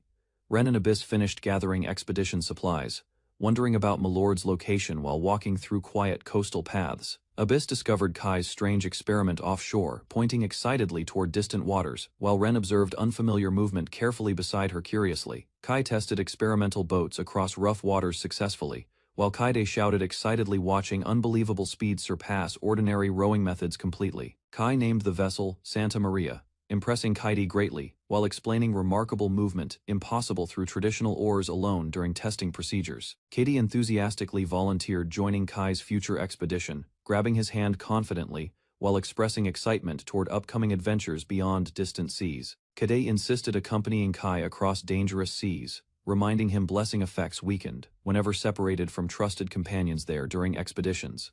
She demanded joining Kai confidently, while he accepted her determination and promised safer travels beside reliable allies across oceans someday. Ren and Abyss observed Santa Maria accelerating rapidly across open waters after Kaide increased magical power through focused encouragement from shore. Kaide pushed the vessel forward, fearlessly, declaring personal effort would reunite her family, while unstoppable confidence strengthened everyone aboard. Kuromo carried supplies inside the house, while Enel confirmed Kai and expedition members already departed across the distant shoreline successfully. Enel explained Kai's group recently left the island before television footage showed him screaming wildly during dangerous experimental transportation testing. Kuromo compared the vessel with machines from Kai's former world, while Enel described Kaide's temporary life ability operating automatically smoothly. Kai contacted Kaide through television, requesting rest moments before Enel realized his unstable vehicle approached the Pioneer Village rapidly outside. Enel welcomed, exhausted Kai cheerfully, while Kuromo questioned how he survived severe shaking beside confused companions, watching silently without complaints. Enel threatened chasing Kai whenever he escaped, while exhausted Kai collapsed across grass beside worried companions watching silently from afar. She comforted Kai gently, explaining Kuromo supported him completely whenever exhaustion returned during difficult expeditions across dangerous territories with patience. Kai requested tea for his aching stomach, while Enel instructed Kuromo immediately, causing cheerful reactions throughout the peaceful settlement grounds. His expedition reached shore within 4 days because Pioneer Village provided nightly rest, although exhaustion still weakened his movements greatly. Abyss stared suspiciously, while Kai warned everyone carefully, remembering previous disturbances caused inside Scorpa during their earlier expedition mission there. Kai assigned Abyss guarding duties beside escape stakes, causing her surprise before accepting responsibility seriously without further hesitation there. Katie protested loudly about visiting slave trading houses, though companions reassured Abyss while remaining behind safely inside settlement grounds together. Merchants watched loaded wagons entering Scorpa carefully, noticing hidden travelers transporting valuable goods through crowded roads beneath guarded entrances silently. Citizens suspected wealthy merchants sent children carrying merchandise, while Kai hurried toward markets resembling locations visited during previous journeys closely. Ren warned Kai about dangerous crowds while merchants inspected cattle and products surrounding bustling streets filled with curious townspeople carefully. Kai rejected expensive offers, insisting massive cows deserved fair prices, while shocked merchants questioned his unusual business decisions calmly there. He refused prolonged negotiations, explaining previous sales values, while impatient buyers argued loudly beside confused traveling companions watching silently closely. A wealthy merchant accepted Kai's requested price immediately, interrupting negotiations and frustrating traders attempting cheaper bargains across crowded stalls angrily. Merchants argued fiercely about livestock prices while Kai listened quietly between them, avoiding involvement during escalating marketplace disagreements entirely there. Desperate merchants increased payment, offers repeatedly until exhausted Kai accepted 7 coins, ending chaotic negotiations surrounding valuable cattle successfully. Kai explained merchants intentionally raised prices together, though Ren preferred avoiding wasted time during difficult marketplace negotiations completely. Kai confirmed every product sold successfully before planning purchases necessary for improving Pioneer Village with Kaide's assistance immediately afterward. Carefully, he purchased supplies throughout crowded markets, gathering food, containers, tools, and livestock required for supporting village expansion efforts successfully there. Kai returned proudly beside loaded wagons, while Enel celebrated another successful trade expedition, bringing valuable resources towards settlement residents happily. Kai revealed purchased horses, barrels, grapes, glass, and cotton seeds before surprising Enel further with mysterious additional merchandise afterward secretly. Enel proudly revealed specially crafted swords while shocked Kai examined unusual weapons purchased secretly during their successful marketplace expedition. Enel prepared dramatic explanations enthusiastically, while Kuromo watched quietly beside Kai awaiting demonstrations involving mysterious enchanted weaponry carefully. She activated blazing flames across the weapon, naming it Fire Sword while embarrassed Kai criticized the unimaginative title immediately afterward. Enel explained village blacksmiths created magical flames safely through enchanted craftsmanship before Kai reluctantly purchased expensive weapons, despite complaining constantly there. Kai questioned using magical swords without powers, while Enel insisted imagination mattered more than magical talent during weapon demonstrations there. Kai concentrated carefully before flames burst violently from the sword, shocking everyone watching his unexpected magical weapon activation successfully. Enel celebrated his success proudly while Kai warned enchanted weapons produce dangerous heat, unsuitable for battles against ordinary humans directly. Kai explained future plans involving horses and village supplies before promising Sarah transportation through northern island routes safely. He returned home and greeted Sarah warmly while she carried food trays inside busy settlement buildings during preparation work quietly. Sarah walked through Pioneer Village seriously, while Kai observed silently, noticing her thoughtful expression during important responsibilities, awaiting completion ahead. Kai remembered Scorpa once belonged to Monodal territory, while Sarah noticed major changes throughout the crowded town streets carefully. Abyss approached Kai eagerly, requesting permission accompanying future activities before he accepted calmly beside waiting companions outside the busy district. Kai disguised himself with cloaked companions before entering Marini's slave trading house, preparing additional support for dangerous negotiations carefully inside. Katie, Abyss, and Kai discussed using magic against resistance, before advancing cautiously through silent corridors, together while Sarah observed silently. The group discovered abandoned hallways inside the trading house, causing confusion while everyone searched carefully for hidden occupants throughout surrounding. Cloaked Kai questioned silent workers inside Malini Trading House, before employees explained business operations remained suspended, temporarily without revealing further information. Kai requested meeting Mr. Malini directly, though servants explained their absent master traveled elsewhere for stocking operations months previously. He learned Malini departed before wartime conflicts started, while employees revealed he currently stayed inside Namelport City cautiously. Kai immediately investigated maps beside companions after discovering Malini's location,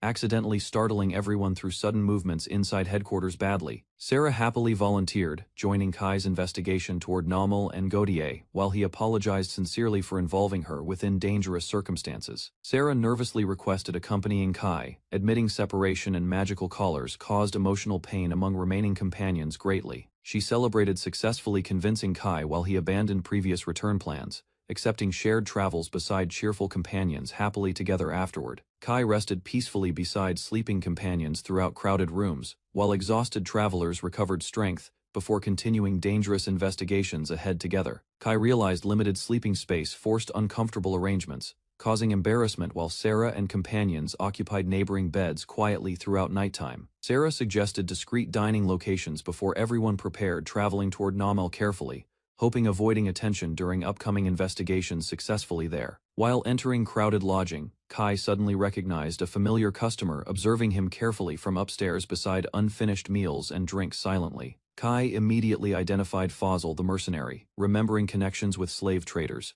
while Fazl himself too recognized Kai from the past encounter. Fazal guided Kai through forest paths, avoiding Imperial soldiers while hiding their connection from suspicious travelers, crossing roads alongside. Kai offered Fazal employment during breakfast, believing the dismissed warrior possessed valuable experience useful for dangerous political circumstances surrounding. He questioned missing mercenaries, while Fazal revealed former Imperial mages joined warfare, forcing him abandon military service permanently following defeat. Kai suspected deception because skilled mages remained respected, yet Fazal calmly explained complicated reasons behind his damaged reputation within society. Fazal finally admitted Kai defeated him previously, causing humiliation strong enough destroying trust between him and Imperial authorities during conflicts. Fazal trusted Kai's strength, believing cooperation guaranteed future battles, while Kai calmly accepted his dangerous proposal without hesitation immediately. Kai examined Fazal carefully while Ren noticed serious intentions, realizing their group faced another risky decision involving unfamiliar allies together. He questioned Fazal about Imperial routes toward Godier, then immediately confirmed plans after learning valuable geographic knowledge from his experiences. Sarah worried Fazal concealed important information while traveling beside Kai, questioning whether trusting an unknown mercenary guide remained completely reasonable. Kai acknowledged Fazal's dangerous nature, yet believed his behavior seemed dependable enough, convincing Sarah despite lingering uncertainty surrounding their partnership. Sarah remembered Fazal abandoning Imperial forces despite magical talent, while Kai recalled his determination during brutal battlefield. Fazal warned Kai that rulers faced dangerous fanatics and greedy traitors, making trustworthy companions extremely important for survival within kingdoms. Kai admitted uncertainty surrounding Fazal's intentions, yet understood suspicion alone could never protect vulnerable people from future hardships and conflicts. Rejected fearful isolation, he insisting constant distrust would imprison everyone emotionally while transforming outsiders into permanent enemies across distant lands. Sarah accepted Kai's judgment cautiously, promising careful observation because Fazal possessed troubling connections with Mondial despite seemingly honest behavior recently. Sarah ignored mercenary grudges, focusing instead upon removing her collar while explaining Fazal arrived too late during battle to intervene. 10 days passed before Kai reached Namel, discovering crowded streets, busy merchants, and massive buildings surrounding the Imperial harbor districts. Fazal questioned Kai about recognizing Mondial, but neither Kai nor Ren remembered his appearance.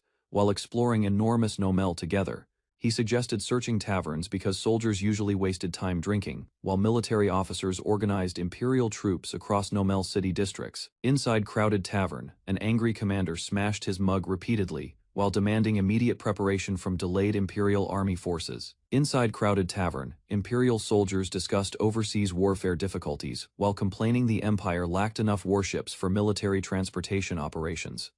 Fazal entered suddenly, shocking the commander, who immediately recognized him while demanding explanations before suspicious soldiers. Mercenaries welcomed Fazal enthusiastically, expecting another battle companion until he explained Kai's group only needed information from their commander. Instead, Kai approached wearing strange mask beside Fazal, confusing everyone inside tavern while disguising identity before confronting dangerous Imperial veterans. Malini finally recognized Fazal completely, then furiously ordered surrounding mercenaries capture him immediately while threatening brutal punishment against intruders inside. Fazal protected Kai's group openly, declaring loyalty toward him, while masked Kai and companions confronted hostile mercenaries. Kai requested private discussion with Malini, while Fazal confidently borrowed the commander temporarily, preventing unnecessary conflict between suspicious mercenaries inside tavern. Malini escorted Kai downstairs while mercenaries waited upstairs cautiously, realizing discussions regarding magical slave collars involved extremely sensitive Imperial information. He demanded convincing reasons before sharing information, while masked Kai threatened consequences carefully without revealing personal identity or dangerous abilities. Malini accepted negotiations because Fazal supported Kai financially, admitting Sarah's strength prevented victory against her during possible violent confrontation attempts.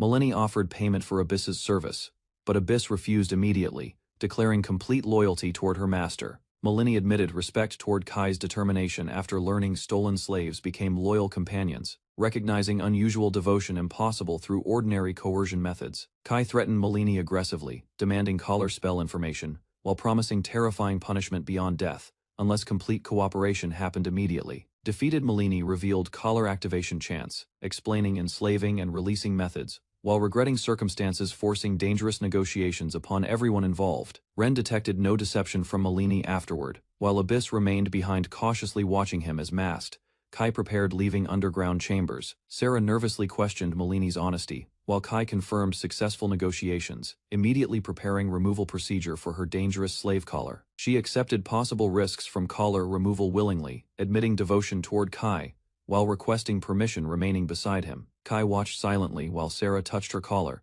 preparing herself emotionally before dangerous magical release procedure officially started beneath underground chambers. Comforted Sarah gently, Kai promising complete support regardless consequences while vowing solve any problems caused through collar removal effects. He activated release chant successfully, causing brilliant light surrounding Sarah while magical slave collar finally disappeared completely from her neck. Sarah celebrated collar removal happily while Kai apologized sincerely, promising peaceful freedom and safer living beside trusted companions forever. Overwhelmed emotions pushed Sarah toward Kai suddenly, embracing him tightly while questioning why he continued showing constant kindness always toward her. Sarah nervously confessed romantic feelings toward Kai, leaving him stunned before admitting mutual affection awkwardly together beside her. Kai struggled explaining his feelings properly, causing Sarah greater embarrassment while both misunderstood each other's emotional intentions entirely. Sarah panicked from overwhelming happiness, realizing genuine love changed her completely, while uncertain emotions rushed uncontrollably through her heart and mind.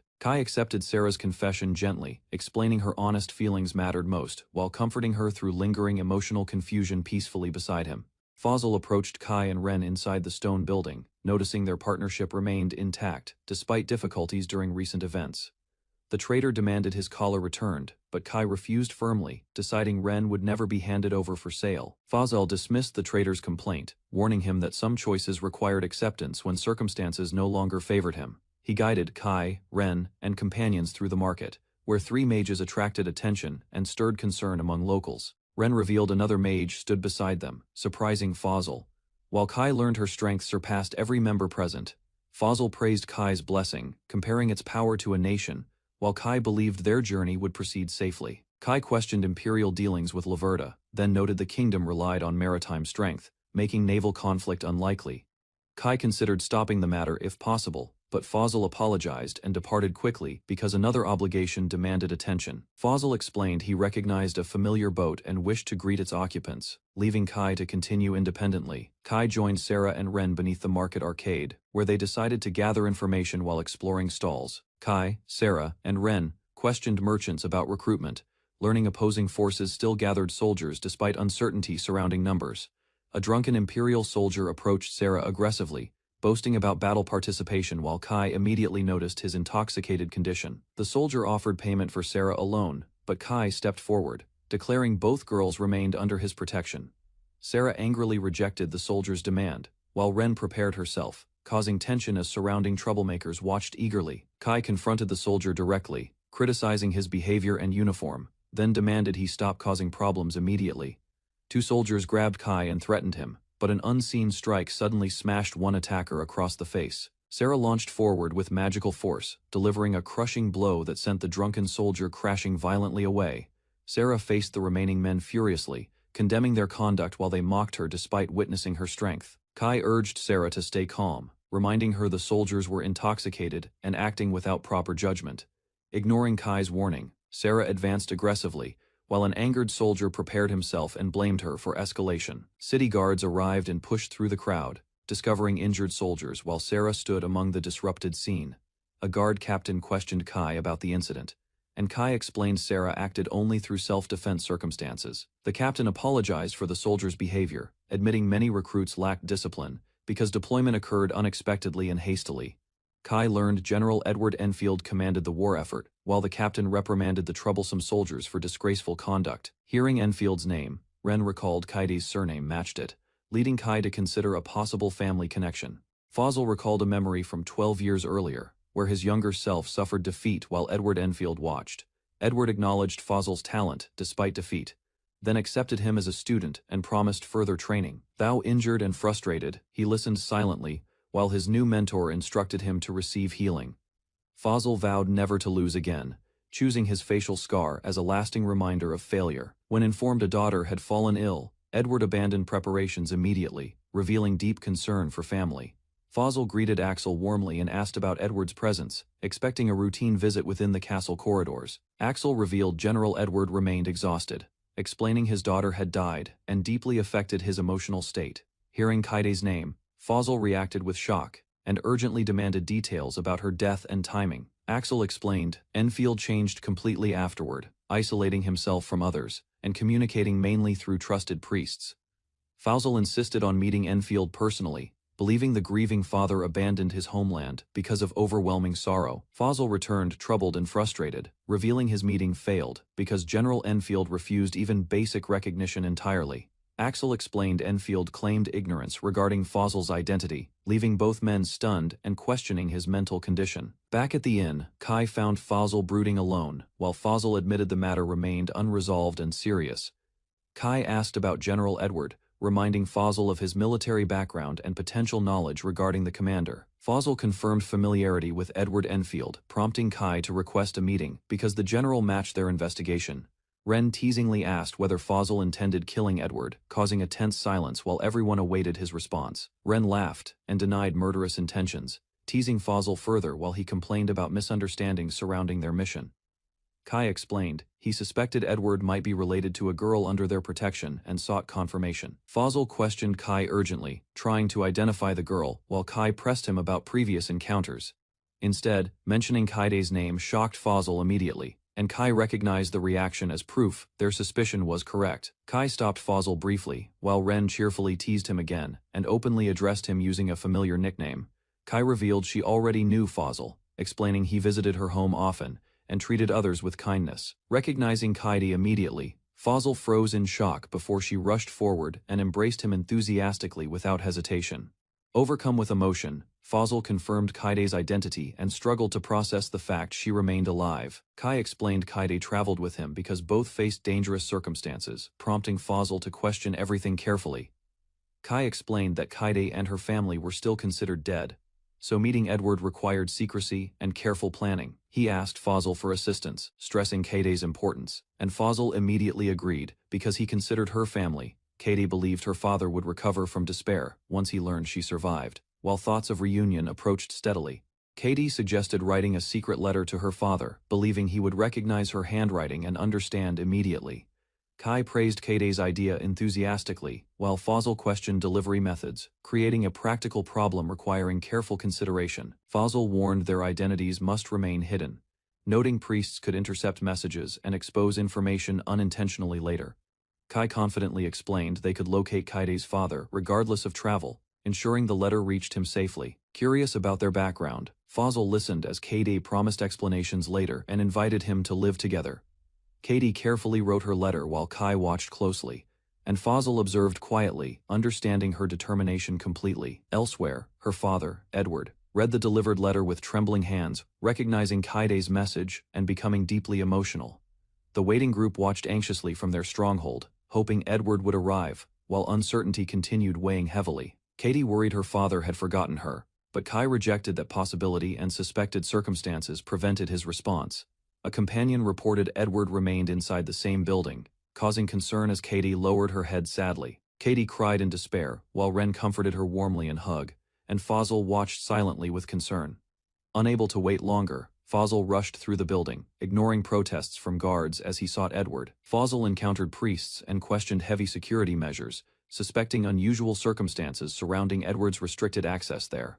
A priest discussed military conditions calmly, explaining sufficient mages existed, despite concerns regarding available regular soldiers. The church leadership declared war preparations complete, ordered immediate departure toward Laverta, and revealed their determination. Kai concluded waiting was useless and proposed meeting Edward directly, while Fazl listened beside the gathered group. Abyss pledged absolute loyalty, Libel offered reconnaissance support, and Sarah declared her recovered magic ready for action. Kai announced an offensive approach, despite Imperial opposition, then asked whether Fazl objected to the dangerous plan. Fazl questioned confronting Edward directly, describing him as a brilliant strategist who understood warfare exceptionally well. He remained uneasy, despite their 4 mages, doubting the operation and worrying about possible consequences ahead. Fazl accepted Kai's proposal eagerly, declaring himself ready and determined to confront Edward personally, without hesitation whatsoever. He explained Edward Enfield had severed ties first, dismissing concerns while discussing methods to draw him outward. Kai rejected waiting, and decided provoking movement was necessary, planning actions that would force Edward's appearance. Kai and Liebel observed warships inside the harbor, investigating preparations while searching for information aboard them. Liebel activated her special vision confidently, assuring Kai she could examine the ships despite brief discomfort. Liebel used her vision across the harbor, spotting activity aboard ships before exhaustion overtook her. Suddenly completely. Kai thanked Liebel for valuable information, while allies prepared eagerly, accepting the risky operation without hesitation. Kai assigned responsibilities carefully, ordering distractions elsewhere, while instructing companions to leave one ship untouched. Using village abilities, Kai's group launched attacks across the harbor, sinking multiple vessels and spreading confusion. One's enormous ship remained intact and was transported away, astonishing Enel and Kuromo as Kai ordered its inspection.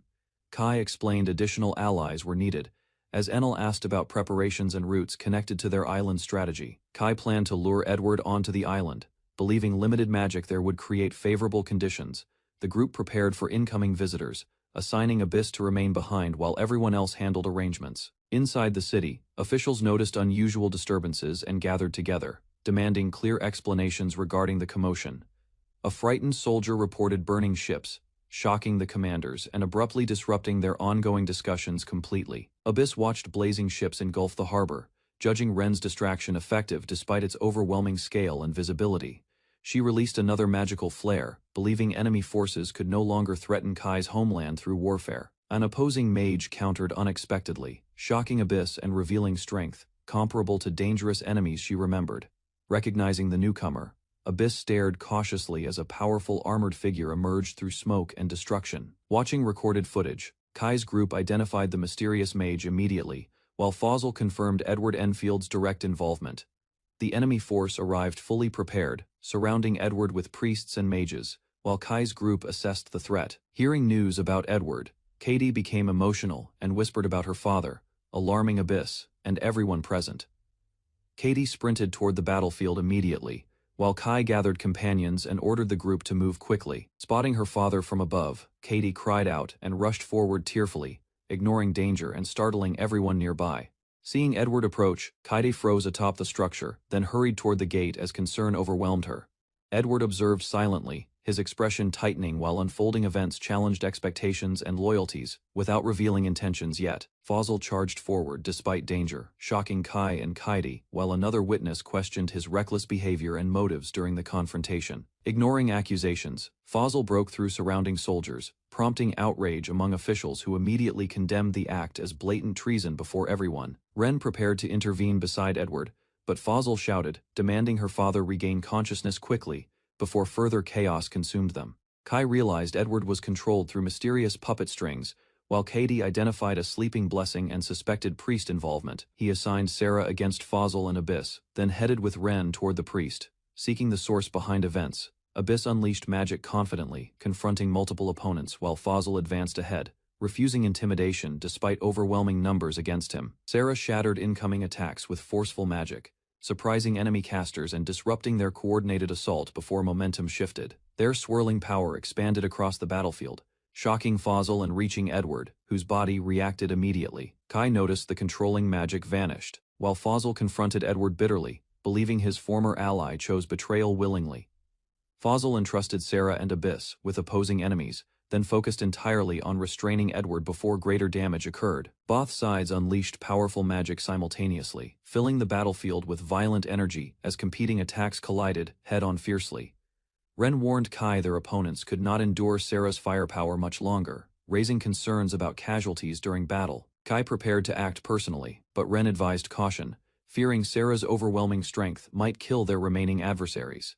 Kai instructed Osa to collapse enemy positions with earth magic, hoping disruption would bypass protections controlling Edward effectively. Sarah and Abyss attacked immediately, catching several opponents off guard as rising earth magic destabilized their formation completely.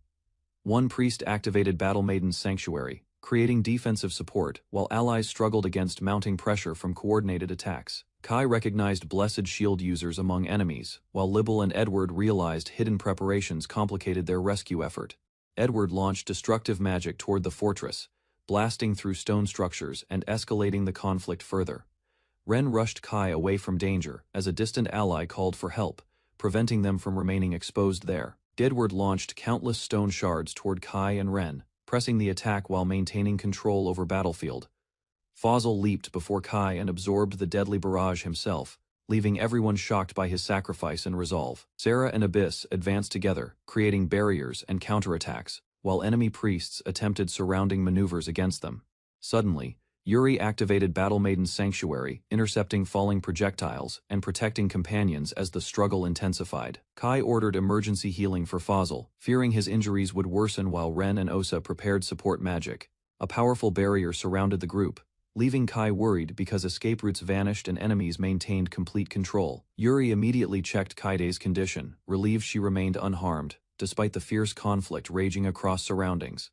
Kaide stayed silent for several moments, then lifted her head slowly as frustration and determination surfaced within her. Katie scolded her father loudly for hurting allies and Fazl, releasing pent-up emotions while everyone listened in surprise. Kaide activated temporary life in desperation, condemning Edward's actions and channeling magic toward protecting everyone endangered by conflict. A massive golem emerged from Kaide's ability, shocking allies and enemies before charging directly into opposing forces. Gol smashed through enemy lines relentlessly, scattering priests and creating an opening for the trapped group. Witnessing the creature's strength, enemy soldiers panicked and fled, abandoning resistance as fear spread across their ranks. Kai immediately told Kaide to cancel Gol's ability, rescue Edward, and withdraw before the situation became uncontrollable again. Within a dreamlike space, Kaide called endlessly for Edward, reaching his consciousness and guiding him back through affection alone. Katie struck Edward awake and insisted everything was real, shocking him as awareness returned, despite lingering confusion completely. Edward wondered whether death claimed him already, but Kaide quickly corrected him, ending his misunderstanding before panic spread. Kaide embraced her father tightly and declared she had returned, then urged him toward reuniting with her mother soon. Kai introduced himself while Fazl recovered nearby, and Edward finally began learning about those who protected Kaide throughout. The group entered Tanohira Pioneer Village together, bringing Edward into Kai's community and opening a hopeful chapter ahead.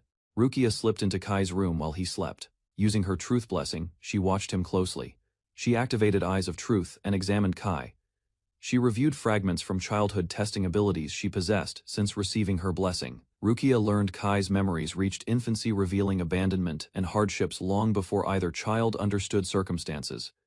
During the 12-year blessing ceremony, Rukia realized Kai differed from ordinary people. His history raised questions and inspired deeper. Summoned by a church official, Rukia entered the room and introduced herself formally.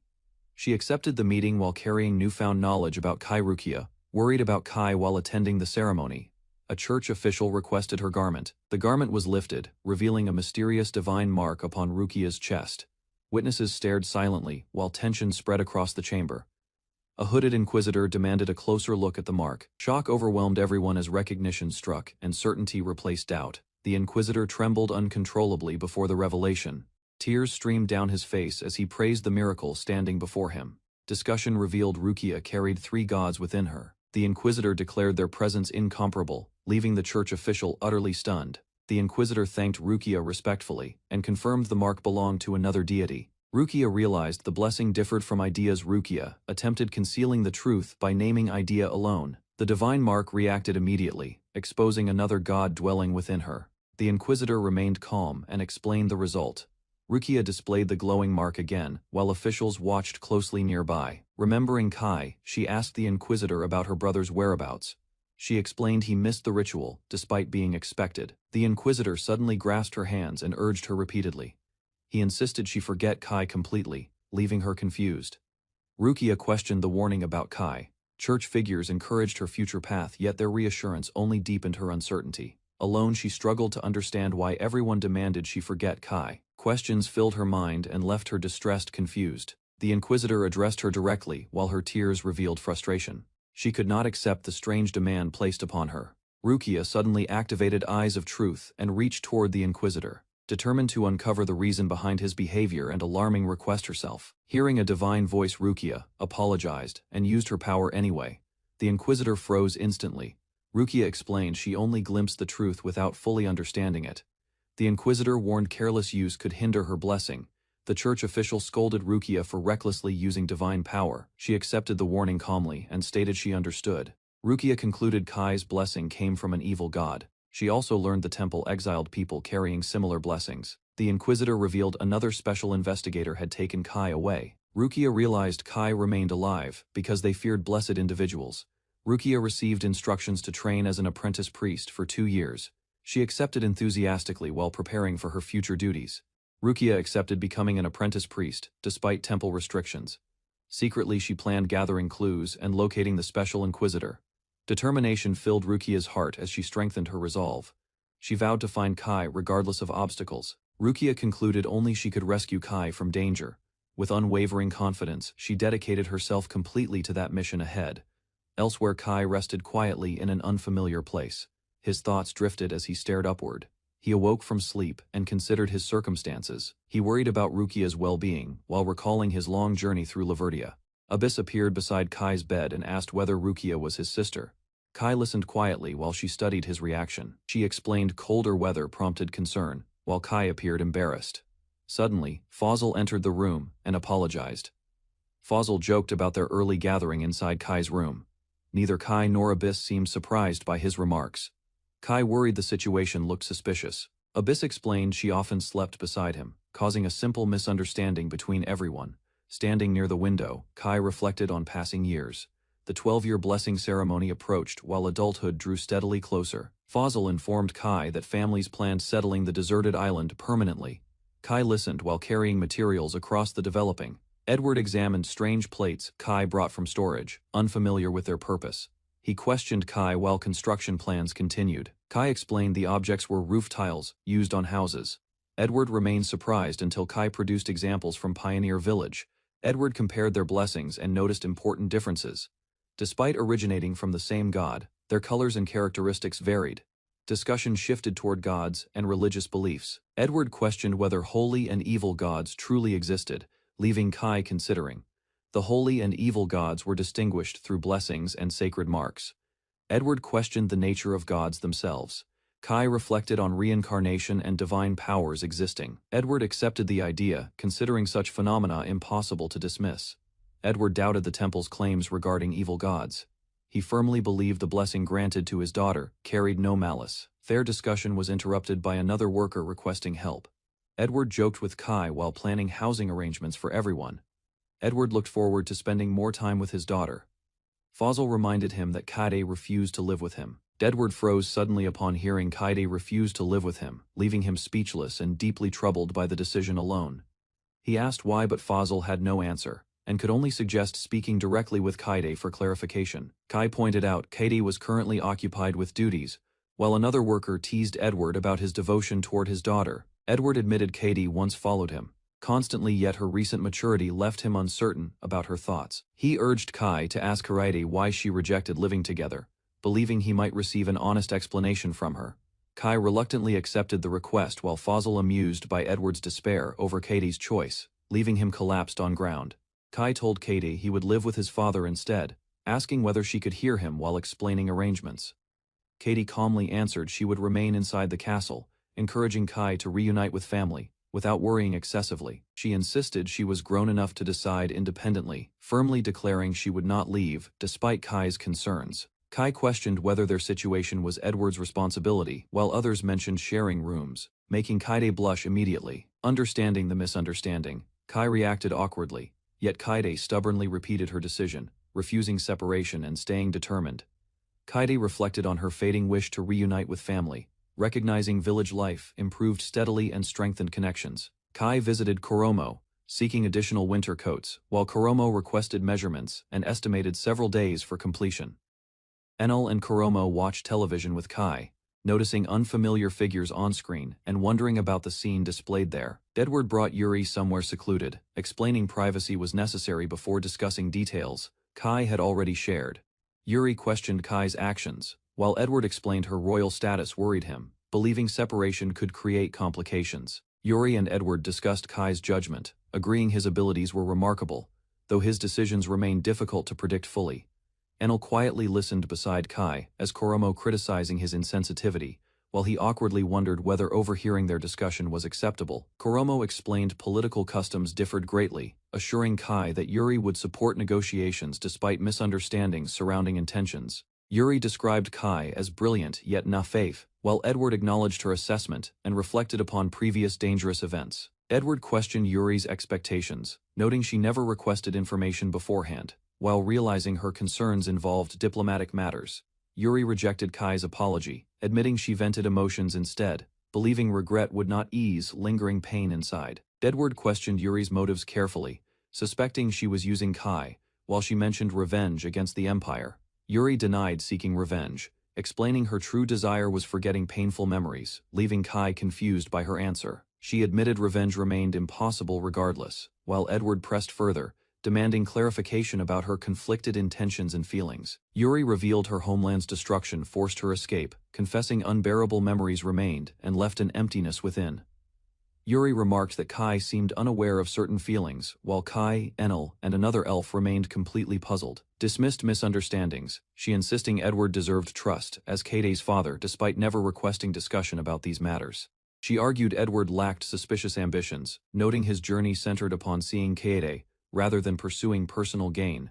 Edward promised he would never harm Kai's benefactor, declaring Kaede found peace there and deserved protection always. Discussing divine matters, Edward separated temple issues from personal judgments, while Yuri considered whether former enemies remained dangerous.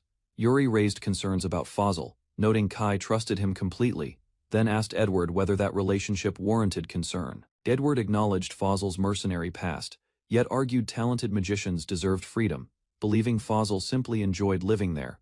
Yuri observed Kai treated Fazl warmly, while Edward noted their unusual friendship despite age differences and lingering distance. Edward suggested her sounded jealous, leaving her startled as she considered whether her emotions matched that accusation. Yuri admitted jealousy seemed possible, recalling Kai's smiles toward others, while Kai and the elves misunderstood entirely. Edward reassured Yuri that Fazl was unlikely a spy, explaining neither the Empire nor witnesses recognized his presence.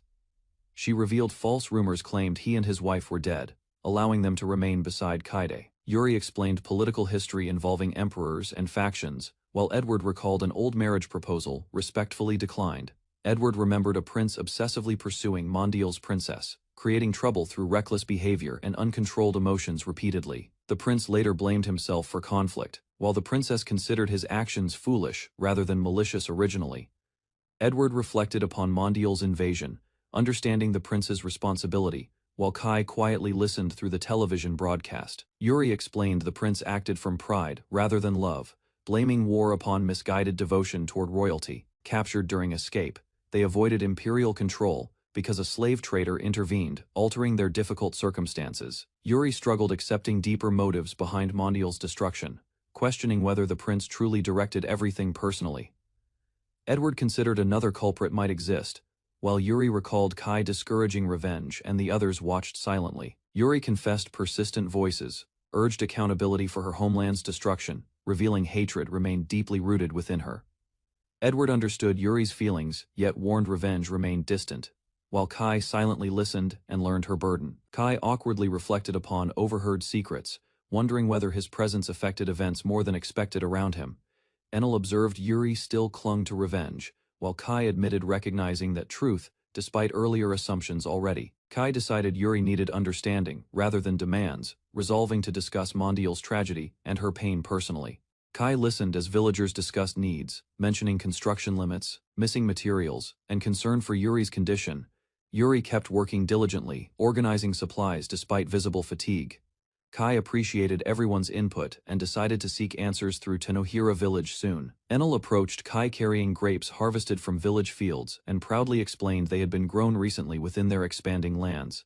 Kai asked whether the grapes could be eaten immediately, while Enel cheerfully confirmed they could, and sampled them. He evaluated the grapes, noting thick skins, difficult seeds, and a rich, bittersweet flavor. Enel happily praised the taste, seeming pleased overall. Kai suggested making wine from the grapes. Enel quickly understood the process, and the group agreed to test it with available barrels. Enel excitedly brought Koromo to help while Kai watched them approach. Their enthusiasm hinted at playful participation in the planned task. They changed clothes and stepped into the barrel.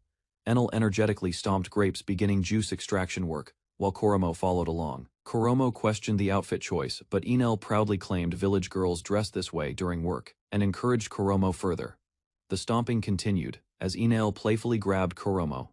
Kai watched quietly, wondering whether such methods truly mattered for producing wine efficiently. The grape crushing finished, and Enel eagerly offered Kai a sample.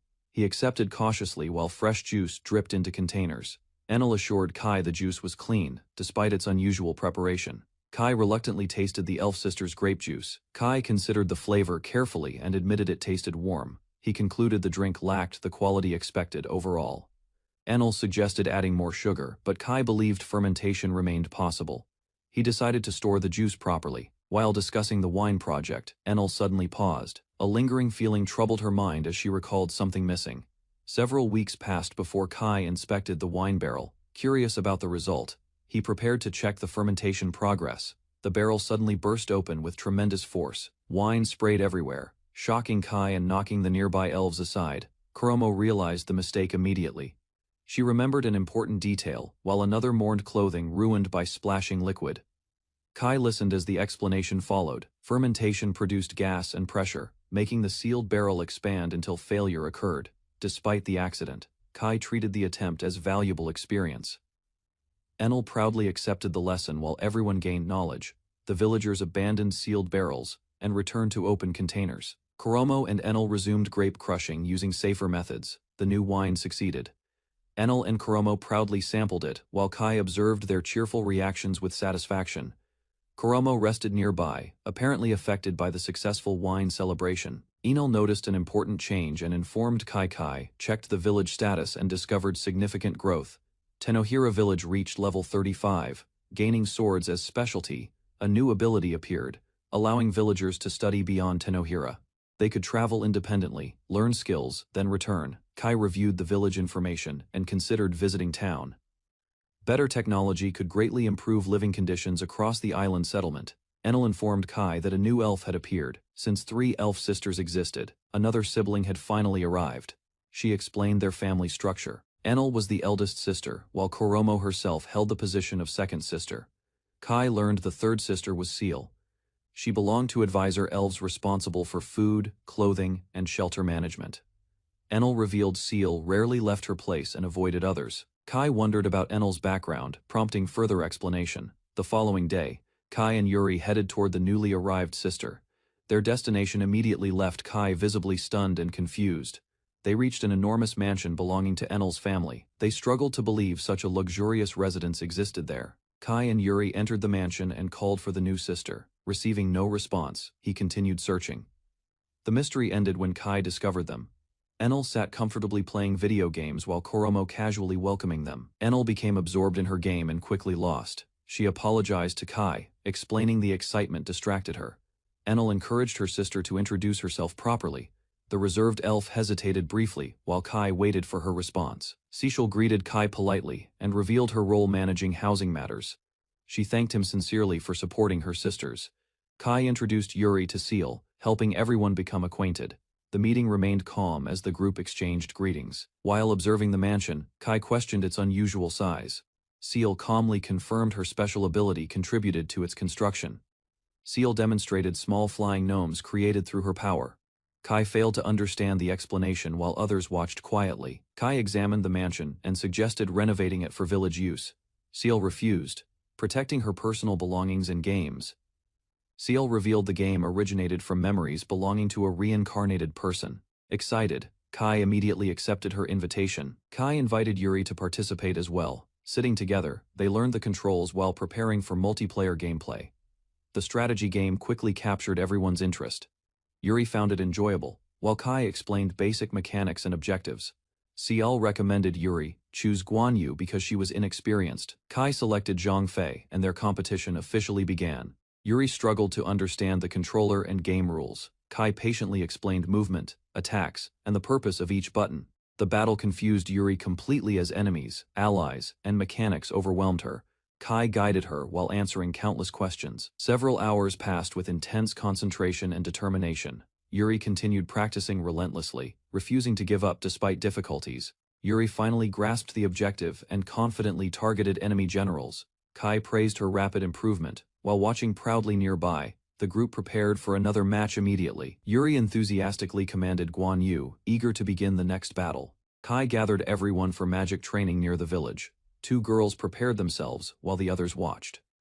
To demonstrate a technique, Kai formed a water spell and launched it toward the pair. The attack moved faster than expected. Water burst across the girls, ending the test instantly. The spectators saw another failed attempt and laughed at the result. Afterward, Kai explained that water magic was safer for practicing magic nullification. A young villager showed interest in learning. The two girls stepped forward and prepared their own water magic. Seeing their determination, Kai realized the lesson was about to become much tougher. The training session escalated when the two girls turned their water magic on Kai, caught off guard. He struggled to escape the relentless attacks. Later, Kai reviewed the village's preparations for winter. As the work neared completion, he decided to inspect another location on the island. While changing clothes, Edward revealed an ancient ruin hidden on the northern side of the island, a place he had not mentioned before. The group learned the ruin was over 1,000 years old and likely dated back to the era of the God War. Hearing this, Kai became interested. The possibility that the forgotten structure still held secrets convinced him to investigate it further. Kai learned that the island had once been controlled by a temple, but nobody knew whether the ancient ruin had ever been explored. The discussion revealed a deeper mystery. The island's former inhabitants vanished long ago, yet traces of advanced technology and an android remained behind. Hearing that the android had last been seen unharmed, the group grew more interested in uncovering the truth hidden within the ruins. Suspecting the temple was concealing important information, another companion supported the investigation and wanted to learn what secrets were being protected. Kai organized an expedition team, with several warriors chosen to accompany him. Preparations began for a journey toward the ancient ruin. Before departing, a worried girl asked Kai to stay safe. She promised to protect the village if anything happened during the expedition. Kai considered the consequences of failure. The village, its people, and the fragile balance they maintained all depended on his return. Trying to ease the tension, he joked about the future and ended the discussion. The others quickly prepared for the journey. The expedition traveled north and finally reached the ancient ruin, hidden among the wilderness and forgotten structures. Upon arrival, the group sensed an unusual disturbance. Strange magical energy surrounded the area, confirming the ruin was far from ordinary. As the group approached the ruin, an invisible force interfered with their magic.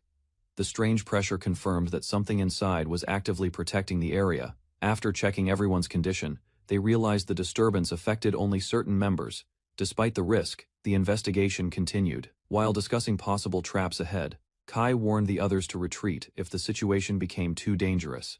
The group considered what might be hidden inside, including ancient machines or mechanical soldiers left behind by a forgotten civilization. Remembering Abyss and her connection to war technology, Kai suspected the ruin could be a laboratory. That possibility strengthened his resolve to uncover its secrets. While advancing through the ruin, Kai imagined the worst-case scenario. If countless war dolls like Abyss remained inside, the island could face a disaster, despite the danger. His companions promised to protect one another. Their determination strengthened the group's resolve to continue forward. Using a torch, they examined the tunnel and confirmed that enough air flowed through the passage for safe exploration. Kai analyzed the airflow and concluded that another chamber likely existed deeper within the structure. Soon, a hidden room was discovered. The group entered the chamber and found advanced machinery buried beneath centuries of decay. The mysterious ruin was beginning to reveal its true nature. Inside the chamber, the group examined strange materials and structures. Unlike anything found on the island, the facility appeared ancient yet remarkably preserved. Kai noticed signs of advanced engineering. Even after centuries, the room showed little damage from time, revealing the sophistication of its creators. Exploring further, they discovered several sealed cases near a blocked passage. The collapse prevented them from reaching deeper sections of the ruin. As Kai inspected the area, a mysterious figure suddenly appeared behind him. The unexpected presence caught the group completely off guard. Reacting instantly, Kai struck before the figure could act.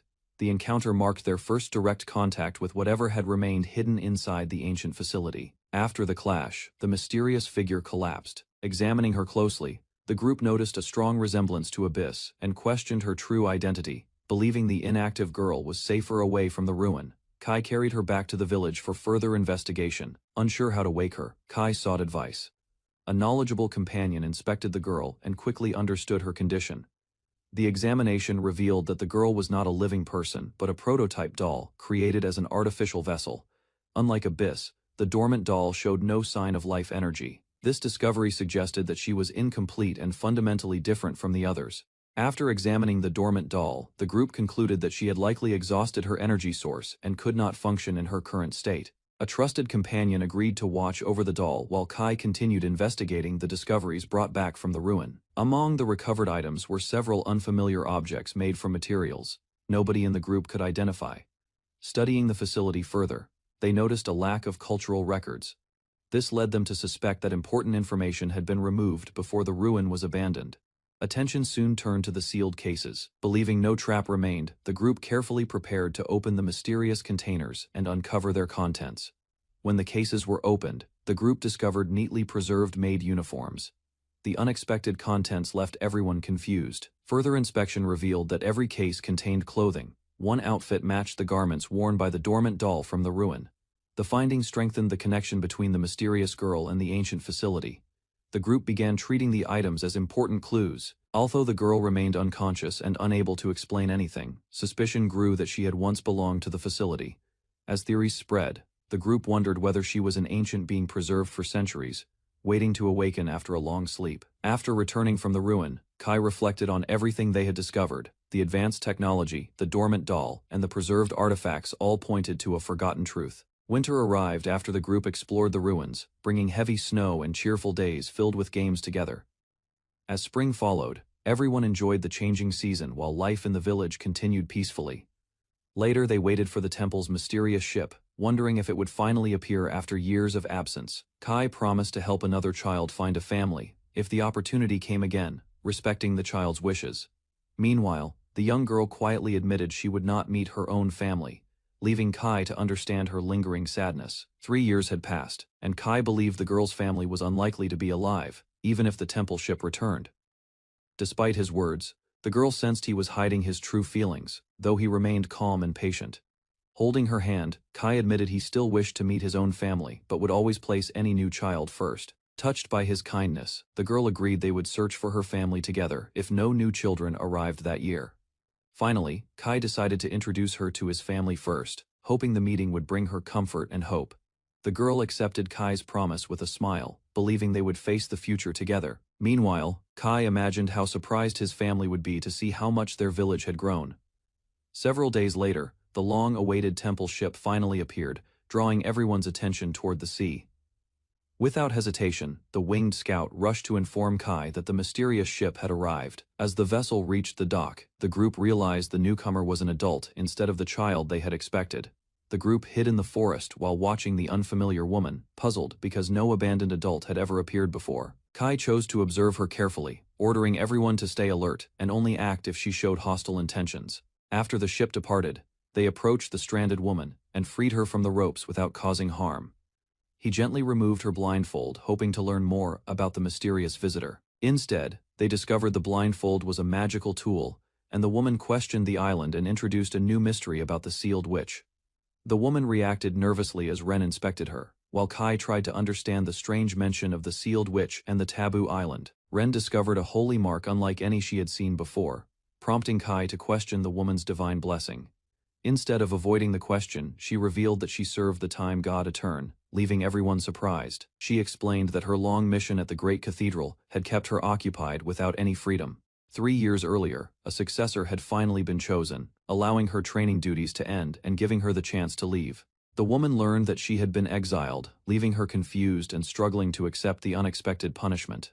Overcome with emotion, she explained that she had faithfully served the temple for centuries without ever questioning her duties. Soon, she broke down after revealing she had worked for 500 years, astonishing everyone around her. Unable to hold back her frustration, she cried out in despair over the unfair ending to her long service. Meanwhile, Ren believed the woman was telling the truth, while Kai realized the isolated village had become the exile's unexpected destination. She questioned whether the villagers were truly human after discovering they had lived on the Forbidden Island. Rather than answering immediately, Kai asked her to explain the sealed witch mentioned in her story. After losing hope, she agreed to reveal everything, believing she had nothing left to hide. She identified the witch as the legendary figure spoken of throughout history, leaving Kai puzzled by the unfamiliar tale. According to her account, the Blessed Witch had thrown the world into chaos nearly 700 years earlier. The woman explained that the witch granted blessings freely, causing chaos until the temple captured and sealed her away. Meanwhile, Kai questioned why the temple continued abandoning blessed people, instead of handling them directly. She answered that the temple feared a phenomenon known as the divine return, which could bring serious consequences. To everyone's surprise, the woman realized that knowledge about the divine return had almost disappeared over time. Finally, she revealed that killing a powerful blessed person scattered their abilities, leading the temple to forbid such actions. Kai asked what would happen if a blessed person died, and the woman warned that their powers could spread to others. She explained that the released power might affect an entire town, or become even stronger if absorbed by a human. Hearing the explanation, Kai finally understood why the temple never executed abandoned blessed children. To clarify her point, the woman described how lingering resentment could transform released power into a dangerous disaster.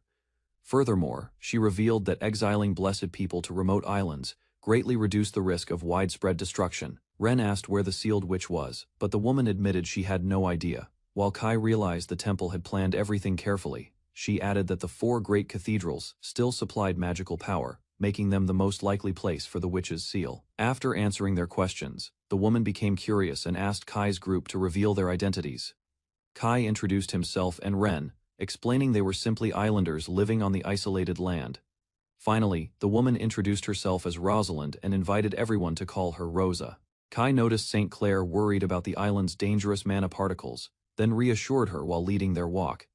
Kai explained he and Abyss had lived there for almost 3 years, defeating monsters and adapting without suffering serious. Together they continued along the forest path while St. Clair observed her surroundings carefully, becoming curious about Kai's experiences.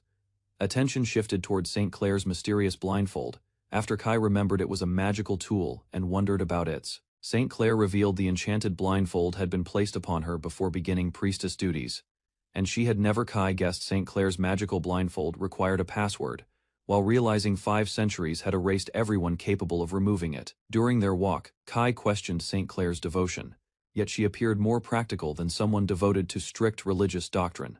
Kai remembered his adoptive father ignoring temple lessons, making him wonder whether inquisitors truly enforced every religious teaching without exception. St. Clair explained her 5 centuries of service made every bishop younger, causing everyone to respectfully treat her like a scientist. Curious about her extraordinary longevity, Kai asked why St. Clair remained youthful and what responsibilities occupied her throughout those 5 centuries. St. Clair revealed her divine blessing stops time for her body, allowing 5 centuries to pass without changing her youthful appearance. She explained her sacred duty required protecting the temple's sleeping patron saint while preserving herself through her extraordinary time, stopping blessing. Kai and Abyss listened as St. Clair described the mysterious patron saint, whom she called the eternally resting man. St. Clair spent 500 years repeatedly stopping time before sleeping beside the patron saint, creating an exhausting endless routine. Abyss wondered whether frozen time felt instantaneous, but St. Clair admitted her consciousness remained awake throughout the entire experience instead. St. Clair explained her blessing halted only her personal time, leaving her fully conscious whenever the sacred power remained active. Kai questioned the temple's strange decision, but St. Clair admitted the patron saint's purpose remained one of their greatest secrets. According to St. Clair, the sleeping patron saint protected the entire world, although nobody ever explained the mysterious truth behind him. St. Clair revealed the temple abandoned her, prompting Kai to listen carefully while learning more about her lonely past. Kai introduced his growing island nation and welcomed St. Clair, offering her a new home alongside everyone already living there. Kai welcomed St. Clair into the village, where Abyss, Yuri, and everyone greeted her before introducing several friendly companions. Remembering St. Clair's blindfold, Kai suggested testing whether Rosa could remove its powerful blessing after 500 long years. Kai asked Rosa to heal St. Clair's eyes, hoping she could restore abilities left unused throughout countless years of isolation.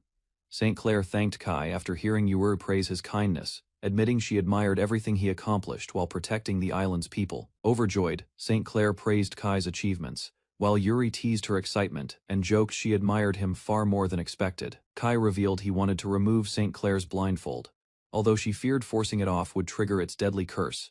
Ignoring St. Clair's worries, Kai instructed Rosa to keep her eyes closed before attempting the dangerous blindfold removal with Kaide's support. Katie activated her healing magic while Rosa reached toward the enchanted blindfold, preparing for any injuries caused during the risky attempt. The enchanted blindfold released with a sharp sound, leaving St. Clair unharmed as everyone watched the unexpected success with relief. St. Clair opened her eyes after 500 years, while the gathered companions celebrated the miraculous moment with overwhelming joy. St. Clair gazed across the bright sky with tearful eyes, overwhelmed after witnessing sunlight again for the first time in centuries. Overcome with emotion, St. Clair recognized Kai's face at last, expressing joyful gratitude after regaining her precious eyesight through his kindness. Kai welcomed St. Clair into his growing nation, while she smiled after discovering far more companions than she had ever imagined. Later everyone gathered for dinner, and St. Clair reacted with amazement after seeing an enormous feast prepared for the welcoming celebration. St. Clair enjoyed warm food, explaining the temple only served cold meals because underground ruins remained naturally chilled throughout every season. St. Clair celebrated her freedom, delicious meals, and new friendships, then expressed heartfelt gratitude toward Rukia for changing her lonely fate. Hearing Rukia's name, Kai froze with shock, as St. Clair explained the blessed girl had inherited the time god's extraordinary blessing. Alarmed by the revelation, Kai questioned St. Clair about Rukia's full name, age, and birthplace, without hiding his concern. St. Clair recalled Rukia Husqvarna came from Ravelda and believed she was around 15 years old when they previously met. St. Clair explained Rukia inherited the patron saint's burden, remaining blindfolded beneath cold underground ruins until another successor eventually appeared. Learning where Rukia was imprisoned, Kai declared he would rescue his missing sister without wasting another precious moment. Surprised by his determination, St. Clair realized Kai was Rukia's older brother, while his resolve never wavered despite the shocking revelation. Meanwhile, Katie revealed Rukia had searched for Kai, proving she always believed her long-lost brother remained alive somewhere. Recalling those events, St. Clair explained Rukia investigated every clue, even relying on the God of Truth's blessing during her search. St. Clair identified Manhwa Cathedral as the patron saint's headquarters, warning its underground chamber could only open from the inside. St. Clair explained the underground chamber would remain accessible for 2 years after Rukia entered her endless slumber beneath the cathedral. After hearing Kai's question, St. Clair admitted she never abandoned her duty because her younger sister still depended on her return. Moved by her determination, Kai promised Rukia deserved saving, while Rosa quietly suspected the exhausted girl had already fallen asleep. Gripping the table with firm resolve, Kai realized nobody except him could rescue his younger sister from that unbearable fate. Soon, Abyss suggested multiplying Kai through his golden seed of creation, hoping another version could assist the dangerous rescue mission. Confused by the proposal, Kai asked for clarification, prompting Aruji to embarrass Abyss after misunderstanding the meaning of multiplication.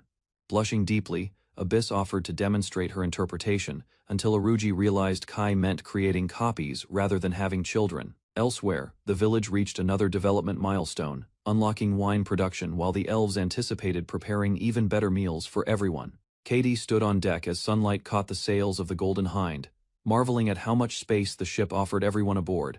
Abyss calculated their current pace and told the crew that 7 days remained before their ship would finally reach the port of Milwaukee. Turning toward Rosa on the deck, Kai admitted there was something important he wanted to ask her about a certain ability she possessed. Rosa revealed that her power let her speed up or slow down the flow of time itself, though reversing it remained impossible. Grabbing a small clay Haniwa figure from the pioneer village, Kai held it out and asked Rosa to demonstrate her power on it. Light surged around her hands as Rosa invoked Permanence's principle, and the fragile clay figure turned into solid, unbreakable gold at once. Ren and Kaide gasped from the railing when Rosa mentioned that she could even forge an unbreakable sword using this very method.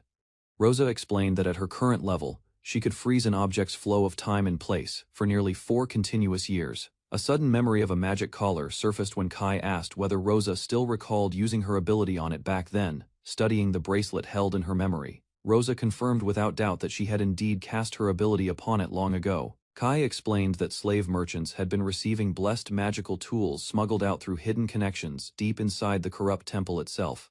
Pressing further again, Kai wanted to know exactly how many people actually knew the truth about her and the sleeping man underground. Counting one by one on her fingers, Rosa named the Pope, the Archbishop, and the Cardinal among the small circle who knew. 2 more names followed. After that, Rosa added belonging to the special grade Inquisitor and a young guard who stood watch nearby. Only one single person held that Inquisitor title, Rosa clarified, and Kai seemed surprised by just how exclusive the position truly was.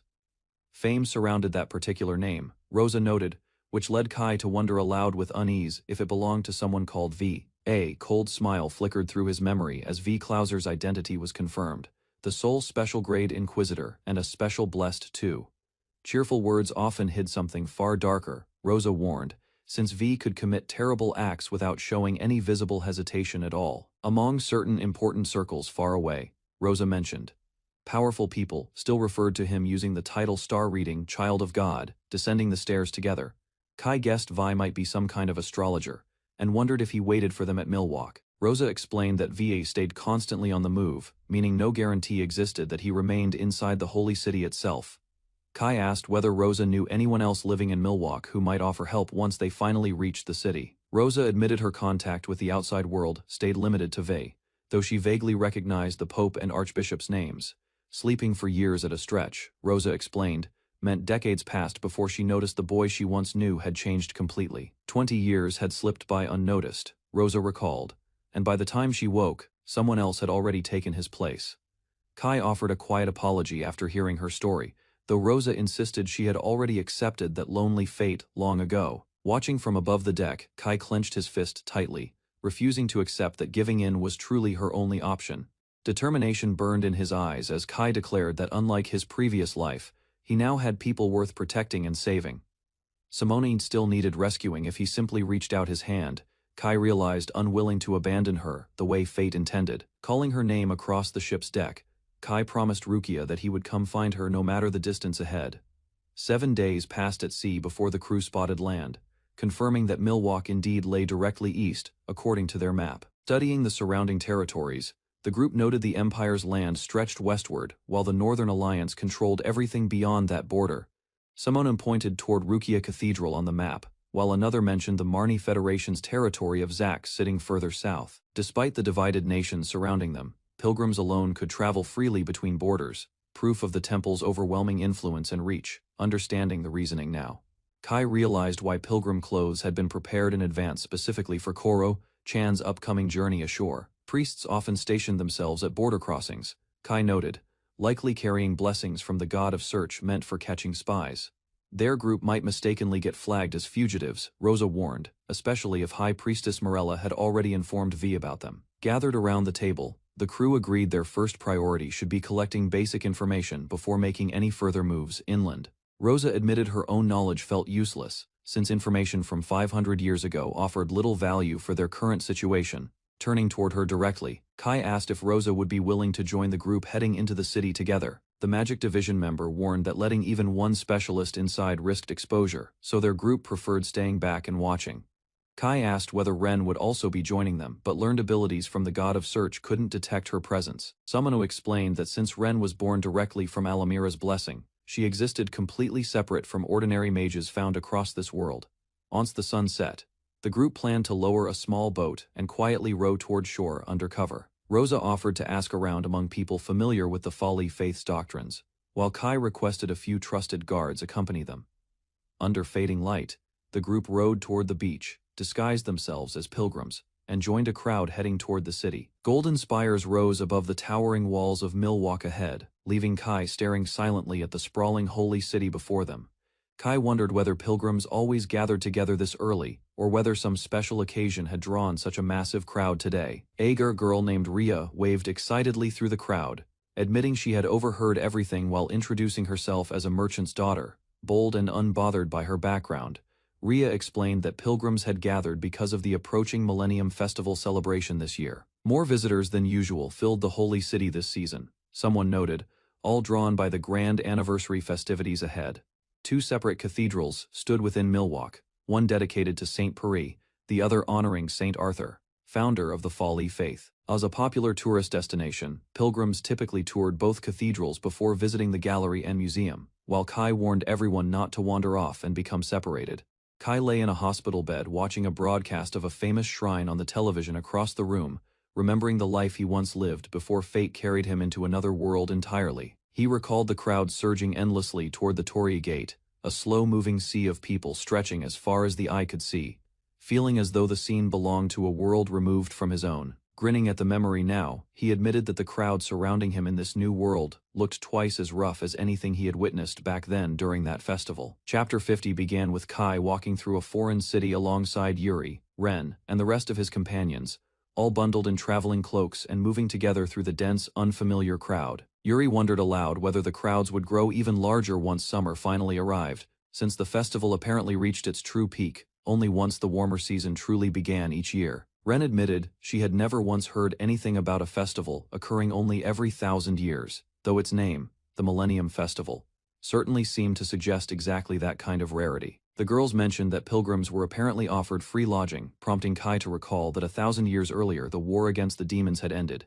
making this likely a solemn commemoration. One companion joked that free lodging surely wouldn't mean private rooms, imagining them all crammed together inside a single shrunken bed within Kai's handheld pioneer village instead of a proper inn. Wanting to avoid prying eyes out in the open street, the group agreed to simply pay for lodging, rather than keep searching, then made their way toward the inn to settle in properly. Once everyone took a short break, Kai announced that he, Ren, and Yuri would head to the cathedral first to scout things out, using the inn as their temporary base of operations. The remaining girls cheered with excitement upon hearing they were free to explore the town on their own, while Kai instructed them to shop around and quietly gather whatever information they could find. Kai reassured Yuri that everything would be perfectly fine, though she reminded him firmly that this situation was not some game and real caution still mattered a great deal here. Watching the other girls chatter eagerly about wanting some fun of their own, since it was their first time off the island in quite a while, Yuri warned them sternly against doing anything dangerous. As the group began splitting toward the cathedral, Kai noticed Yuri had drifted into quiet thought and asked her directly what exactly had been occupying her mind this entire time. Yuri admitted softly that walking through town together like this felt like an entirely new experience for her, a simple confession that caught Kai slightly off guard in return. Sarah then teased Kai about doting heavily on Ren while she herself had been away, catching him completely off guard with a loud, startled burst of protest in response. Sarah insisted she could always see straight through Ren's attitude, no matter what excuse was given, warning Kai playfully never to underestimate her sharp and observant eye again. Ren snapped in frustration at being called out, but Kuromo casually revealed that Ren had already let the truth slip without putting up much resistance at all. Ren defended herself, insisting they truly hadn't done anything worth anyone worrying about, while privately noting how relieved another girl had seemed once her collar had finally come off for good. Kai admitted he felt that same quiet relief now that the collar was gone, prompting Ren to blurt out that she and Sarah were practically like sisters to one another. Ren scolded herself for blabbing carelessly, while Sarah teased that she clearly had a soft spot for Yuri, all while Kai muttered feeling completely worn out from the crowded festival streets already. Yuri suddenly threw herself against Kai, playfully suggesting he try doing something secretive with her since she was royalty too, though he firmly refused, despite her insistent, teasing embrace. Sitting among the packed crowd, Kai wondered how this cathedral truly differed from any other before Yuri pointed out. It was the path leading toward St. Perry's Cathedral itself. Yuri explained that Perry apparently maintained facilities designed to continue sending power toward a sealed witch, much like what St. Rukia had once done back in Zax long ago. Kai stated plainly that they had no business there this time, while a statue nearby seemed to represent Perry and Rukia, both martyred as saints because of the witch's seal. Standing before the towering cathedral of St. Arthur, founder of the Folly faith, Yuri admitted the sight truly felt overwhelming, especially since she had been told to visit at least once. Walking through the grand hall filled with faithful worshippers, Kai silently questioned how many children had been sacrificed to maintain such pure hearts and the tremendous authority standing behind them. Watching two clergymen dine in comfort, Kai's eyes burned with quiet fury as he resolved they should pay for their cruelty toward the innocent right there and then without hesitation. A vision of Ren appeared before him, her expression unreadable, and Kai froze in place as her name escaped his lips in stunned, quiet recognition of the moment. She offered coldly that she could reduce the entire garden to ash within a single minute, urging her master gently that it was all right, that he was fully capable of doing it. Kai admitted he didn't resent everything about this world, yet firmly declared to himself that he wouldn't go through with such destructive action, repeating the refusal twice over. He reflected that there was no point bringing more suffering to those still alive, for the sake of those who couldn't survive, resolving instead to protect his small nation from ruin. Kai wished only for the world to overlook their quiet existence on the island, just as murmurs of God and startled voices rippled faintly through the surrounding crowd around him. 1 year earlier, a carriage escorted by armored knights rattled toward the holy city of Milwaukee, with Eve and another girl marveling loudly at how enormous the city truly appeared. Eve recalled living nearby when she was small, mentioning a famous dumpling shop she wanted to visit again, before noticing Rukia suddenly seemed lost somewhere deep in her own thoughts.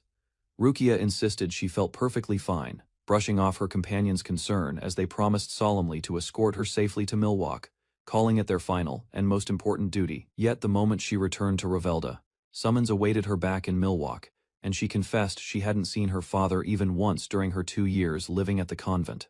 Her companions remarked how deeply she cared for her family, noting her father must worry constantly over his only daughter, especially since he had always lived entirely alone. Determined to finally locate her missing brother at their Milwaukee headquarters, Rukia was soon met by a smiling stranger introduced as V. Klauser, a feared special-grade inquisitor. Closing Chapter 50. Rukia stepping out from the carriage alongside her two friends, all bundled warmly against the cold as they arrived within the towering, unfamiliar Holy City streets. Overlooking the sprawling city below, Rukia admitted she had simply been lost in thought, quickly apologizing when her friend gently asked if something troubling was weighing on her mind. Her companion remarked that Rukia always retreated quickly into herself, while the other girl protested loudly that parting ways here felt like an especially cold and sudden farewell. Reassuring her that they remained true friends regardless of distance, they urged Rukia to share her troubles, prompting her to admit quietly how lonely this parting truly felt.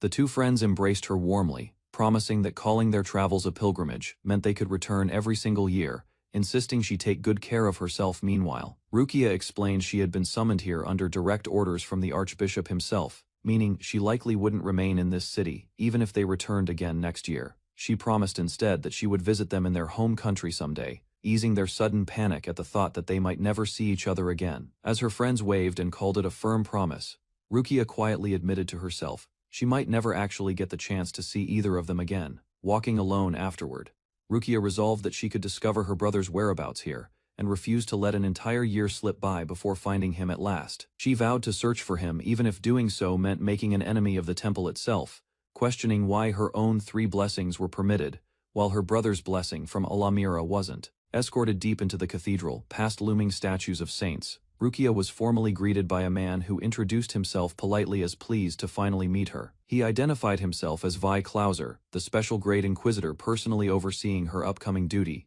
leaving Rukia quietly startled at learning exactly who this powerful figure truly was. V instructed her to wrap fabric tightly around her face, promising to explain her assigned duty properly. Once they began walking together toward wherever this new task awaited, he warned that their destination remained strictly forbidden knowledge, insisting she never remove the blindfold or reveal to anyone where they were headed. As they proceeded further inside, descending countless stairs while blindfolded, Rukia admitted she couldn't use her eye of truth this way, as Vi knocked and called out, asking whether someone inside was still awake. Once she completed her tour of the 4 cathedrals, Vi greeted a fellow inquisitor, mentioning he'd brought a long-awaited newcomer, while explaining he'd needed to purge a troublesome bishop beforehand. The masked girl introduced herself excitedly as Rosalind, delighted that Rukia had finally arrived, grabbing her enthusiastically while admitting she had been anxiously waiting for her arrival. Rosalind marveled that a true successor had finally come, noting it was the first blessed individual to appear since Vi himself, leaving Rukia confused about what exactly a successor entailed. Rosalind confessed she had endured this duty admirably for 500 long years, leaving Rukia stunned. As V explained, she would now use her blessing of time similarly. V described the duty simply: use her ability to freeze time upon the slumbering patron saint, waking only to renew it before it expired, repeating the process endlessly forever. V instructed Rosalind to personally train Rukia, explaining she needed to stop time for at least a full year while commuting daily to this hidden underground area from her lodgings. Rukia sat stunned, realizing she would spend the next 500 years confined within this same underground room, forced to wear a blindfold every single time she came here. Confined within the holy city, time passed uneventfully as she failed to locate her brother or escape the temple's constant watchful surveillance, and an entire year eventually slipped away. Rosalind praised her huge growth, guessing Rukia could now stop time for roughly 2 years. Though Rukia questioned curiously why they kept using their ability specifically on the Pope's clothing, Rosalind explained it preserved valuable items like clothing, fine art, and even ancient magical tools reserved for bishops of high rank, noting this was genuinely part of a time-blessed's duty. Startled, Rukia realized Rosalind was informing her that from this point forward, she alone would be responsible for continuing this exact same preservation work going forward indefinitely. Rosalind revealed happily that V had visited recently, promising he would finally set her free after enduring this forever duty. Though her expression afterward fell strangely silent and hollow, Rosalind reasoned that staying alive still meant one could start life over again, citing the Folly Faith's teaching that only those embracing today truly held the key toward tomorrow. Rukia quietly agreed to do her best as well, while Rosalind rejoiced tearfully, clutching Vi's hand and declaring she was finally holding the long-awaited key to her freedom. Shortly afterward, V took Rosalind away somewhere unknown, while Rukia demanded to see her brother immediately, declaring she no longer cared whether the temple discovered her search for him. V handed Rukia a stationary letter, explaining she'd been honored with writing sacred orders addressed to her father, essentially informing him they could never meet again, and to forget her. Suddenly activating her eye of truth, Rukia forcibly grabbed onto V, desperately searching for hidden truths buried deep within his deceptive smile and carefully guarded expression. Visions flooded rapidly through her mind, fragmented images of unfamiliar places and people flashing violently past as she struggled to process everything she was suddenly witnessing all at once. V admitted being caught completely off guard, acknowledging that she had somehow seen through his carefully hidden secret despite his usual practiced composure in front of others. He revealed coldly that her brother, blessed by the wicked god, had already been dead for 3 years now, praising her remarkable talent for absorbing so much truth instantly. V explained that Rosalind had known far too much, insisting the world couldn't allow someone blessed by the wicked god to live, since it would surely bring massive calamity. He warned that abandoning this duty would drag innocent believers straight to hell, threatening her father and friends directly, insisting the world's fate now rested entirely within her hands. V promised to replace her cloth blindfold with a proper magical tool once she officially began her duties, instructing her to finish writing the letter before he departed. Alone in her room afterward, Rukia collapsed to the floor, whispering brokenly that a world without her brother already felt completely and irreparably shattered beyond any repair. Tears streaming silently down her face in the darkness, Rukia murmured that she already had no light left within her, closing chapter 51 on that devastating note. Stepping outside once more, Abyss feels a surge of excitement after being confined below ground for so long, while Kaede studies her strange blindfold curiously. Curious about the mystery, Kaede offers to search through Abyss's memories using her blessing from the God of Truth, hoping something useful surfaces. Nothing about that idea bothers Abyss, since uncovering her memories might also reveal exactly where their missing brother has been hiding. Grateful for the chance, Kaede thanks Abyss, despite the daunting 500 years of memories ahead, then activates her ability, Eye of Truth. Energy erupts violently around them, as Kaede pushes deeper into Abyss's ancient memories, searching desperately through centuries of buried, forgotten history. Disappointed by the results, Kaede admits she found no leads regarding their brother, though Abyss quickly reassures her that it truly does not matter.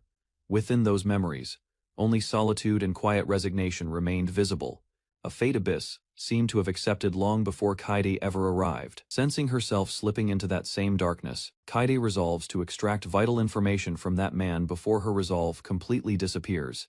Using her ability called God's Keen Eye, Ren fails to spot Rukia Husqvarna, though she confirms the target hides inside a building near the cathedral. According to information from Rosa, the target retreats into an underground room, prompting Kai to thank Ren sincerely for her continued effort. Returning together afterward, Kai tells Ren he plans to gather everyone on the island once the royal guards finally make their way back. Several villagers approach carrying a small basket, explaining they wanted Kai and the others to sample a particular souvenir they had found. Sold at a modest stall in Milwaukee, this skewered treat turns out to be an old and cherished piece of local cuisine. Savoring the nostalgic flavor, Ren closes her eyes contentedly, while Kaede questions the unusual sweet beans coating this unfamiliar, curious snack. Recognizing the ingredients instantly, Kai realizes this sweet skewer is actually red bean dango, made from rice, a food deeply tied to his past. Teasingly, Kai wonders aloud whether rice truly serves as the elves' entire staple diet, earning a sharp embarrassed rebuke from Ren. Standing together, Kai and Ren decide someone from their pioneer village should finally travel outward and study life beyond their borders. Noticing his distracted expression, Ren gently asks whether thoughts of his little sister are weighing heavily on Kai's mind. Again, admitting he has never actually met Rukia, Kai listens as Ren encourages him confidently, insisting he is fully capable of saving her. Warmth fills her voice as Ren tells Kai she can already picture the dazzling brilliance awaiting the future he will build himself. Ren marvels at Kai's powerful energy, admitting even skilled mages, alongside Abyss and herself, lack anything comparable to what he possesses. Encouraged by her words, Kai feels genuine confidence building within him, while Ren insists nobody could possibly match his hidden strength. Standing near the fireplace, the group examines a complicated map showing St. Arthur Cathedral, noting its structure spans several hundred meters alone. Even Revel, despite his usual reliability, still could not determine Rukia's exact location, leaving everyone uncertain about their next move forward. Confident things would work out eventually, Kai reassures the group, though Ren wonders aloud whether V might already be moving ahead of them. Calculating the timeline carefully, Ren questions whether Vi would already be returning toward the holy city after roughly 10 days had passed. Kai suddenly realizes a noticeable gap existed between the two boats' speeds, meaning Golden Hind had likely traveled there much faster overall. Since Vi now held considerable authority, Ren suspects guards accompany him, meaning he is probably laying groundwork for Rukia's assigned duty already. Worried about drawing attention, Kai hopes to avoid causing a scene that could somehow link everything back to their hidden island. Growing impatient with careful planning, Ren suggests they simply resolve the situation directly by bringing V straight to their island instead. Confused by her sudden proposal, Kai questions whether she truly means confining him, while Ren calmly explains she can simply stop him. Admitting she still holds a grudge for being abandoned there, Ren speaks casually about something genuinely unsettling Kai completely in response. With everyone finally agreeing to tail Vi tomorrow, Kai anticipates the moment he moves toward wherever Rukia currently remains hidden. According to their plan, the group would sneak inside wearing priest outfits crafted by Kuromo, relying heavily on convincing acting skills. When asked who would join the mission, Kai unexpectedly volunteers himself, surprising both Ren and Kaide with his sudden declaration. Raising her hand enthusiastically, Katie insists only she could possibly fill that particular role, surprising everyone gathered around the table. Since magical specialists remained scarce among enemies, the mage squad stayed on standby, while hooded disguises helped conceal their identities effectively. Explaining blessings wouldn't affect him, Kai asks Ren to accompany the group, confirming their infiltration would officially begin tomorrow.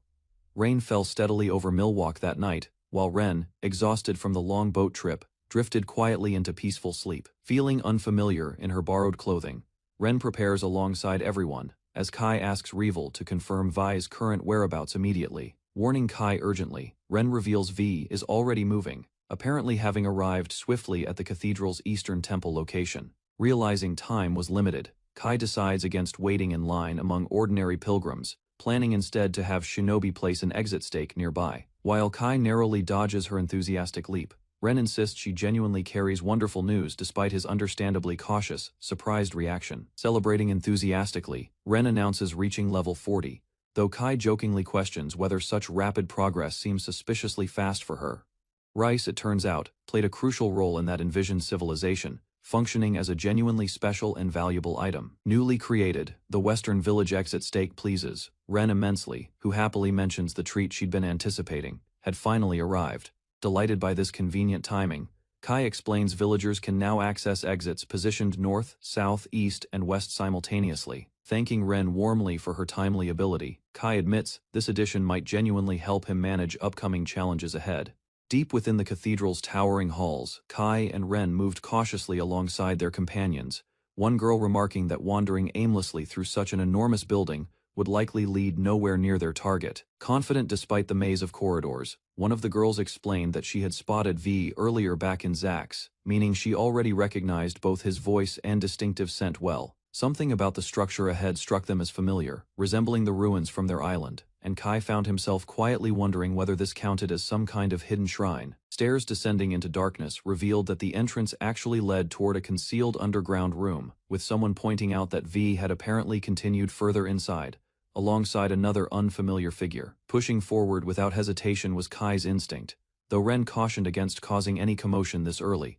While behind them the girls quietly debated what should be done about the lookouts. Blocking their path, armored guards declared the area strictly forbidden until Kai smoothly claimed V had personally requested he deliver some blessed items, introducing himself as Inquisitor ELVES to ease suspicion. Adding further weight to the ruse, the girls mentioned that the grave tender's position had reportedly changed for the first time in 5 centuries, leaving the flustered guard stammering nervously in response. Murmuring among themselves afterward, the soldiers commented on how pretty one girl looked, noting that V had already led several hooded people through, and that traffic here had grown busier lately. Blurting something entirely unrelated, one guard unknowingly let the disguised group pass without further questioning, while the girl beside Kai teased that he made an even better actor than she did. Descending the staircase calmly, 2 hooded figures greeted the group and explained that any trespassers among them would simply be asked politely to leave, rather than face immediate suspicion. Nearly at their destination now, their guide instructed Celis directly to head further ahead and check things out first,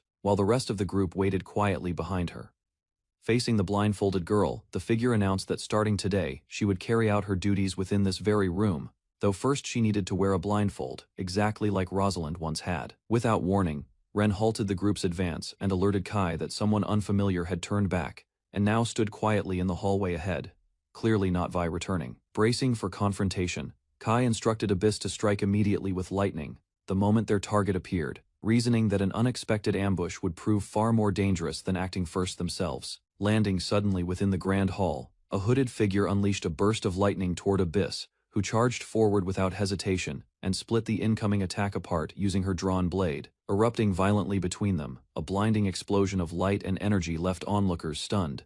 Since the mysterious woman had somehow managed to counteract Abyss's retaliating strike with unsettling ease, watching intently from behind, Kai wondered aloud whether the figure ahead truly practiced magic, admitting he had simply assumed the priest's personal guard would turn out to be an ordinary blessed. Recognizing the fighting style instantly, the mysterious woman addressed Abyss directly, remarking that a full 1,000 years had somehow passed since the two of them had last crossed paths together. Sharp curling horns suddenly emerged from the woman's head as overwhelming power radiated outward, causing Kai to recall uneasily that this presence matched the mocking figure from the island's ruins. Naming her old rival Replicant, Abyss received an answer in kind as the horned woman called her Celestial, smiling while declaring this moment their long-awaited reunion after centuries apart. Calmly correcting her rival's earlier claim, Abyss noted that some of the ruined replicas from before had apparently survived intact, unlike what their enemy assumed about total destruction. Rather unfazed by admitting she was alive, Abyss shrugged off the horned woman's insistence that every unit should have been wiped out entirely on the day everything fell apart.